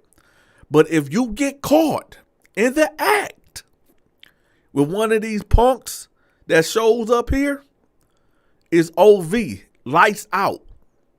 And for those that don't know what that means, you're going to die. I have zero tolerance for any of that behavior going on. We all in here are men, and plus y'all blood. So the weakest armor, the weakest chink in the armor can bring down the whole gang. So I'm going to let y'all know right now, y'all got 1 day, 24 hours to get y'all affairs in order. And again, if you want to exit out the gang quietly, go to your representative and let them know, like, hey, man, I don't know if I can, I don't know if I can do this. I'm gonna have to drop the flag. It's okay. I'm giving everybody 24 hours. If you want to drop your flag, fold your flag, you got my permission. But you only got 24 hours, because when these transsexuals get here and you get caught engaging and doing nefarious activities, you will get violated to the ultimate price, and that's you're going to have to play with blood. It's blood in, blood out, woo, woo, woo, woo, right? So I said, y'all dismissed. And dudes just started walking. Groups of cats, they just started dispersing, right? So for those that don't know, my homeboy Homicide, he was a gangster disciple, right? And I know a lot of y'all can be like, man, Donta, y'all mixing a lot of politics, man. Like, what's going on? Hey, listen, man, the prison I was at, Bloods, Crips, gangster disciples, BDs, GDs, all, listen, one thing y'all got to understand, when it came to the politics, blacks had to come together. Blacks had to be as one. We was all individual. And let's make this clear. I am not blood. I am not Crip. I'm not a gang member. I'm not affiliated at all. Okay. I'm just me. And for those that have been following me for the time that y'all been following me, y'all know that I did have a crew, right? And my crew, we had about, at the height of it, maybe about 25 guys. But a lot of dudes got weeded out for one reason or another, okay? And what I used to do, I used to run a protection scheme, right? If you was a weak inmate and you need some protection and you couldn't make it and stand on your own 2 feet, well, you would come to me for a fee, and we'll make sure that you will not be harmed in prison, all right? So anyway, let's continue with the story, all right? So I'm like, hey, Al. No, I'm like, hey, Homicide. Man, how many people you think gonna fold? He was like, it's about, what, 250? I said, yeah. He was like, shit, maybe about 100 of them. I said, you think so, for real? Was like, man, shoot, the punks, man, that's already here, man, these, man. I said, you think so, for real? Like, yeah. So I put the word out for all the blood captains to come together and give me a report of how many people, I want names of how many people would fold their flags, right? So the word went out. I got the list back around 8 o'clock at night, y'all. Y'all wouldn't believe it. You wouldn't believe it. Over 58 Bloods folded their flag. 58. Right? So I got all the captains. It was about 8 of them. And I said, okay, so these are the names of the guys? Like, yeah. I said, listen, what y'all want to do? They're like, what you mean? I said, what y'all want to do? Y'all want to exterminate them or what? It was like, wait a minute, hold on, man. You said, I said, I know what I said. But like I said, what that look like, you got 58 Bloods that folded their flag just to get involved with some homosexual activity. They like, man, I don't think that's we shouldn't do that. We shouldn't do, man. Some of these, I say, listen, I know I'm your acting leader right now. I might not be y'all leader tomorrow, but hey, y'all gonna have to do a purge. So I said, we're gonna take it to a vote. Raise your hand if you down for the purge. 2 people raised their hand. I said, raise your hand if you're not for the purge. 6 people raised their hand. And I said, say less. So then I said, you know what? I'm going to step down. Because my politics is not aligning with what y'all got going on. So I'm going to step down. Oh, Donta, don't do that, man. Don't do. I said, listen, y'all, I'm going back to my original program. So y'all got it. And I walked off. The next day, y'all, 2 o'clock to be exact. Everybody, it's high noon, right? Everybody on the yard. I'm talking about everybody on the yard, right? The bus pull up. When I say I thought, now some of these mugs that got off the bus looked like straight up dudes. But then some of them did look like women. They had butt implants, breast implants, like collagen lips. They looked like females. And I told my homeboy, Tarty, I said, yeah, it's about to get turned up in here. You got dudes all at the gate whistling, catcalling, howling, fighting. Oh, that's me. Right? And me and my homies just right here on the bleachers is looking like, you niggas, man, you motherfuckers, right? Let me tell y'all something. The last person that got off the bus was the number 2 blood. Number 2 blood that just left here a couple months ago. See, I was ruling for about a year and everything was going copacetic. But he came back and he was one of them on the bus. And I'm looking. I'm like, what? I know that ain't. I'm going to put his name out there. His name Dino. It's Dino. So I'm like, what the man, that's Dino. What the I'm like, oh, hell no. So I instantly start putting them kites in. Like, hey, when Dino get out of reception, I need to holler at him. I need to holler at Dino. Right? Let me tell y'all something. For the next 3 days, it was so many stabbings, so many dudes getting their head bust to the white meat. It was like a free-for-all. These dudes was claiming these dudes like they was real women. Like these, I'm talking about, when I say it was pandemonium and chaos, I told all my homies that was, in my gang, well, not gang, but in my organization, the ones that was doing the protection scheme, I said, yo, all contracts is canceled until this get sorted out. I'm not trying to get caught up in none of this drama. All contracts is canceled, okay? Until this blow over, we ain't doing nothing at all, right? And I'm like, did anybody get word to Dino that I need to holler at him? was like, yeah, he supposed to be hitting the floor today. I said, all right. And I put in a special request for Dino to get put in our unit, right? Because I really need to holler at him. So when I say it was a lot of chaos going on, y'all, I don't even want to, go through all that. Just know it was a lot of people just getting stabbed, beat down, whooped out, dudes that you would have never thought that got down like that was getting down exactly like that. So I'm like, all right. So the next day, right, Dino hit the unit. And when he came in, I see dudes like run to their cell, right? Dudes that you would never expect that was like this. Niggas coming out with their shirt pressed, pants pressed. Nigga done put on cologne, brushed it. I'm like, what the? Dudes approaching Dino. Approaching him like like trying to court him. And I'm just sitting back, I'm like, man, what the? Right? It was 3 guys in there that was like pulling up on him.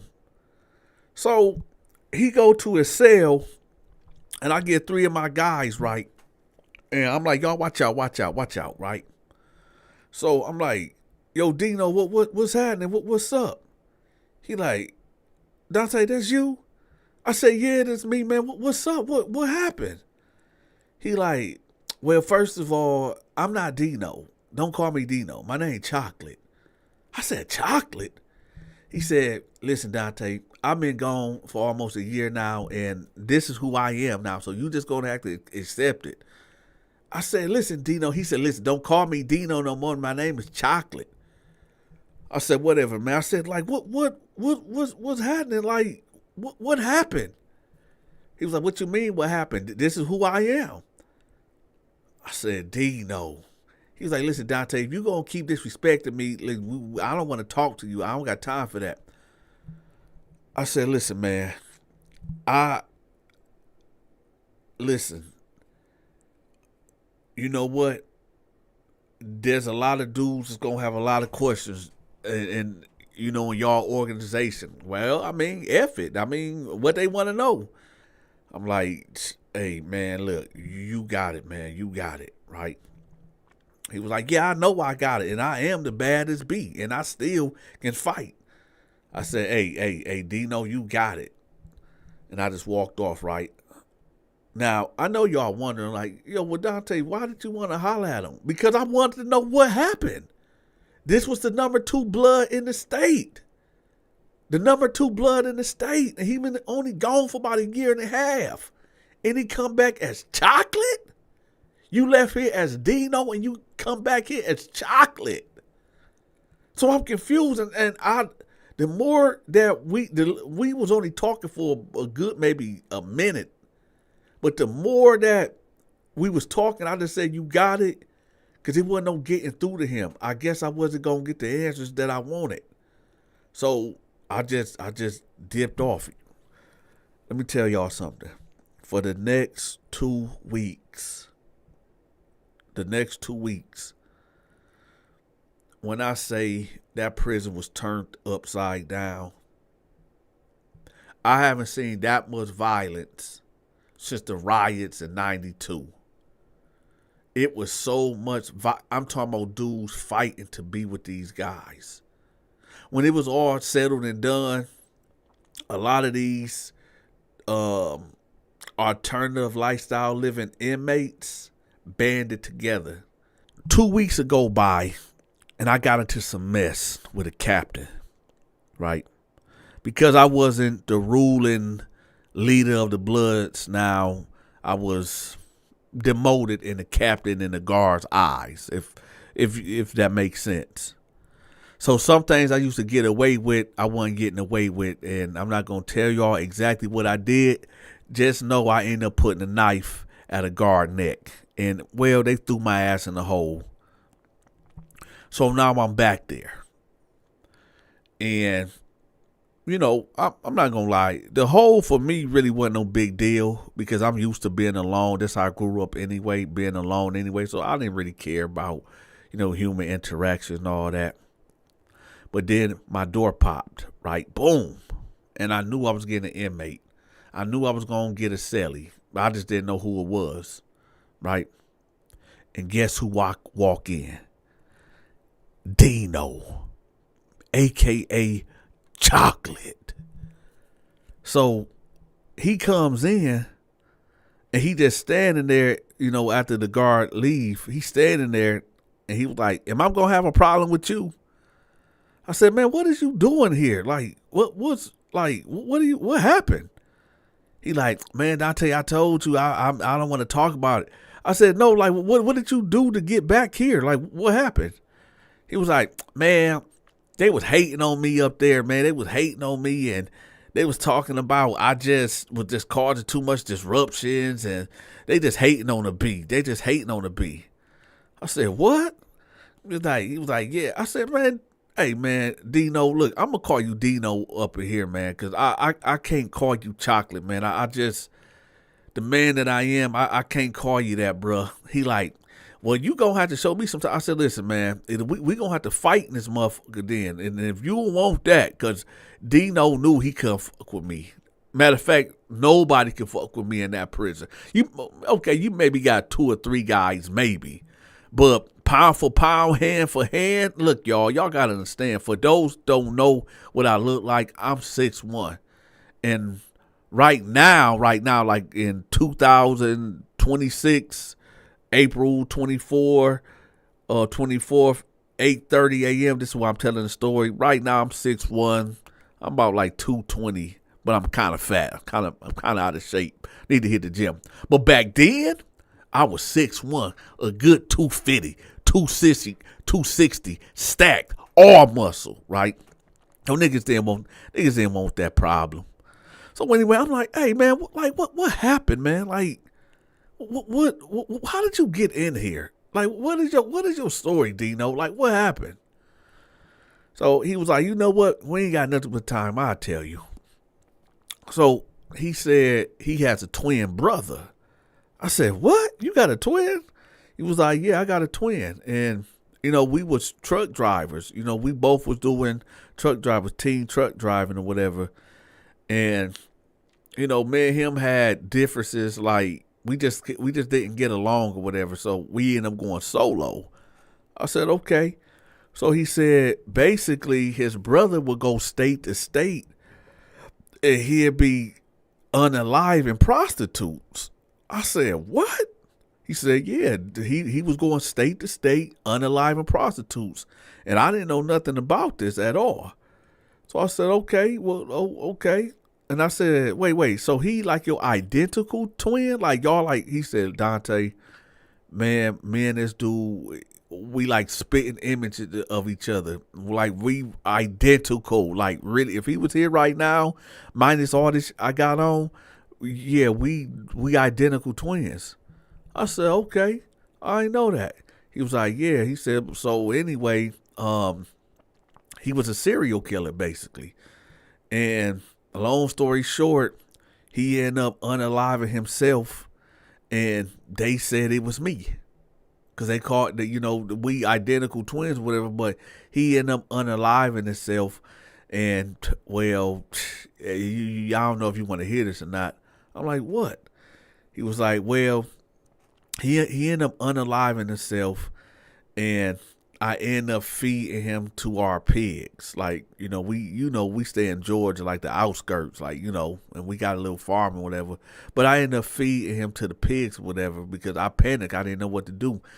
Pigs will eat anything. They'll eat anything. I said, they do? He said, yeah, man. I chopped my brother up and I, fed him to the pigs. I said, oh, okay. I said, so what happened? He said, well, about a couple weeks later, the U.S. Marshals end up kicking my door in, and they blame me for all the serial killings. I said, whoa, hold up, Dino. So you telling me your twin brother, first y'all was team drivers on the road, over the road, then y'all went solo, and then he started unaliving prostitutes from state to state. He ended up taking his life at your house or family farm. You panic, chop him up, feed him to the pigs. and then the U.S. Marshals come get you for what he did? He said, yeah, that's what happened. I said, damn, that's cold-blooded. Listen, y'all, I got my Patreon pinned at the top of the comment section. There's stories that I cannot put on YouTube because YouTube would not allow me to put them on this channel, okay? They'll flag it and shut it down. So if y'all want to hear them type of prison stories, make sure y'all go to my Patreon. I will have my Patreon pinned at the top of the comment section. Now, it's just not prison stories over there. I got my supernatural stories over there, my short horror film stories over there. I got my Bible stories over there. I got all the content that y'all been looking for is over there. Okay, so y'all make sure y'all go check it out. Okay, I will have that link pinned at the top of the comment section. Also, for the rest of this month of April and May, I'm still doing $50 promotions. So if you need your business, your social media channel, if you got a book, if you got a product that you need promoted, make sure you get in contact with me. My contact number is 1-313-452-8981. That's 1-313-452-8981. I'm going to have that information pinned at the top of the comment section too, along with my email that y'all can contact me too, okay? Yeah. And with that, y'all, over and out. And don't forget to hit that like button. The social media channels promoted, make sure you shoot me a text at this number. My channel get over 5 million views per month, so that's a lot of eyes on your promotion. If you forgot to hit that like button, make sure you smash the like button. And if you haven't subscribed yet, make sure you subscribe to the channel. Be sure to get your Military Mind Games merch. The link will be pinned in the comment section. And last but not least, make sure y'all help me fight this war on poverty.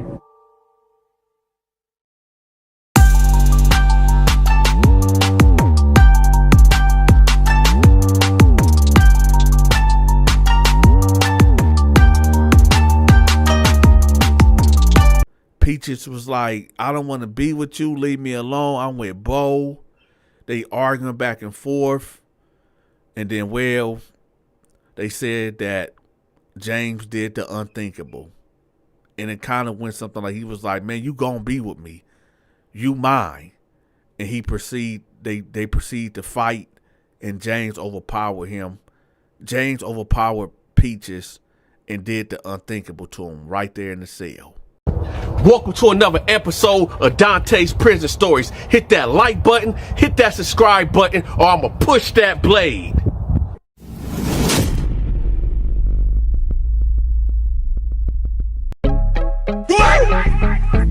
Ah, shit. Here we go again.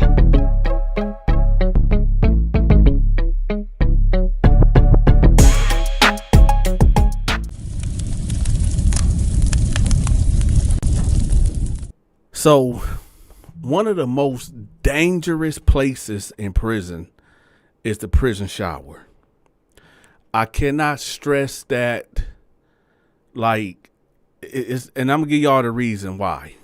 And we're going to get into the story, but I really want to stress this for anybody that might find themselves going to prison. And I know some of you guys going to be like, well, Dante, people just don't wake up and just say, oh, I'm going to prison. Well, actually they do. A lot of people do, actually. Now, when I look on Facebook, that's all I see, dudes committing their crimes, cats just crashing out. And where do you think they're going to go? Where do you think these people end up? Yeah, they get their 5-10 minutes of fame or whatever, but then they go to prison. And I really hope and pray, because I know cats, they going to go to prison. That's just what it is. That y'all listen to these videos and y'all get something out of it. So me and the homies, we walk in the track and then the bus pull up. Now, every Tuesday we get a brand new shipment of inmates from the county jail and other prisons, right? So 2 buses pull up and dudes start getting off the bus. Now, they call it sweating the gate. Now, sweating the gate is, it sounds like I said sweating the gate, like G-A-Y. Sweating the gate, G-A-T-E. Sweating the gate is when you got inmates all up on the gate, hollering and hooting, seeing who getting off the bus, seeing that you got relatives, friends, enemies, right? Boys, gay guys, right? So you got all type of dudes sweating the gate. Now, me and my homies, we walking the track. So we stopped by. We got a little corner over here. So I'm trying to see who coming in, right? Now, my homeboy Al was like, hey, Donta, is that Bo? I said, where? He was like, right there. Now, for those that don't know who Bo is, Bo was this OG dude from my hood, okay? Bo was one of them drug dealers that been selling drugs since the 70s, the 80s, and probably mid-90s. But Bo ended up catching a body when I was like 11 or 10 years old. And, well, he been in prison ever since. Now, I remember Bo because he had that eye. He had like his left eye glazed over or whatever. He always reminded me of this scary dude. Now, keep in mind, Bo was all right in the hood. You know, when we used to go up to the corner store, he used to give us $1 back then when you can get like a Debbie cake for 25 cents, a bag of chips for 25 cents, a 25-cent juice, or a 50-cent hug juice. Hey, y'all know what time it is. We got to do the question of the day before we go on with this story, okay? The question of the day is this. What was your favorite Debbie cake back in the day? Me, I'm going to say Star Crunch or oatmeal pie. Y'all let me know in the comment section. What was your favorite Debbie cake back in the day? And don't forget to hit the like button. And also, y'all, the Patreon is pinned at the top of the comment section. So for those that's wondering, yo, Donta, where your short horror films at? Where your supernatural stories at? Where's the Lamarck Moore content at? Oh, y'all, I forgot. For the people that want to listen to Lamarck Moore stories, I'm going to have his channel pinned at the top of the comment section too. All right. With that, y'all, let's get back to the story. So now I'm looking. I'm like, yeah, that is Bo. So I'm like, Bo, what up? What up, Bo? Bo, what up? And he looked, and so he gave a nod or whatever. So I'm like, yeah, that is Bo. Right? So me and my homies, we go peel off right now. We trying to get him in our unit because, you know, this the homie from the hood. This a OG from the hood. Now, keep in mind, y'all, we haven't seen this dude in probably 10 to 12 years. 10 to 12 years. And the last time we seen him was like on the street. So we ain't seen him in about 15 years, right? So, you know, when you see a familiar face, you know, you want your people to, you know, be in a unit with you or whatever. So I go to the dep and I'm like, hey, could you get that guy? You know, I ain't gonna put his real name out. I should though, but I ain't gonna do him like that because we got close ties, family ties here in the hood or whatever. So I ain't gonna put him out like that. Fuck it, I'm gonna put him out like that. His name, Donovan Edmonds. Donovan Edmond. That's his name. So when I'm like, hey, could you get Donovan Edmond moved over here? And, you know, Dep was like, all right, I'm going to run it through property or whatever. So, all right, bet, right?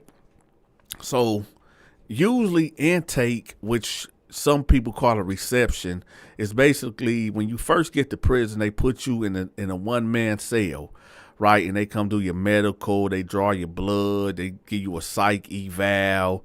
It's a lot of things they do, right? So you kept away from everybody else for about a good week, right? So now I know for a fact, okay, he gonna be in here with us, right?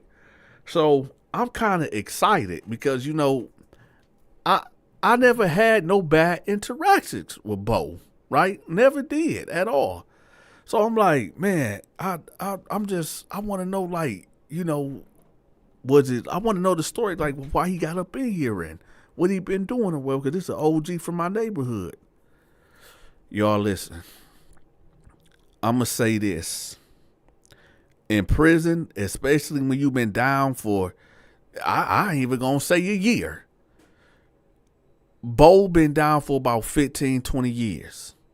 So you got a record. You got your prison record from inmates and you got your prison record from the administration. Now, whatever you have done while in lockup, it follows you. And well, Bo Pass done caught up with him. So let's begin. So I put the word out. Like, hey, yeah, my homeboy Bo, he coming through, blah, blah, blah, blah, blah, blah, blah, right? This dude named Tyrone Jenkins pulled up on me one day in the yard. He like, hey, Donta, let me rap with you right quick. I'm like, what's up, T? I called him T. His real name Tyrone Jenkins. I said, what's up, T? He like, hey, you know that Bo dude that you be hollering about? I said, yeah, what about him? He like, that's your man? That's your guy? I was like, yeah, he from my hood. He an OG from the hood. He was like, when the last time, y'all spoke? I said, shit, I was a teenager, about, I don't know, 12, 13 maybe.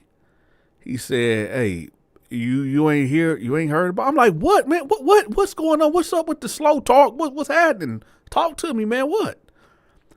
He like, man, that dude's a bandit. I said, a bandit? It was like, man, that nigga, he get down. I'm like, what you mean get down? He like, man, come on, Donta, man. He a violator, man. He a booty snatcher. I said, what? It was like, yeah, man, the homeboy a booty snatcher, man. I said, get the fuck out of here. He was like, hey, man, I don't know who he was on the streets, but in here, that's why he got transferred. I said, why he get transferred? They said, man, he was violating his cellie. I said, what? He said, yeah, bro, he violated his cellie. That's why they sent him here. I said, come on, dog. He said, Donta, I won't lie to you, bro. Hey, dude is a booty snatcher, man. I said, all right. So he peeled off. So I seen Al and Tar T them over there. I bailed over there. I kind of felt like, I kind of felt bad or whatever. Like, kind of, when you got like a hero or somebody that you looked up to or whatever, and then you find out that, they've been involved in some messed up things. Just like y'all know the lead singer from Boys to Men, I just now found out that he was messing with Brandy when she was 16 and he was like 22, 23 or something. Did y'all ever hear about that? Let me know in the comment section. Do y'all know the lead singer dude from Boys to Men was knocking Brandy down when she was 16 and he was grown?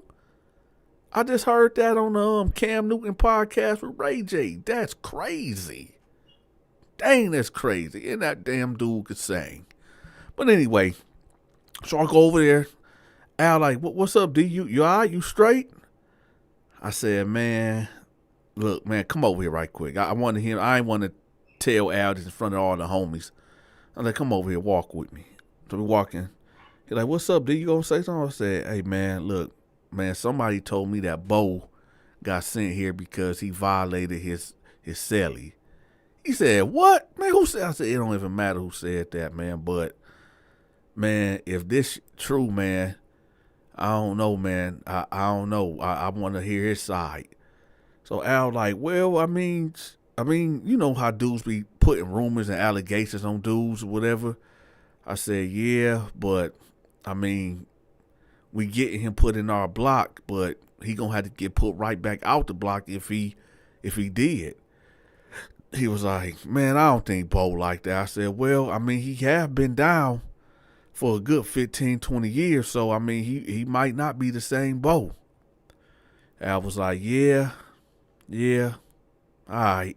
So I said, hey, I'm about to go lay down, man. This really messed me up, man. I'm about to go lay down. So, me and Al, we dapped it up. Al peeled off and went back with the homies. I went back to my cell and laid it down, right?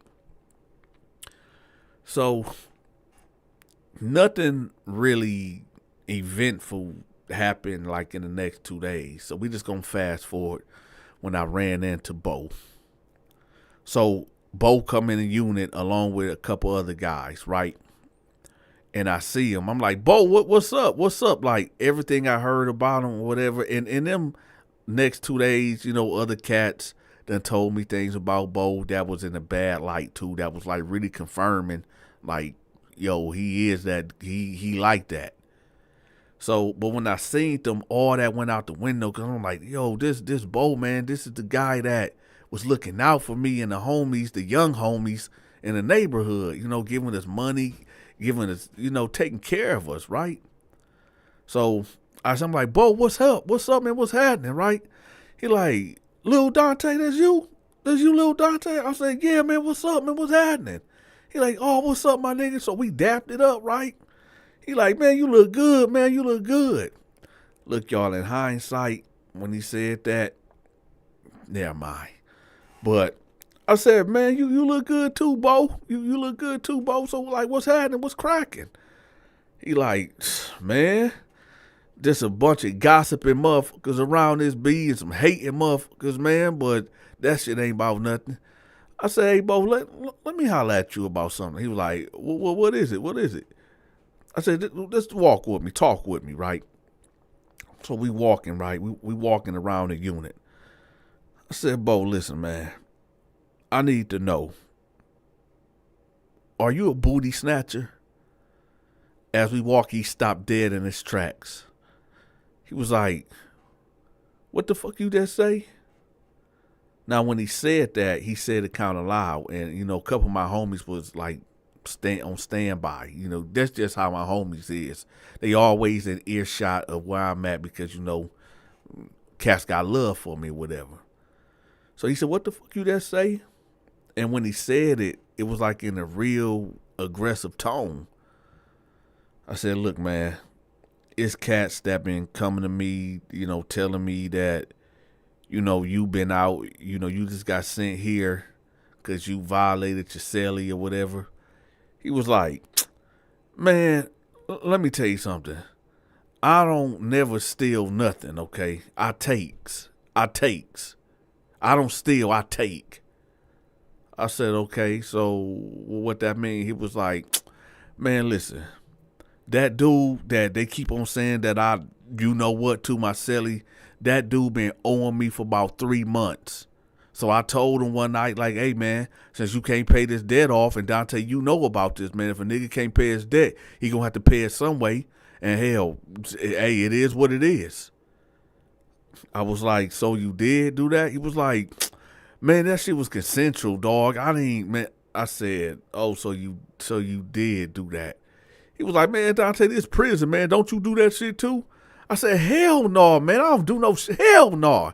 He was like, oh, okay. I mean, shit, whatever floats your boat, man. I mean, hey, but shit, I'm gonna do me. I'm gonna do me, shit, until I get up out this motherfucker. I said, oh, okay. I said, all right. Well, I said, all right, man, I'll holler at you later.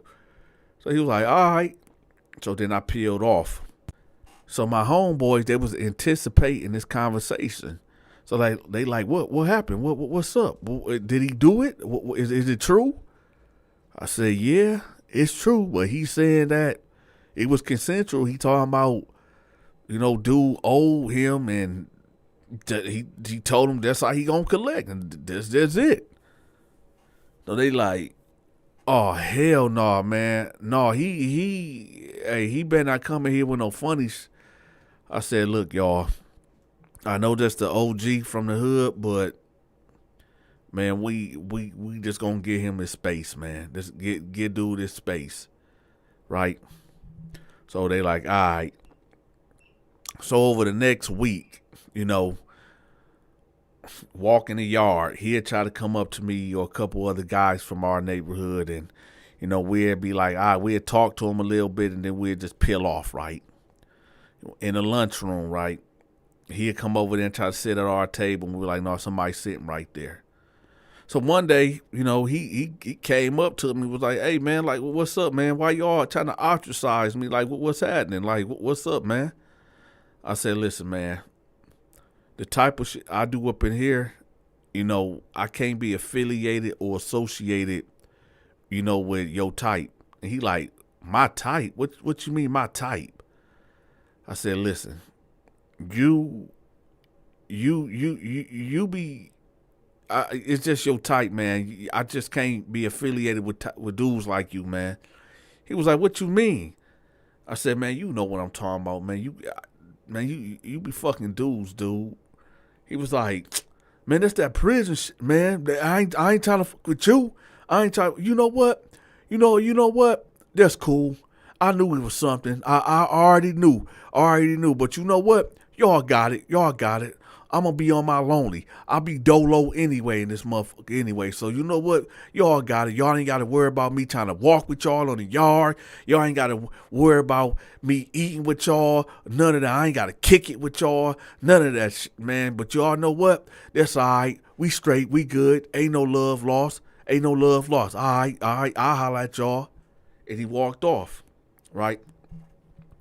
Now, over the course of the next 10 days, he really started letting his hair down. And when I say letting his hair down, this dude really just started pushing up on punks. Like, you would see him over there in the corner with Peanut, talking to Peanut. He be over there talking to Peaches. He even was talking to Chocolate. And y'all know who Chocolate is. I just did a video about Chocolate. Chocolate was the number 2 blood in the state. And, well, when he came back to our prison, well, he went from Dino to Chocolate. So he over there just conversating, hugged up with punks, right? So one day, we on a yard, right? And we on a weight pile. And y'all know how Dante give it up. I ain't even got to explain to you. But anyway, I'm doing the pull-ups. And Al tapped me on the leg like, "Man, look at Bo, man, look at Bo." Bo is hugged up with Peaches, right? Now, Peaches belonged to this dude named James Holman, right? James Holman was a hitter from Detroit, right? But Peaches and James Holman was husband and wife.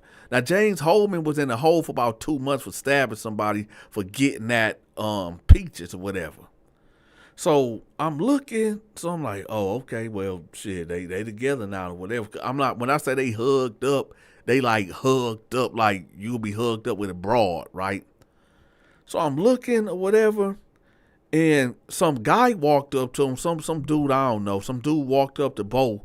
It was like, "Hey man, that's James B, right? That's James B, right?" And Bo was like, "I don't give a man, this my bitch now, right?" So dude was like, "I'm just saying." So then Bo was like, and why the fuck you in my motherfucking business? Is you fucking with him? Is you fucking with her? I mean, he didn't say him, he said her. Is you fucking with her? Addressing Peanut as a her when it's really a man. Is you fucking with her? Is this your B? Is this your B? He like, "No, man, I'm just saying that's James' girl." He like, "Man, I don't give a fuck about no motherfucking James, man. Hey, get word to James, this is my motherfucking B. And when them motherfuckers get out, that's what it's gonna be." The drama, y'all, that goes down on the yard. So I'm looking, I'm like, okay, yeah, here you go, right? So there's a lot of, we gonna fast forward to 6 months later when James Holman get out of the hole. Now, there was a lot of stuff that been going on. However, Bo and Peaches that moved in a cell together. Now, he done got out of our unit like 2 weeks afterwards of him and, Peaches and him getting together. And they moved in a cell together. And they really playing the husband and wife role. You got Peaches ironing his clothes, preparing him meals, keeping the cell clean. Like, when they walk in, it's like they like in La La Land, right? So, when James get out, they put James on the other side of the prison. But James quickly found out, through the grapevine of inmates gossiping, like, hey, this dude named Bo, he with Peaches now. And he putting the word out like, hey, man, bunk all that, I'm home. Daddy home. So, shit, so he put the word out on the second call of yard that he wanted to talk to Bo at the gate, right? So now this went around to everybody. We all know that, okay, Bo finna meet up with James at the gate, because this is this gate, this 14-foot gate with barbed wires is separating the two, right? So we all just, we nosy. We want to see what's going on. So James at the gate, right? And Peaches and Bo pull up. So James like, what's up, Peaches? You miss me? And Bo was like, hey, listen, we ain't come here for all that. What's up, man? So James was like, listen, I don't know what y'all got going on. Whatever y'all been having going on, that shit dead. I want my bitch back. And Bo was like, excuse me? He was like, yeah, nigga, I'm getting my beat back. So what's happening? Yo, whatever, yeah, I was locked up. I was going away, but I'm back now. So, hey, Peaches, you know what time it is. You already know. So Bo was like, hey, Peaches, go back to the cell. Go back to the cell. So James was like, what the fuck you mean go back to the cell? Hey, man, don't talk to my beat like that. So Bo like, hey, nigga, let me tell you something. So at this point, y'all, they just barking like two guard dogs trying to get at each other through a gate. They arguing, they screaming, they hollering, making threats, all type of shit, right? So the guard on the tower like, it makes move from the gate, move from the gate. It makes move from the gate. First warning, right? So they like, all right, bet. That's what it is. That's what it is, right? That's what it is. So now, I'm going to say about 2 days later, James said, I'm going to get this motherfucker, right? I'm going to get him. So it's about to go down on an annual lockdown. Annual lockdown is when they shut everything down. I'm talking about ain't no movement. In fact, we not even getting hot dinners no more. We getting bologna sandwiches, a cookie, and an apple, in a schoolhouse milk carton, right? And with the annual lockdown, whatever cell you in, that's just the cell you're gonna be in until it's over. And these annual lockdowns, the last one took like 2 months to complete, right? So everybody moving around. There's so much movement. Every dudes collecting on their debts. Dudes that got drugs trying to get rid of their drugs. Dudes that's getting high trying to get the drug. There's a lot of movement, right? Because we know what's coming. So James figured, I bet. So since this dude Bo got my B Peaches, and he think they just gonna live happy ever after, while I'm over here in this motherfucker stressing. No, I'm going to go over there, I'm going to get at him and break all that shit up, right? Because he really felt like, this dude took my woman. Ill, sick, right? So he concocts his plan. So somehow, some way, he get to their unit. Now, I didn't see this personally, but I heard it through the grapevine, right? Somehow he get over there, right? Bo ain't nowhere to be found. He get over there and he get in the cell with Peaches. And for what I heard, Peaches was like, I don't want to be with you. Leave me alone. I'm with Bo. They arguing back and forth. And then, they said that James did the unthinkable. And it kind of went something like, he was like, man, you gonna be with me. You mine. And they proceed to fight, and James overpowered him. James overpowered Peaches and did the unthinkable to him right there in the cell. So Peaches hollering and screaming, get off me, and all this and that. Normally inmates mind their business, right? But somebody went out and they found Bo, was like, hey man, James over there violating your girl. James over there violating Peaches. What? Where you at? They in the cell. What? Oh, hell no. So word is, while he was in there doing the unthinkable to Peaches, Bo done pulled up in that cell, and it was like, y'all remember WWF Hell in the Cell? Yeah, they said it went down. It went down in that cell.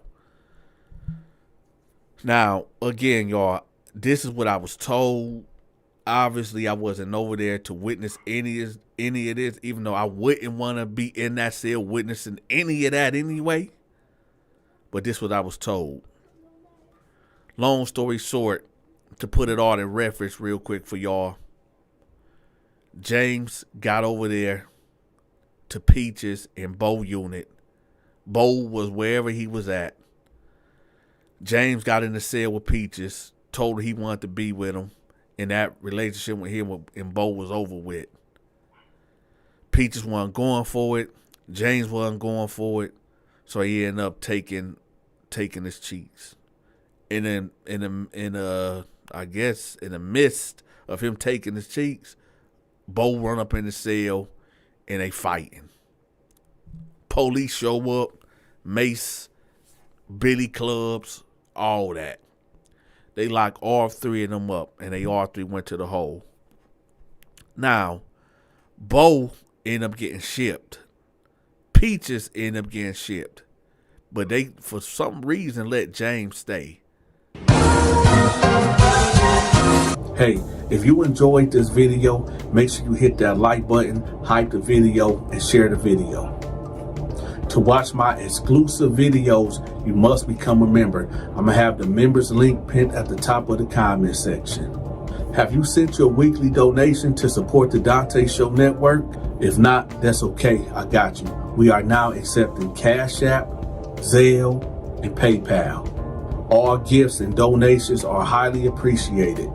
If you are trying to reach me for business opportunities, I'm going to have my contact information pinned at the top of the comment section. Also, get in contact with me if you need your business, your book, your social media channel, a product, your brick and mortar, whatever it is that you need promoted, get in contact with me. My contact information will be pinned at the top of the comment section and in the description.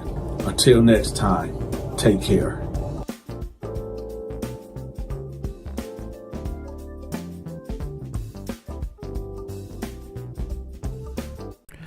So this story took place in 2012.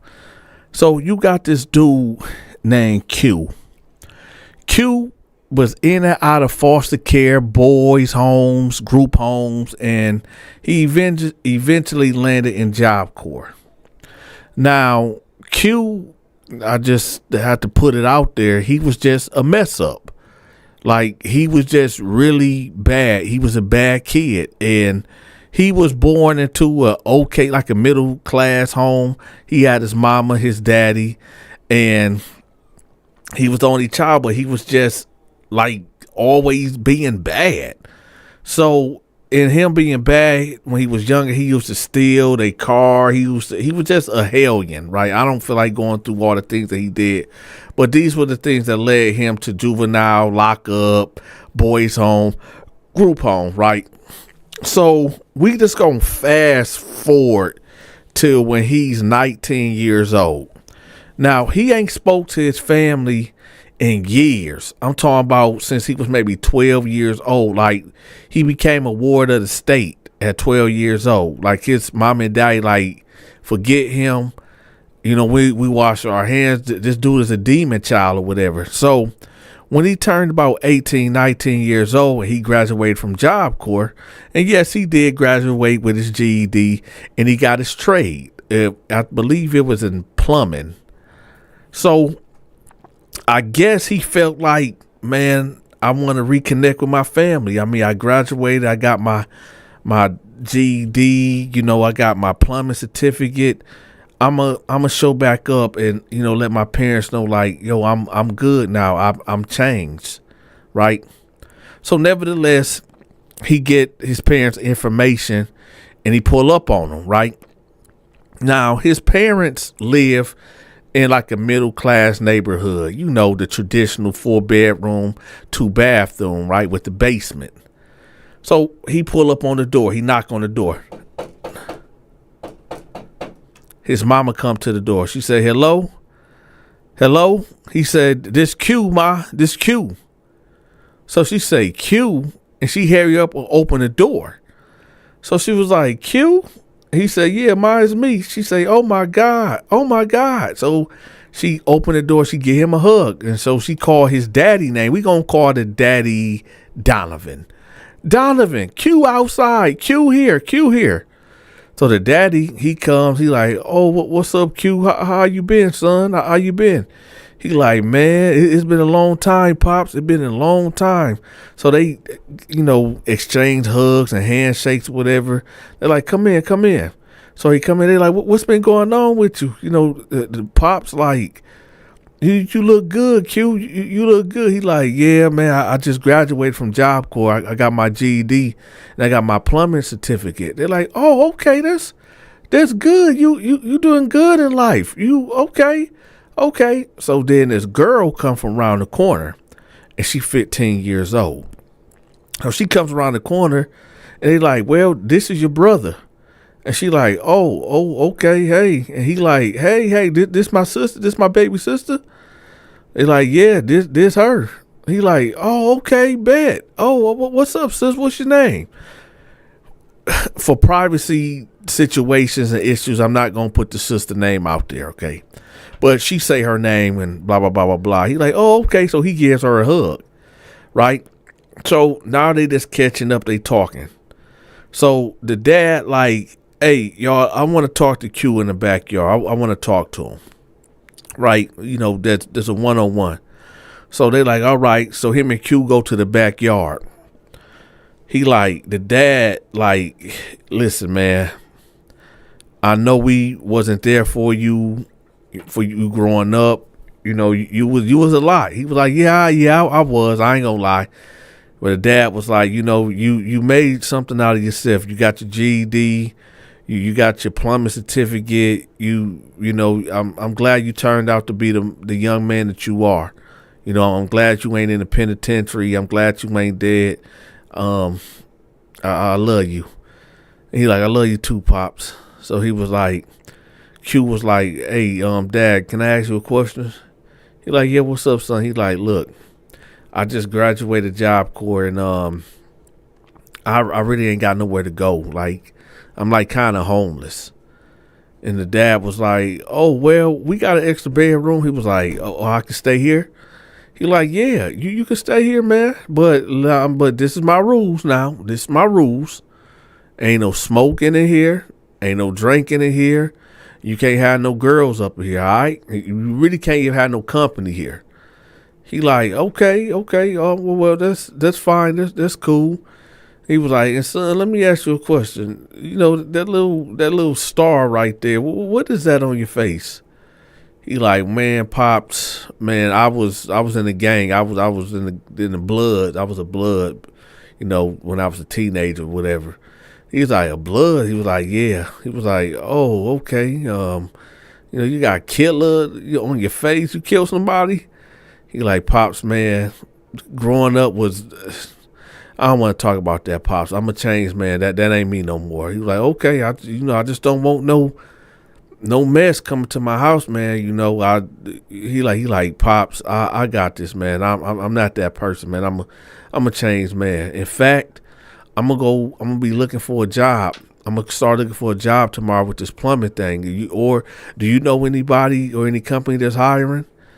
He was like, no, not really, but that's good, son. That's good. It's good to see you, man. He like, all right. So over the next couple of days, right, Q is really adjusting. See, in Job Corps, I don't know if anybody listening that been to Job Corps. I went to Job Corps. I graduated from Job Corps, y'all.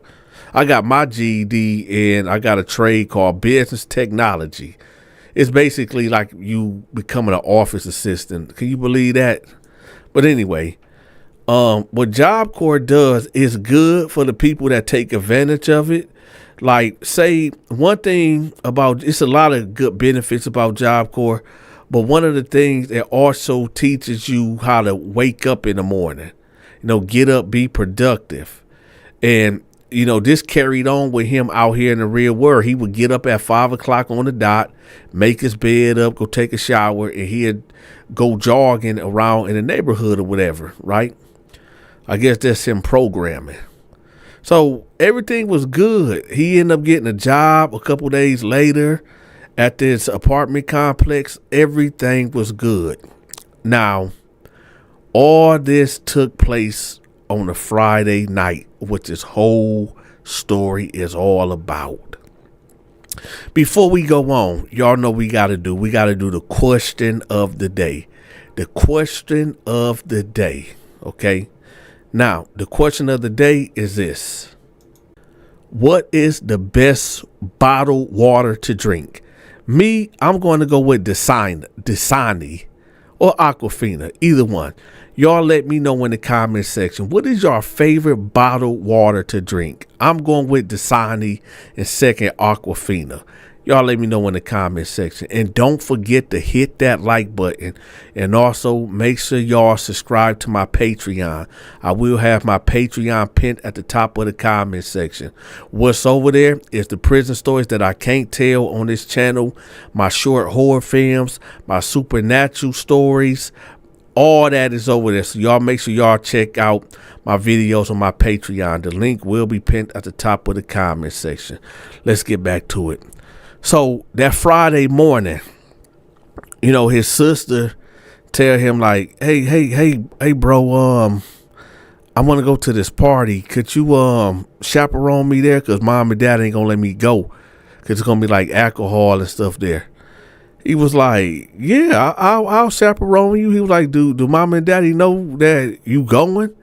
She like, well, that's the thing. I want you to say you taking me out, like, you know, to the movies or something, but we really gonna go to the party. He like, man, I don't know.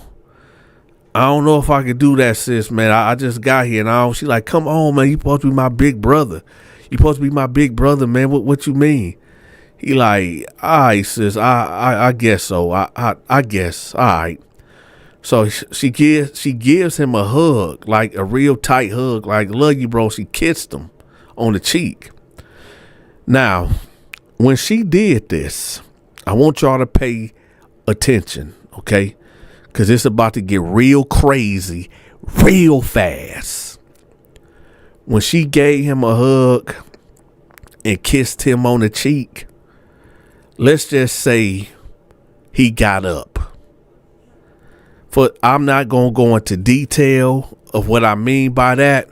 Put two and two together. He just got up.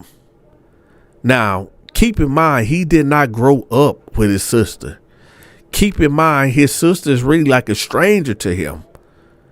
Now, I don't know if this something natural or unnatural, dealing with he never met his sister for all these years. I don't know. But he ended up getting up. So she walks off. And I guess in his head, I don't know if he fighting the thoughts like, yo, I'm bugging, I'm tripping, right? But nevertheless, he goes on about his day. His mama come to him a couple hours later and be like, hey, you taking so-and-so to the movies tonight? He was like, yeah, I'm taking to the movies. Mom like, oh, okay, all right. Y'all need any money? He was like, no, I got it. I got it. I'm good. We good. She like, all right. So 8 o'clock roll around. They leave the house. Q and his 15-year-old sister, they leave the house. So they get to the party. This a grown-up party, y'all. It's grown-ups. It's 20-year-olds, 23-year-olds, 25-year-olds.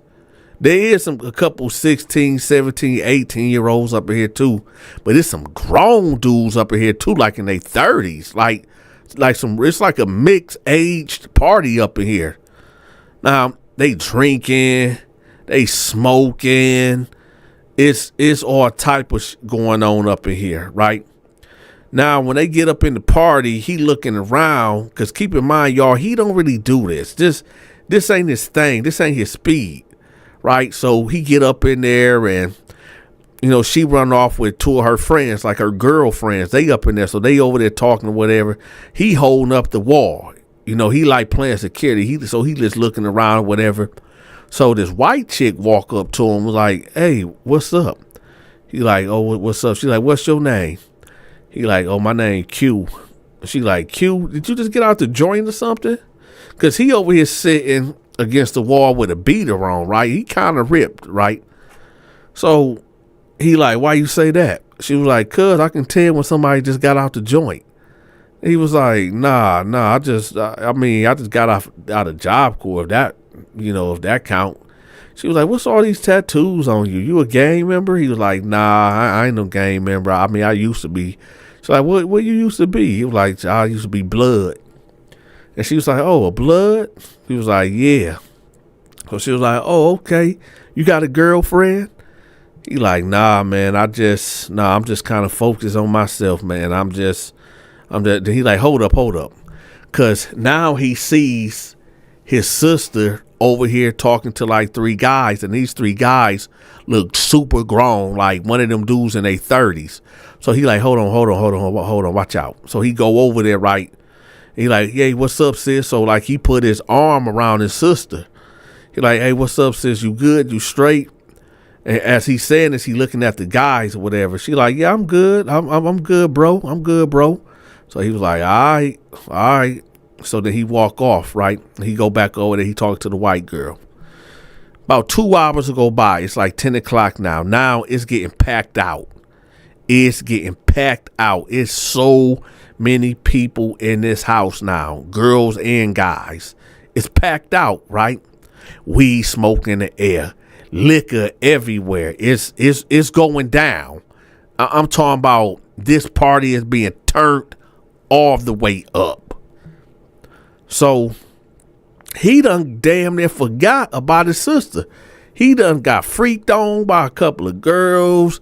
He in here like having fun. He done let his hair down. You know what I'm saying? He ain't uptight. He ain't holding the wall. He dancing. He laughing. He conversating. And then he realized like, "Oh, where my sister at?" So he go around looking. He see one of his sister friends, and he like, "Hey, what's such and such at?" He talking about his sister. She like, "I don't know. I think she went upstairs." Now, immediately in his head, he know what that mean. 2 things. Either she went upstairs to use the bathroom, or she went upstairs with a guy. And I mean, let's just keep it real, y'all. At house parties, that's really it.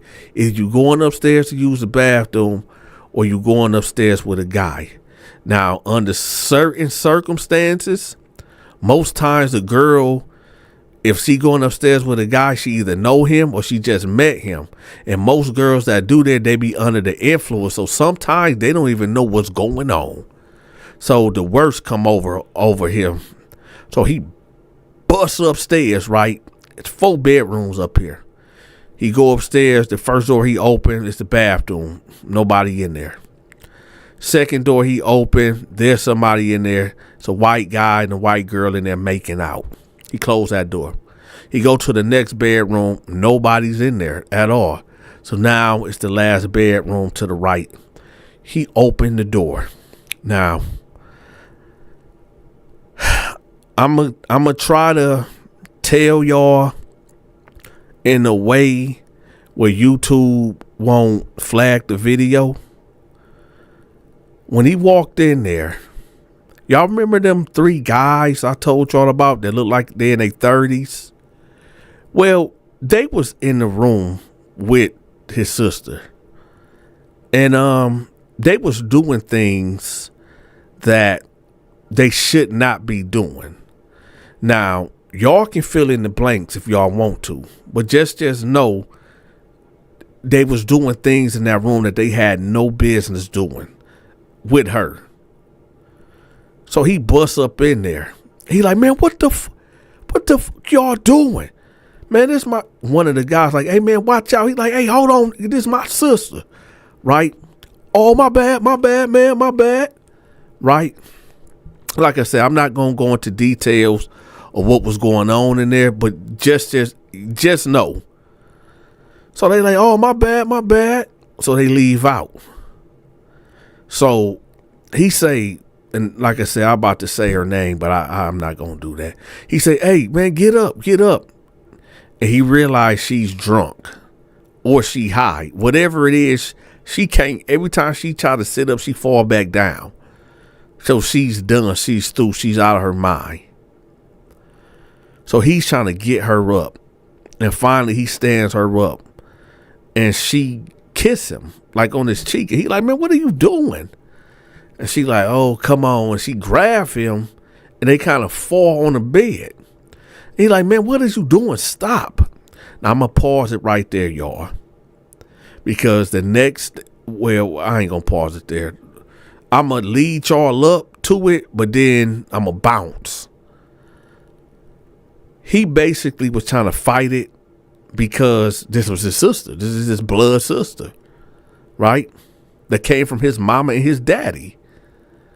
But remember I told y'all earlier he felt some type of way when she gave him a hug? Well, he started feeling some type of way. And well, he did the unthinkable. That's right, y'all. And y'all can fill in the blanks. I'm not going, lead. I'm gonna lead y'all to the water, but I'm not gonna make y'all drink. Y'all can fill in the blanks yourselves. But he ended up doing the unthinkable with his blood sister. About 1 o'clock in the morning. Now, keep in mind, it's about 1 o'clock in the morning after when they was done or whatever. So around 1 o'clock in the morning, other guys trying to come in the room and trying to do what they do with other chicks so he finally get her up and like, all right, come on. So she's still out of it, whatever. And so he picks her up and he's like, dudes, some good upstanding citizens like, hey man, what you doing? Like, what you doing with that girl? He like, man, this is my sister, right? Like, oh, okay. Because he literally having to carry her out, right? So keep in mind, y'all, they walk to this party because he ain't got no car. So as they leaving, she's walking, but she's stumbling. He like, man, I can't bring her home like this. My mom and daddy, they gonna trip, man. I told them we was going to the movies. How the hell I'm gonna explain this? So he like, you know what? Yeah, I know what I'm gonna do. I know what I'm gonna do. But then he thought about it. He said, damn, I ain't got no money to even get I do got enough to get a room. So they walked to this ran down hotel or whatever. He got a room or whatever. So now they get in the room. He put her in the bed, and now he's sitting there thinking about what he did. And now he like, man, damn. Then he like, man, wait a minute. It's 2 o'clock in the morning. We supposed to been out the house, man. How I'm going to explain this? How the heck I'm going to explain this? Listen, y'all. I don't know when the devil enter his mind. Hell, the devil probably already entered his mind a long time ago. But he got this bright idea. Instead of looking his mama and daddy in the face and just saying, hey, we just went to a party. Because damn well he ain't going to admit what he did to his blood sister. He ain't going to admit that at all. He decides, since he ran out of options to explain why they didn't come home, due to YouTube laws and regulations, I can't tell y'all what he did next. Y'all just fill in these blanks. He ended up getting a wet towel. Keep in mind, y'all, this girl was inebriated.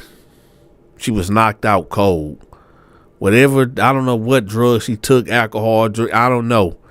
But she was out of it. This guy decides to, instead of manning up and just telling his mom and daddy, yeah, we went to a party, he decides to get a wet towel and put it over her face. And well, after maybe 3 or 4 minutes of struggling, lightweight struggling, her struggling, unfortunately, this girl passes away. One gonna say, well, Donta, so you mean to tell me this dude took the life of his, not only he took the life of his sister, but he violated her too? Yeah. Yeah. There was a lot that came after this. A whole lot. A lot of drama, a whole lot of shit came after this. The social media channels promoted. Make sure you shoot me a text at this number. My channel get over 5 million views per month. So that's a lot of eyes on your promotion. If you forgot to hit that like button, make sure you smash the like button. And if you haven't subscribed yet, make sure you subscribe to the channel. Be sure to get your Military Mind Games merch. The link will be pinned in the comment section. And last but not least, make sure y'all help me fight this war on poverty.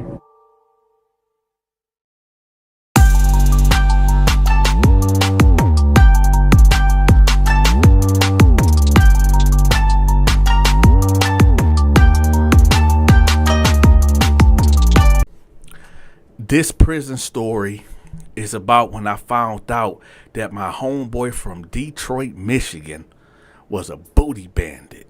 Oh, shit. Here we go again. Welcome to another episode of Dante's Prison Stories. Hit that like button, hit that subscribe button, or I'ma push that blade.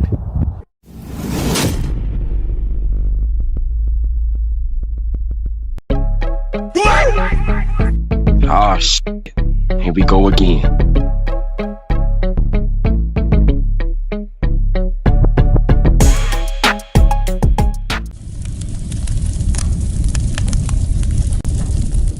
Before we get to the prison story, I have to let y'all know what I did to get sent to the joint, because it all meshed together.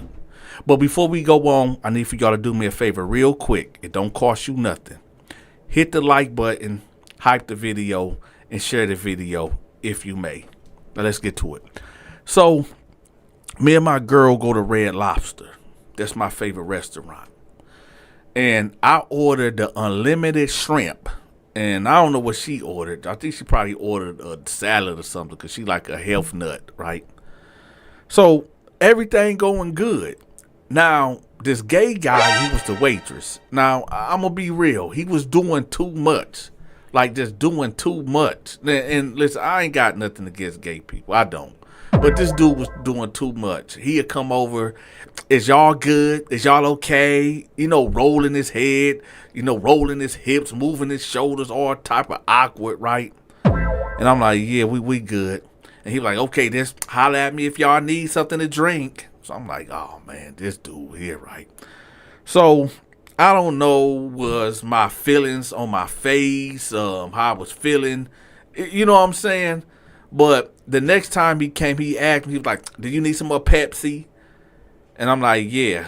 Now, I notice when he's talking, maybe it's just me, but it feels like he's spitting.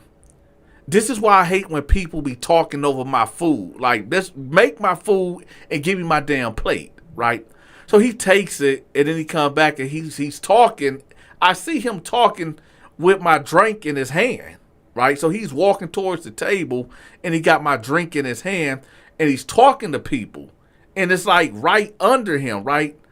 So I'm like, this motherfucker, right? So when he set it down, I said, hey, can I get another cup? He was like, what's wrong with this one? I said, I feel like you kind of spit in it. Now, the way that I said it, he took it as I said, like, you spit in my cup, right? And he was like, I ain't spitting your drink. Why would I do that? And he said it loud, and it threw me off because his voice got elevated. And I'm like, what? I said, man, who the fuck you talking to now? And I get it, y'all. I know it might seem like I was just picking the fight, but you ain't about to talk to me like that. So I'm like, who the fuck is you talking to? He like, you ain't got to talk to me like that. I didn't spit in your drink. Why would I spit in your drink? I ain't that type of B. I ain't that type of B. Now he's cussing. He's saying, I'm not that type of B. Now his coworkers looking, and some of his coworkers coming over there like, hey, what's going on? He like, this motherfucker talking about I spit in his drink and all this and that. I was like, no, I didn't say you spit in my drink. You was talking over my drink. If you would let me explain before you start going off, acting like a female. He was like, I am a female and I'm the baddest one. I'm the baddest one. So I was like, hey man, bag up, right? He was like, no, make me bag up. He ain't gonna do nothing to me. I'll call my man up here. So I said, what? Now, listen.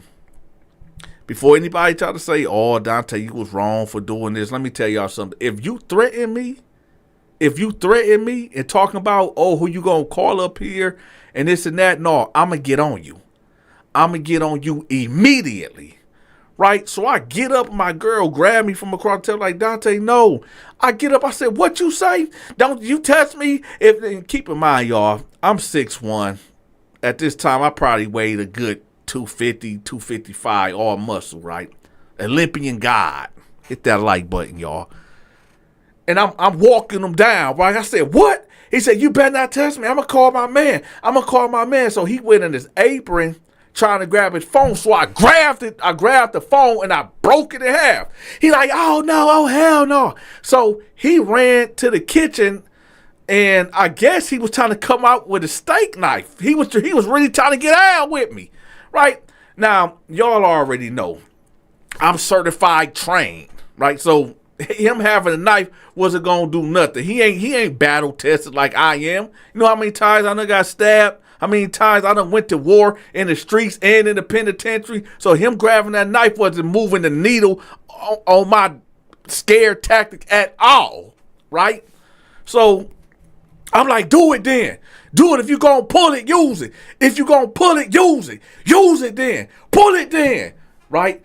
He like, man, you better go. So I guess me barking on him kind of scared him, right? So I said, so my girl like, come on, Donta, let's go. Let's go. I'm like, man, get off me. So now, y'all, I'm turned up. I'm turned all the way to the maximum. All the way to the max. So I'm like, no, hell no, he going to pull a knife on me. This blah, blah, blah, gonna pull a knife on me. This punk mother gonna pull a knife on me. Hell no. So I'm bucked up, right? So I took my shirt off, right? And I'm like, hell no. So my girl grabbed me like, Donta, come on, please, let's go. Let's go, right? So I don't know when the police actually got there, but they was making their way towards us, and I'm so zoned out and so caught up in what I got going on. I don't even see the police standing there right there with the taser out. Like, what are you doing? Stop. It was all a blur, right? So, boom, I get shot in the ass with a taser. Boom. I felt like somebody stabbed me in the ass cheek with a knife. That's what it felt. It was like the prongs. Y'all remember the prong? Because I had some sweatpants on. So it said, boom, bam. I'm like, oh, right, oh. And like my right leg kind of locked up. And that's when I seen the cops, right? Instantly I seen red and it was on. So it was this short cop. He probably was maybe about 5'7", 5'8", maybe about 170, 180. He the one that shot me in the ass. So I grabbed him like by his bulletproof vest and threw him to the ground and got the pound in the mouth. Boom. Pause. Double pause. So I get to whooping him out. Boom, boom, bam, down, boom, boom, right? The other he had a female partner. She couldn't do nothing with him. So she jumps on my back, right? Now, I'm spinning her around like a helicopter. She's like, get off of him. Get off of him. Now my girl is right here on the right side of my arm grabbing me. Like, Donta, stop. Stop. You're going to go to jail. You're going to go to jail, right? She's like literally grabbing my right arm. I done knocked out the cop that's on the ground. And the female cop is on my back. And I'm spinning her around like a helicopter to get off me. And then my girl grabbing my right arm. So I like hunch over and body slam the female officer off of me, and I grab my girl arm and snatch her like, come on, let's go. So we leave, right? As we pulling out of Red Lobster, this one I had the green Camaro. I'm bailing out, right? Police, right, they jump right behind me, right? So we on a damn near high-speed chase going down grass shit, right? I'm going at least about 90, 100 because the car starts shaking when I get up to like 100, right? And I'm going down grass shit, right? That's gone, flooring it, right? Police coming.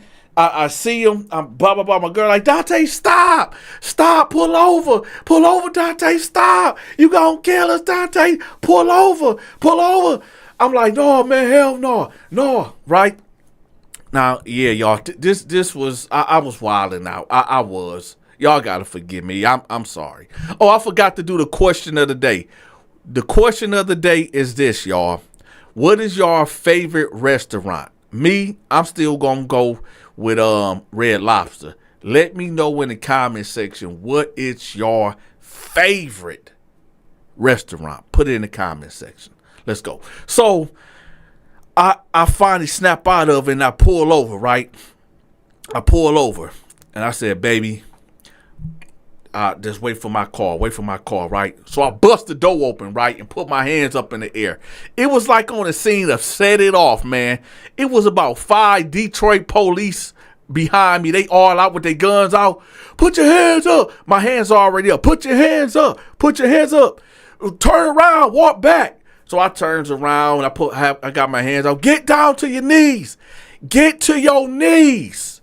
So then I get down to my knees, whatever. Put your hands behind your back. Put your hands behind your back. So they get up on me, you know know how, y'all know how the police do it. Y'all know how they do it.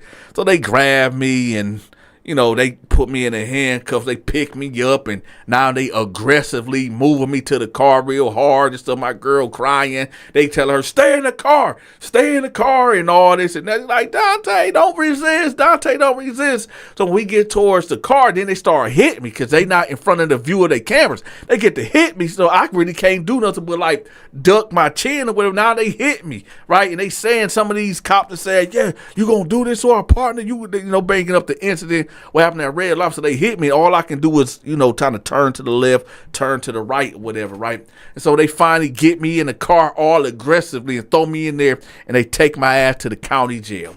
Now we about to get to the prison story. Or maybe I should say county jail story. That's what I should have titled it. But anyway, so we get up in there, right?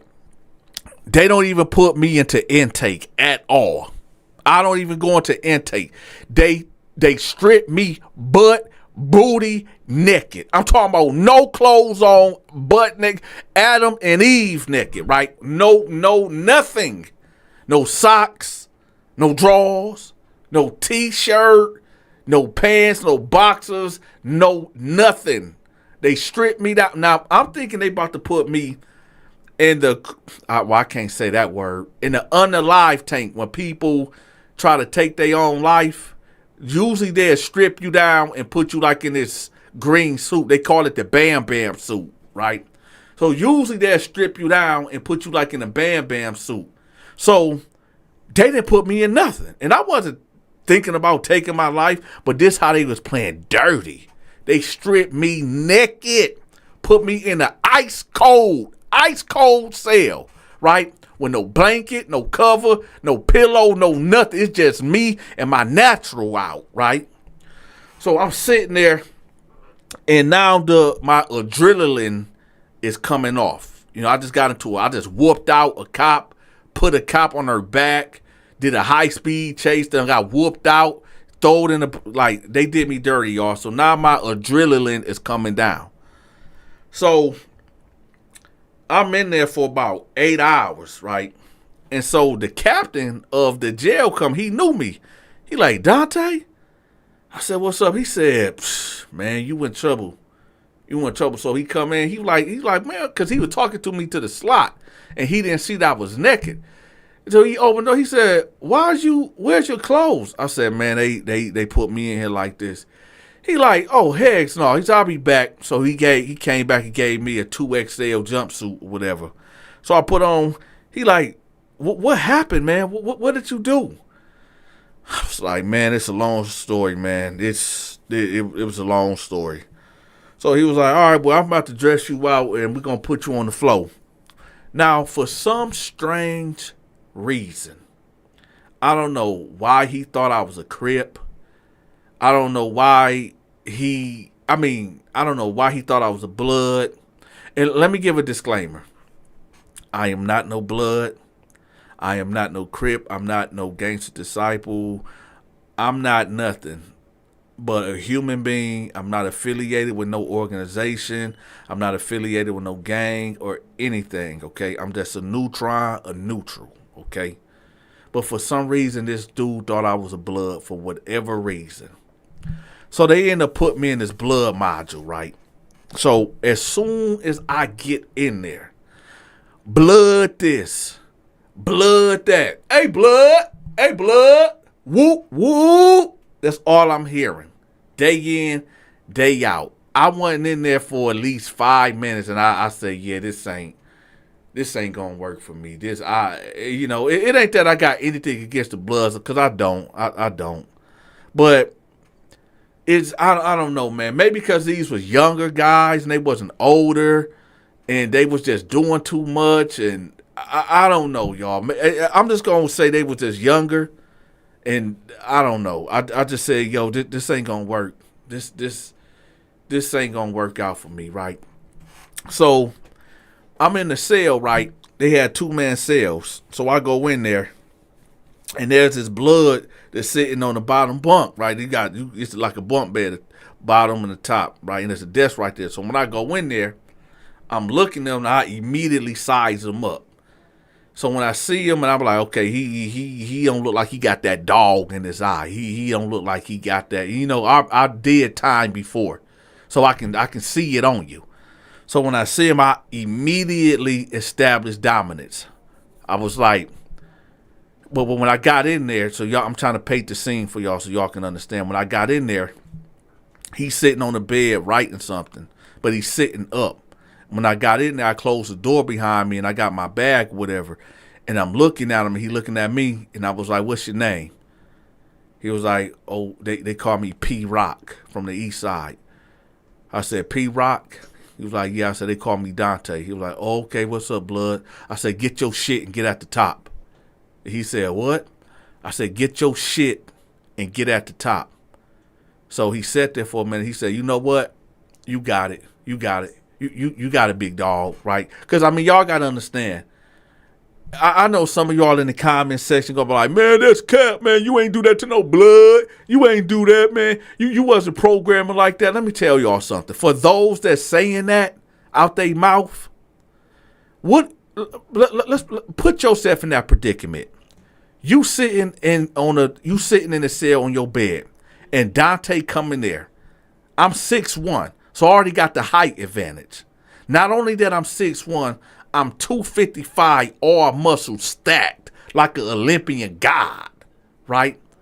You going to get up, and you're going to do what I tell you when I tell you. So like I said, he measured the situation, and he said, you know what? Yeah, let me just get up. I ain't even trying to go there with this dude. So he get up, and he jump on the top rack and say, you got a big dog. So I sit down, right? I'm like, hey, man, what you in here for? Because this me, establishing dominance. You got to do this.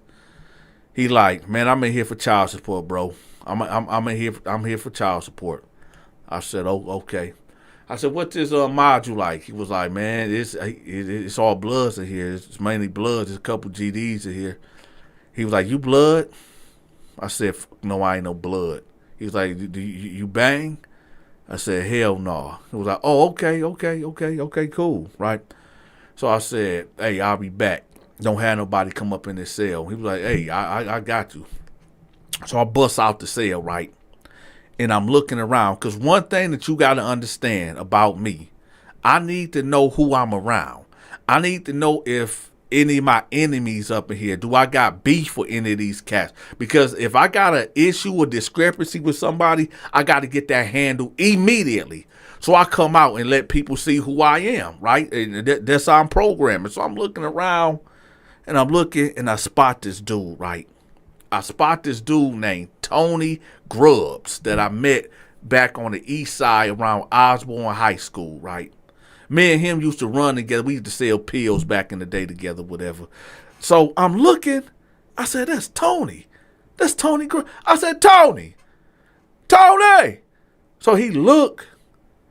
Now, the Tony I knew back in the day did not have these tattoos on his face. The Tony that I knew was not no gang member. This dude was a square like me, a neutron, right? And I seen Tony, 3 years ago. So I'm trying to figure out, like, man, this dude is blooded out, man. This dude was Pyro, Damu, what the? I'm talking about this dude got face tattoos, arm tattoos, the straight blood, right? So he looking like Baby from Cash Money, a 5-point star general. So I'm like, what the? So he come over there and he like, oh, what's up, blood? What's up, Donta? What's up? I was like, what's up? I said, hey, come holler at me right quick, man. Come holler at me. He like, what's up? I said, when did you? He said, oh man, I been like this. I said, when? He like, man, look, hold on, Donta. Let's go over here. Now, they got this, where I was at, you got the day room with the bunk beds and stuff at, and then you got like this little gym adjacent to the day room it's a door that's separate. They got like 2 basketball rims and like a pull-up bar out there. So we go out there and he tell, these gang members, these bloods is in there like, hey, y'all, let me get the yard. Let me get the yard or whatever. So they leave out. He said, hey, look, Donta, look.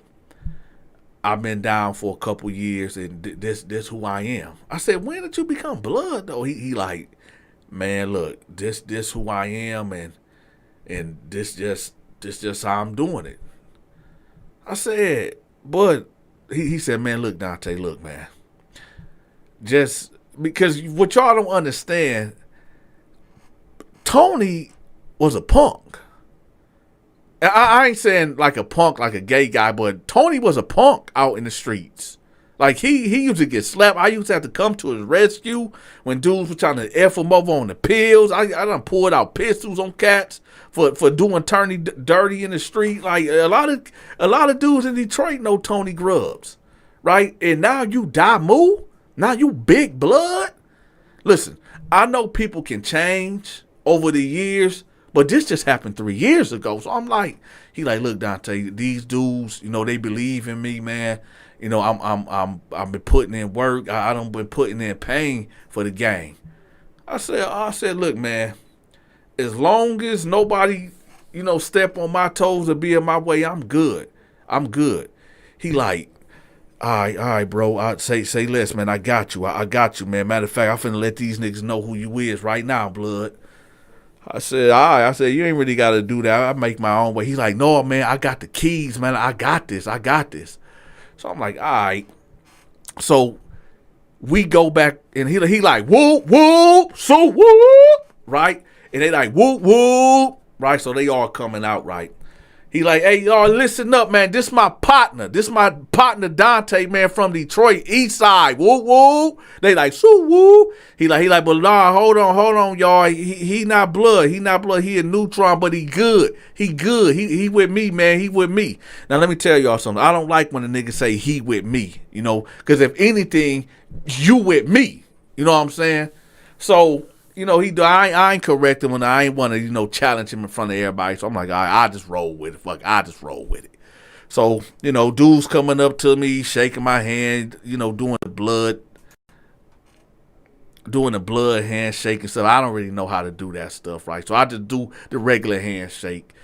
So I'm like, all right, bet, right? Y'all stay tuned for part 2, because it's about to get real crazy. Listen, y'all, if y'all haven't signed up for my Patreon, sign up for my Patreon, okay? I'm going to have my Patreon pinned at the top of the comment section, okay? What's over there is my short horror films. My funny skits is over there. The prison stories that I can't put on social media, they over there. My supernatural stories over there. My Bible stories over there. All that is over there. For those that have been looking for the Lamarck Moore prison stories, he's telling his prison stories, y'all. I'm going to have the link to his channel pinned at the top of the comment section, too. All right? With that, y'all, this is your big partner, Donta. Y'all stay tuned for part 2. Over and out. Yo, y'all, check this out. I need for y'all to go check out my homie channel, Pop Yo with JB. That's Pop Yo with JB. I'ma have the link to his channel pinned at the top of the comment section. He interviewing dudes that just got out the joint and they telling some mad, wild stories, y'all. Make sure y'all go check him out. Again, the name of his channel is called Pop Yo with JB. Y'all go check him out.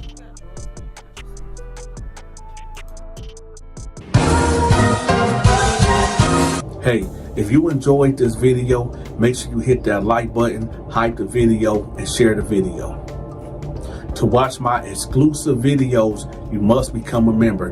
I'm going to have the members link pinned at the top of the comment section. Have you sent your weekly donation to support the Donta Show Network? If not, that's okay. I got you. We are now accepting Cash App, Zelle, and PayPal. All gifts and donations are highly appreciated. If you are trying to reach me for business opportunities, I'm going to have my contact information pinned at the top of the comment section. Also, get in contact with me if you need your business, your book, your social media channel, a product, your brick and mortar, whatever it is that you need promoted, get in contact with me. My contact information will be pinned at the top of the comment section and in the description. Until next time, take care.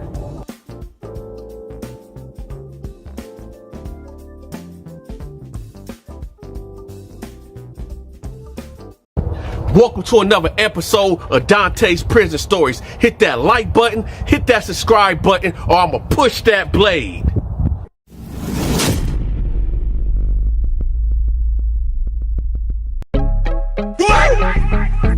Ah, shit. Here we go again.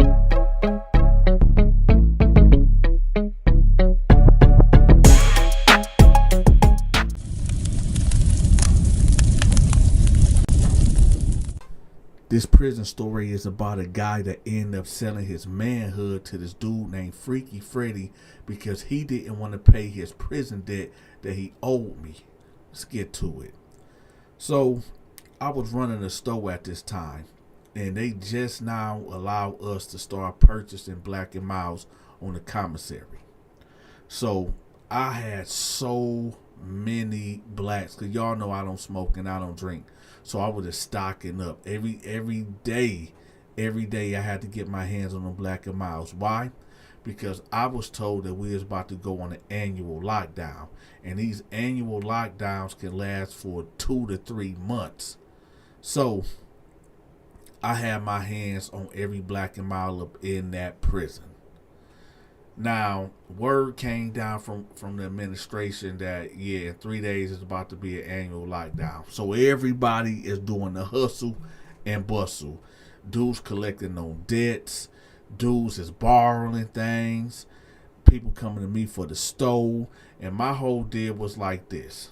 Now, I didn't hit dudes over the head like I normally would because I had just so much and I really need to get rid of a lot of this stuff, because when they start doing the shakedown or whatever with this annual lockdown, if you have too much of something in there, they gonna take it and throw it away. So I'm giving dudes deals. I usually do 1 for 2 and 1 for 3s. If I didn't like you, it'd be 1 item for 3. But I was doing a lot of 1 for 2s, right? That means, for those that don't know, if my original price will be, if I gave you 1 pack of noodles, you owe me 3 back. But now I'm doing, if I give you 1 pack of noodles, you just owe me 2 back, right? So with these Black and Milds though, I was doing 1 for 3 all day. So there was this dude named Ricky. And Ricky was a dude that was known to not to be able to pay his debt, right? He always was getting slapped up, punched on, beat on, and just done dirty because he had borrowed something from somebody that he had bet with it, and we call it ass betting. When you betting on a game or betting on something and you know you ain't got nothing to pay, but then you hoping that you win, yeah, that's ass betting. So Ricky will always be caught up into something, right? Now, I didn't really know Ricky like that all he knew of him, of, you know, because of his reputation of always getting beat up or punched on, or, you know, because he owed somebody. So when he came to my cell to get some commissary on credit, I'm looking at him like, what? So this is how it went, y'all. So I'm breaking down the Black and Miles or whatever, and he like, hey Donta, how you doing? I'm like, what's up, Ricky? He was like, dang man, why you say it like that? I'm like, man, what you want, Rick? He like, man, them Black and Miles so smell good, man. And what you got, about 200-300 of those? I said, man, Ricky, what do you want? He was like, look, I know I ain't got nothing right now, but I promise to God, man, my grandma, she just came into some money, and she said she gonna send me $300 next Friday. I said, Ricky, for real? He was like, yeah, she said she was gonna send me $300. I said, what do you want, Ricky? He was like, well, I was trying to see, can I get some store credit? I said, what do you want, Ricky? He was like, oh, okay.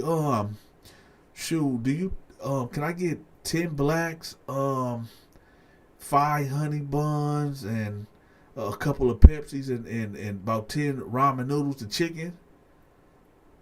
I'm adding everything. I said, look, Ricky, all this I'm giving you, you know this gonna be about $125, right? He was like, yeah, I'm gonna have 3 times that. I ain't tripping. So I'm getting all the items or whatever, and I get my notepad and my pen while I, you know, jot down who owe me and owe what, right? And when they supposed to pay it back. I said, I'm gonna tell you something, Ricky. I'm gonna give you 2 weeks. I'm gonna give you 2 weeks because we about to go on this lockdown. I'm gonna give you 2 weeks to get my money, all right? He like, man, I got you, man. My people, they gonna look out for me. I said, Ricky, I'm telling you right now, if you take these items from me, I know about your reputation, but if you take these items from me and you don't pay me and I'm giving you an extra week to get the money, do not take these items, or I promise to God I'm going to do something to you really bad. He was like, man, look, Donta, man, I respect that. I want to do you like that, man. I already know how you is. I wouldn't even came at you like that if this wasn't a for show thing. I said, all right, Ricky, I'm telling you, you better have that money. He like, I got you. So I hand him his items or whatever, and he peel off. Before we go any further, we have to do the question of the day. The question of the day is this, y'all. Do y'all believe that we are in the end times? Do y'all believe that we are in the end of days? Let me know in the comment section. And before we go on, make sure y'all hit the like button if you forgot to hit the like button. Hype the video, share the video, okay?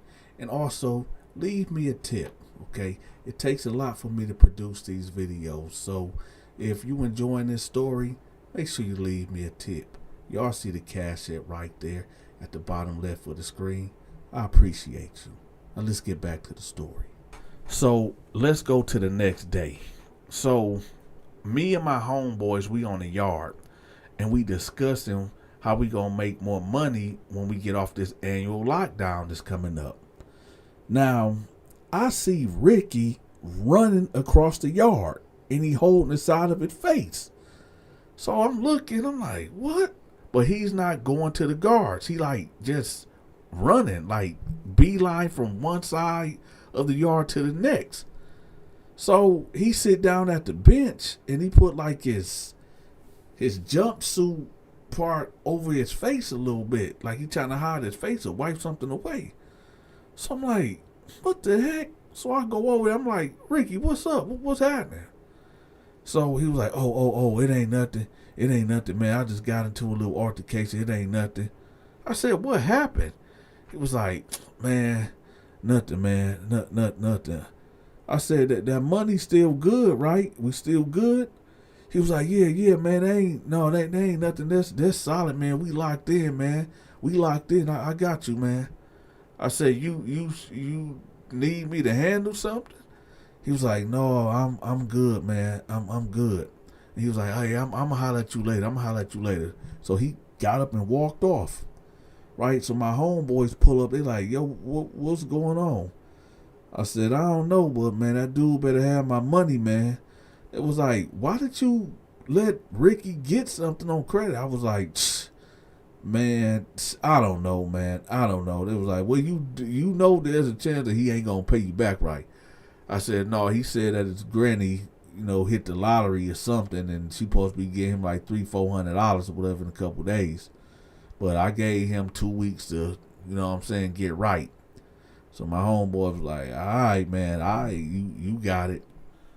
So now it's dinner time, and I'm in the line, and Freaky Freddy roll up on me. He like, hey, Donta, can I holler at you right quick? I'm like, what's up, man? He said, hey, man, your boy Ricky, he owe me. I said, that ain't my boy. What you mean he owe you? He was like, well, he owe me, and he said he can't get me because he got to get you. I said, okay, what that got to do with me? He was like, nah, man, this dude been owing me for a whole year. I said, look, Freddie, check this out, man. I don't give a if he owe you. I know that probably owe the whole prison, but I'm gonna get me. I'm gonna get mine.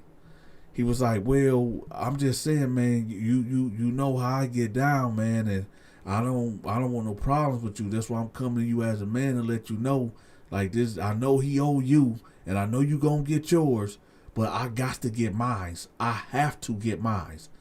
I said, listen, Freddie, do you, but don't do shit to fuck up my money, or me and you gonna have a problem. He was like, that's what I'm saying, though. I don't want us to fall out, so we need to have some type of arrangement. I said, listen, man, right now, I'm not really in a mood. I'm about to get my food, and I'm about to do my thing. So y'all gonna have to work that out. Now, I know a lot of y'all that watches my videos, y'all know exactly who Freaky Freddy is and how he program and how he get down. But a lot of people haven't seen all my videos, so a lot of people don't know who Freaky Freddy is. So I'm going to let the people that don't know who Freaky Freddy is and how he get down and his program is, about to let y'all know who he is. So Freaky Freddy is this older gentleman.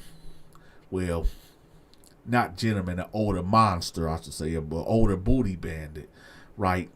But he ain't the type that knock you out and take it. He ain't the type that'll put a knife to your throat and take it from you.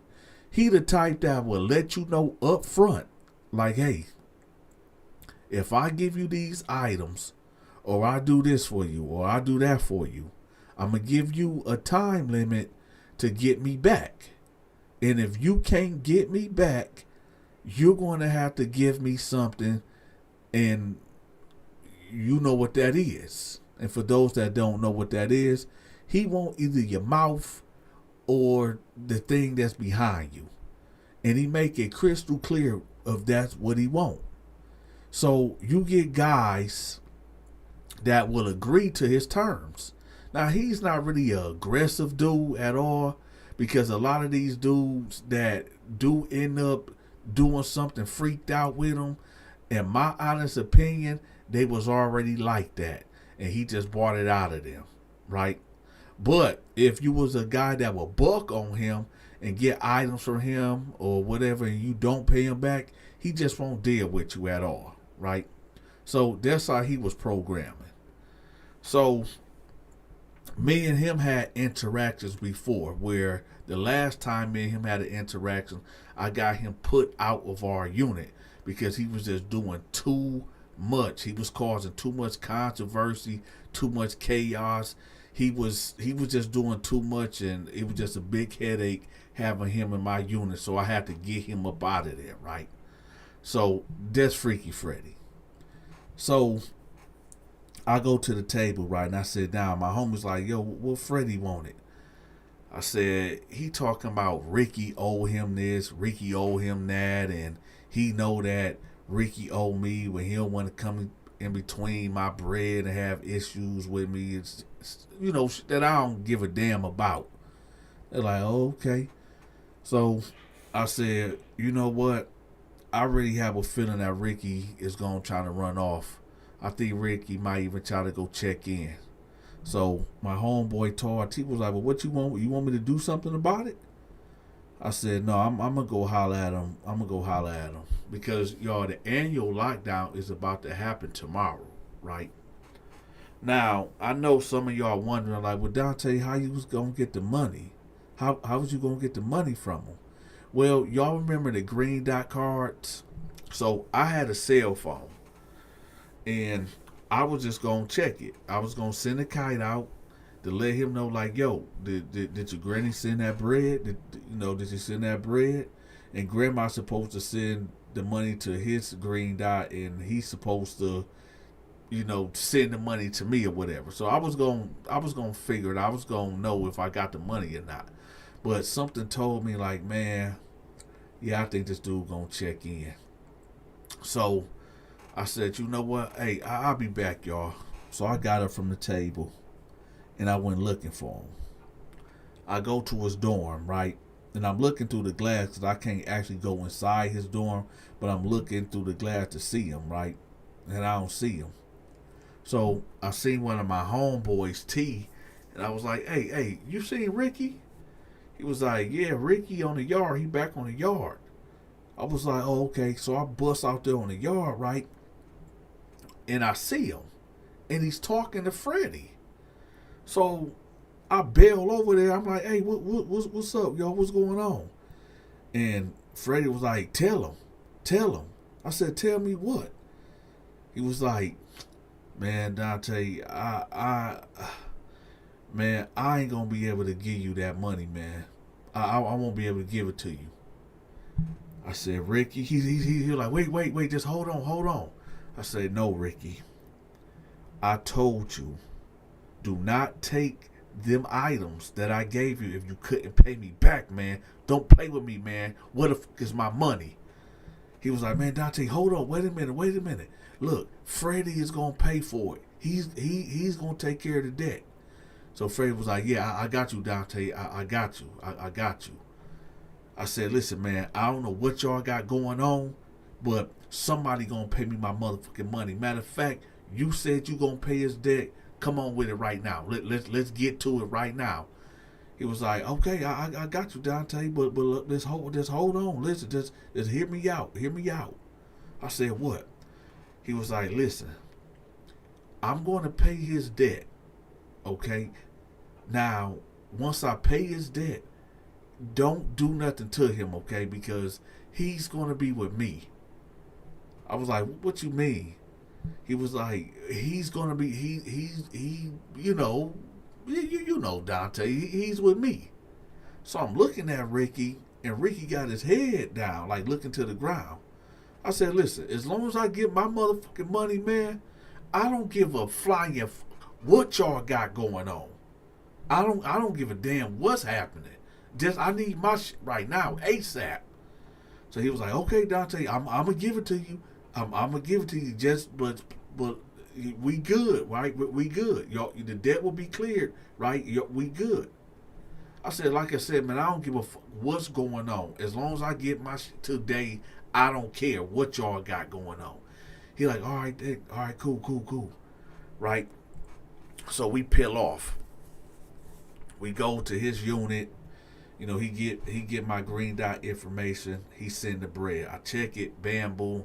My money is there, y'all. $150 right there. Boom, bam.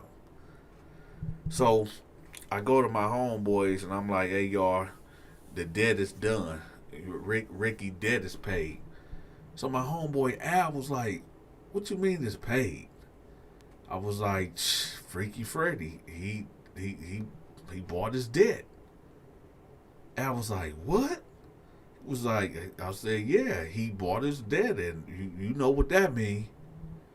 So we gonna fast forward to the annual lockdown, because this is where it's about to get real crazy, y'all.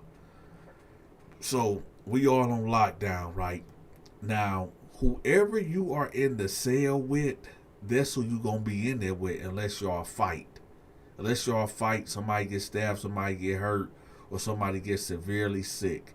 That's the only way you getting out that cell. If you going to the infirmary or you going to the hole, right? Now, I did not see this. This was just inmate gossip of everything I'm about to tell y'all from here on out.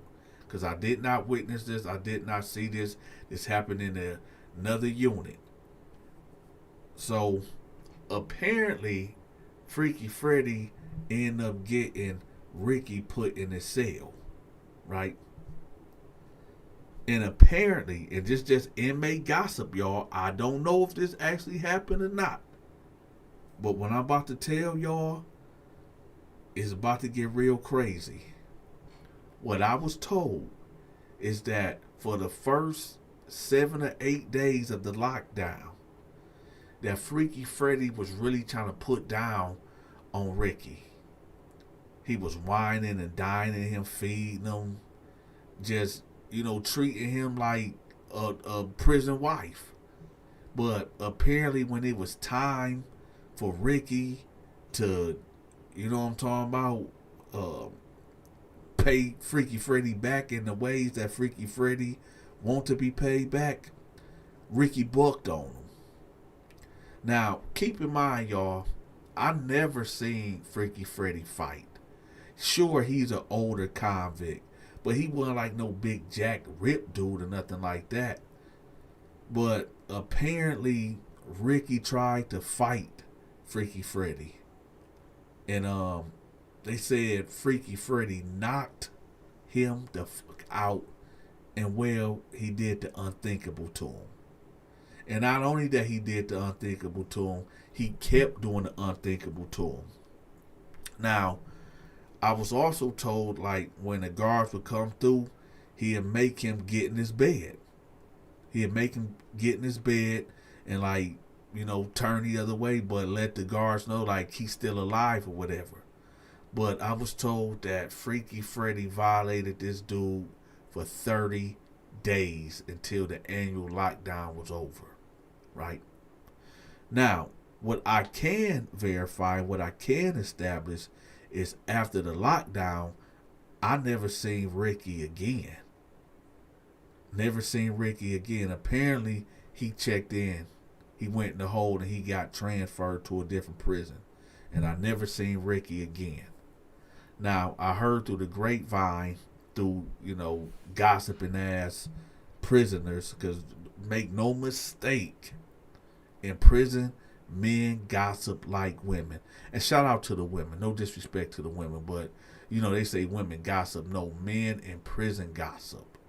Right? So that was the talk of the town for at least 2 months of what Freaky Freddy did to Ricky. Hey, y'all, I want to give a special shout out to everybody that be donating to the Cash App, the PayPal, and the Zelle. I want to give a special shout out to everybody that be hitting the like button and sharing the video. And I really want to give a special shout out to everybody that be commenting in the comment section, right? Giving y'all opinion of how y'all feel about this video. And for the ones that be answering the question of the day, Donta really appreciate y'all. It shows that y'all are participating and y'all really involved with these stories. Now, for those that was wondering about my other content, yes, I do have a Patreon, okay? My prison stories that I can't tell on this channel right here on social media, all them prison stories is over there on my Patreon. Also, my short horror films is over there, so y'all make sure y'all go check them out. My supernatural stories over there, my Bible stories, they over there too, okay? For those that been wondering about the Lamarck Moore saga, Lamarck Moore has his own channel and he's telling his own prison stories on his channel. I'm going to have the link to my Patreon and Lamarck Moore channel pinned at the top of the comment section. All right. And again, y'all, if y'all enjoyed this story, make sure y'all leave me a tick. I said a tick. A tip, y'all. Pause. The Cash App is right there. All right. With that, y'all, if y'all need y'all business promoted, your social media promoted, make sure you get in contact with me. I'm going to have my contact information pinned at the top of the comment section too. All right. Right now, I'm running a special, so get in contact with me. With that, y'all, this is the Donta Show Network. Make sure y'all hit that like button. Subscribe to the channel if you ain't subscribed yet. With that, y'all be safe. Stay out of prison. I'm out.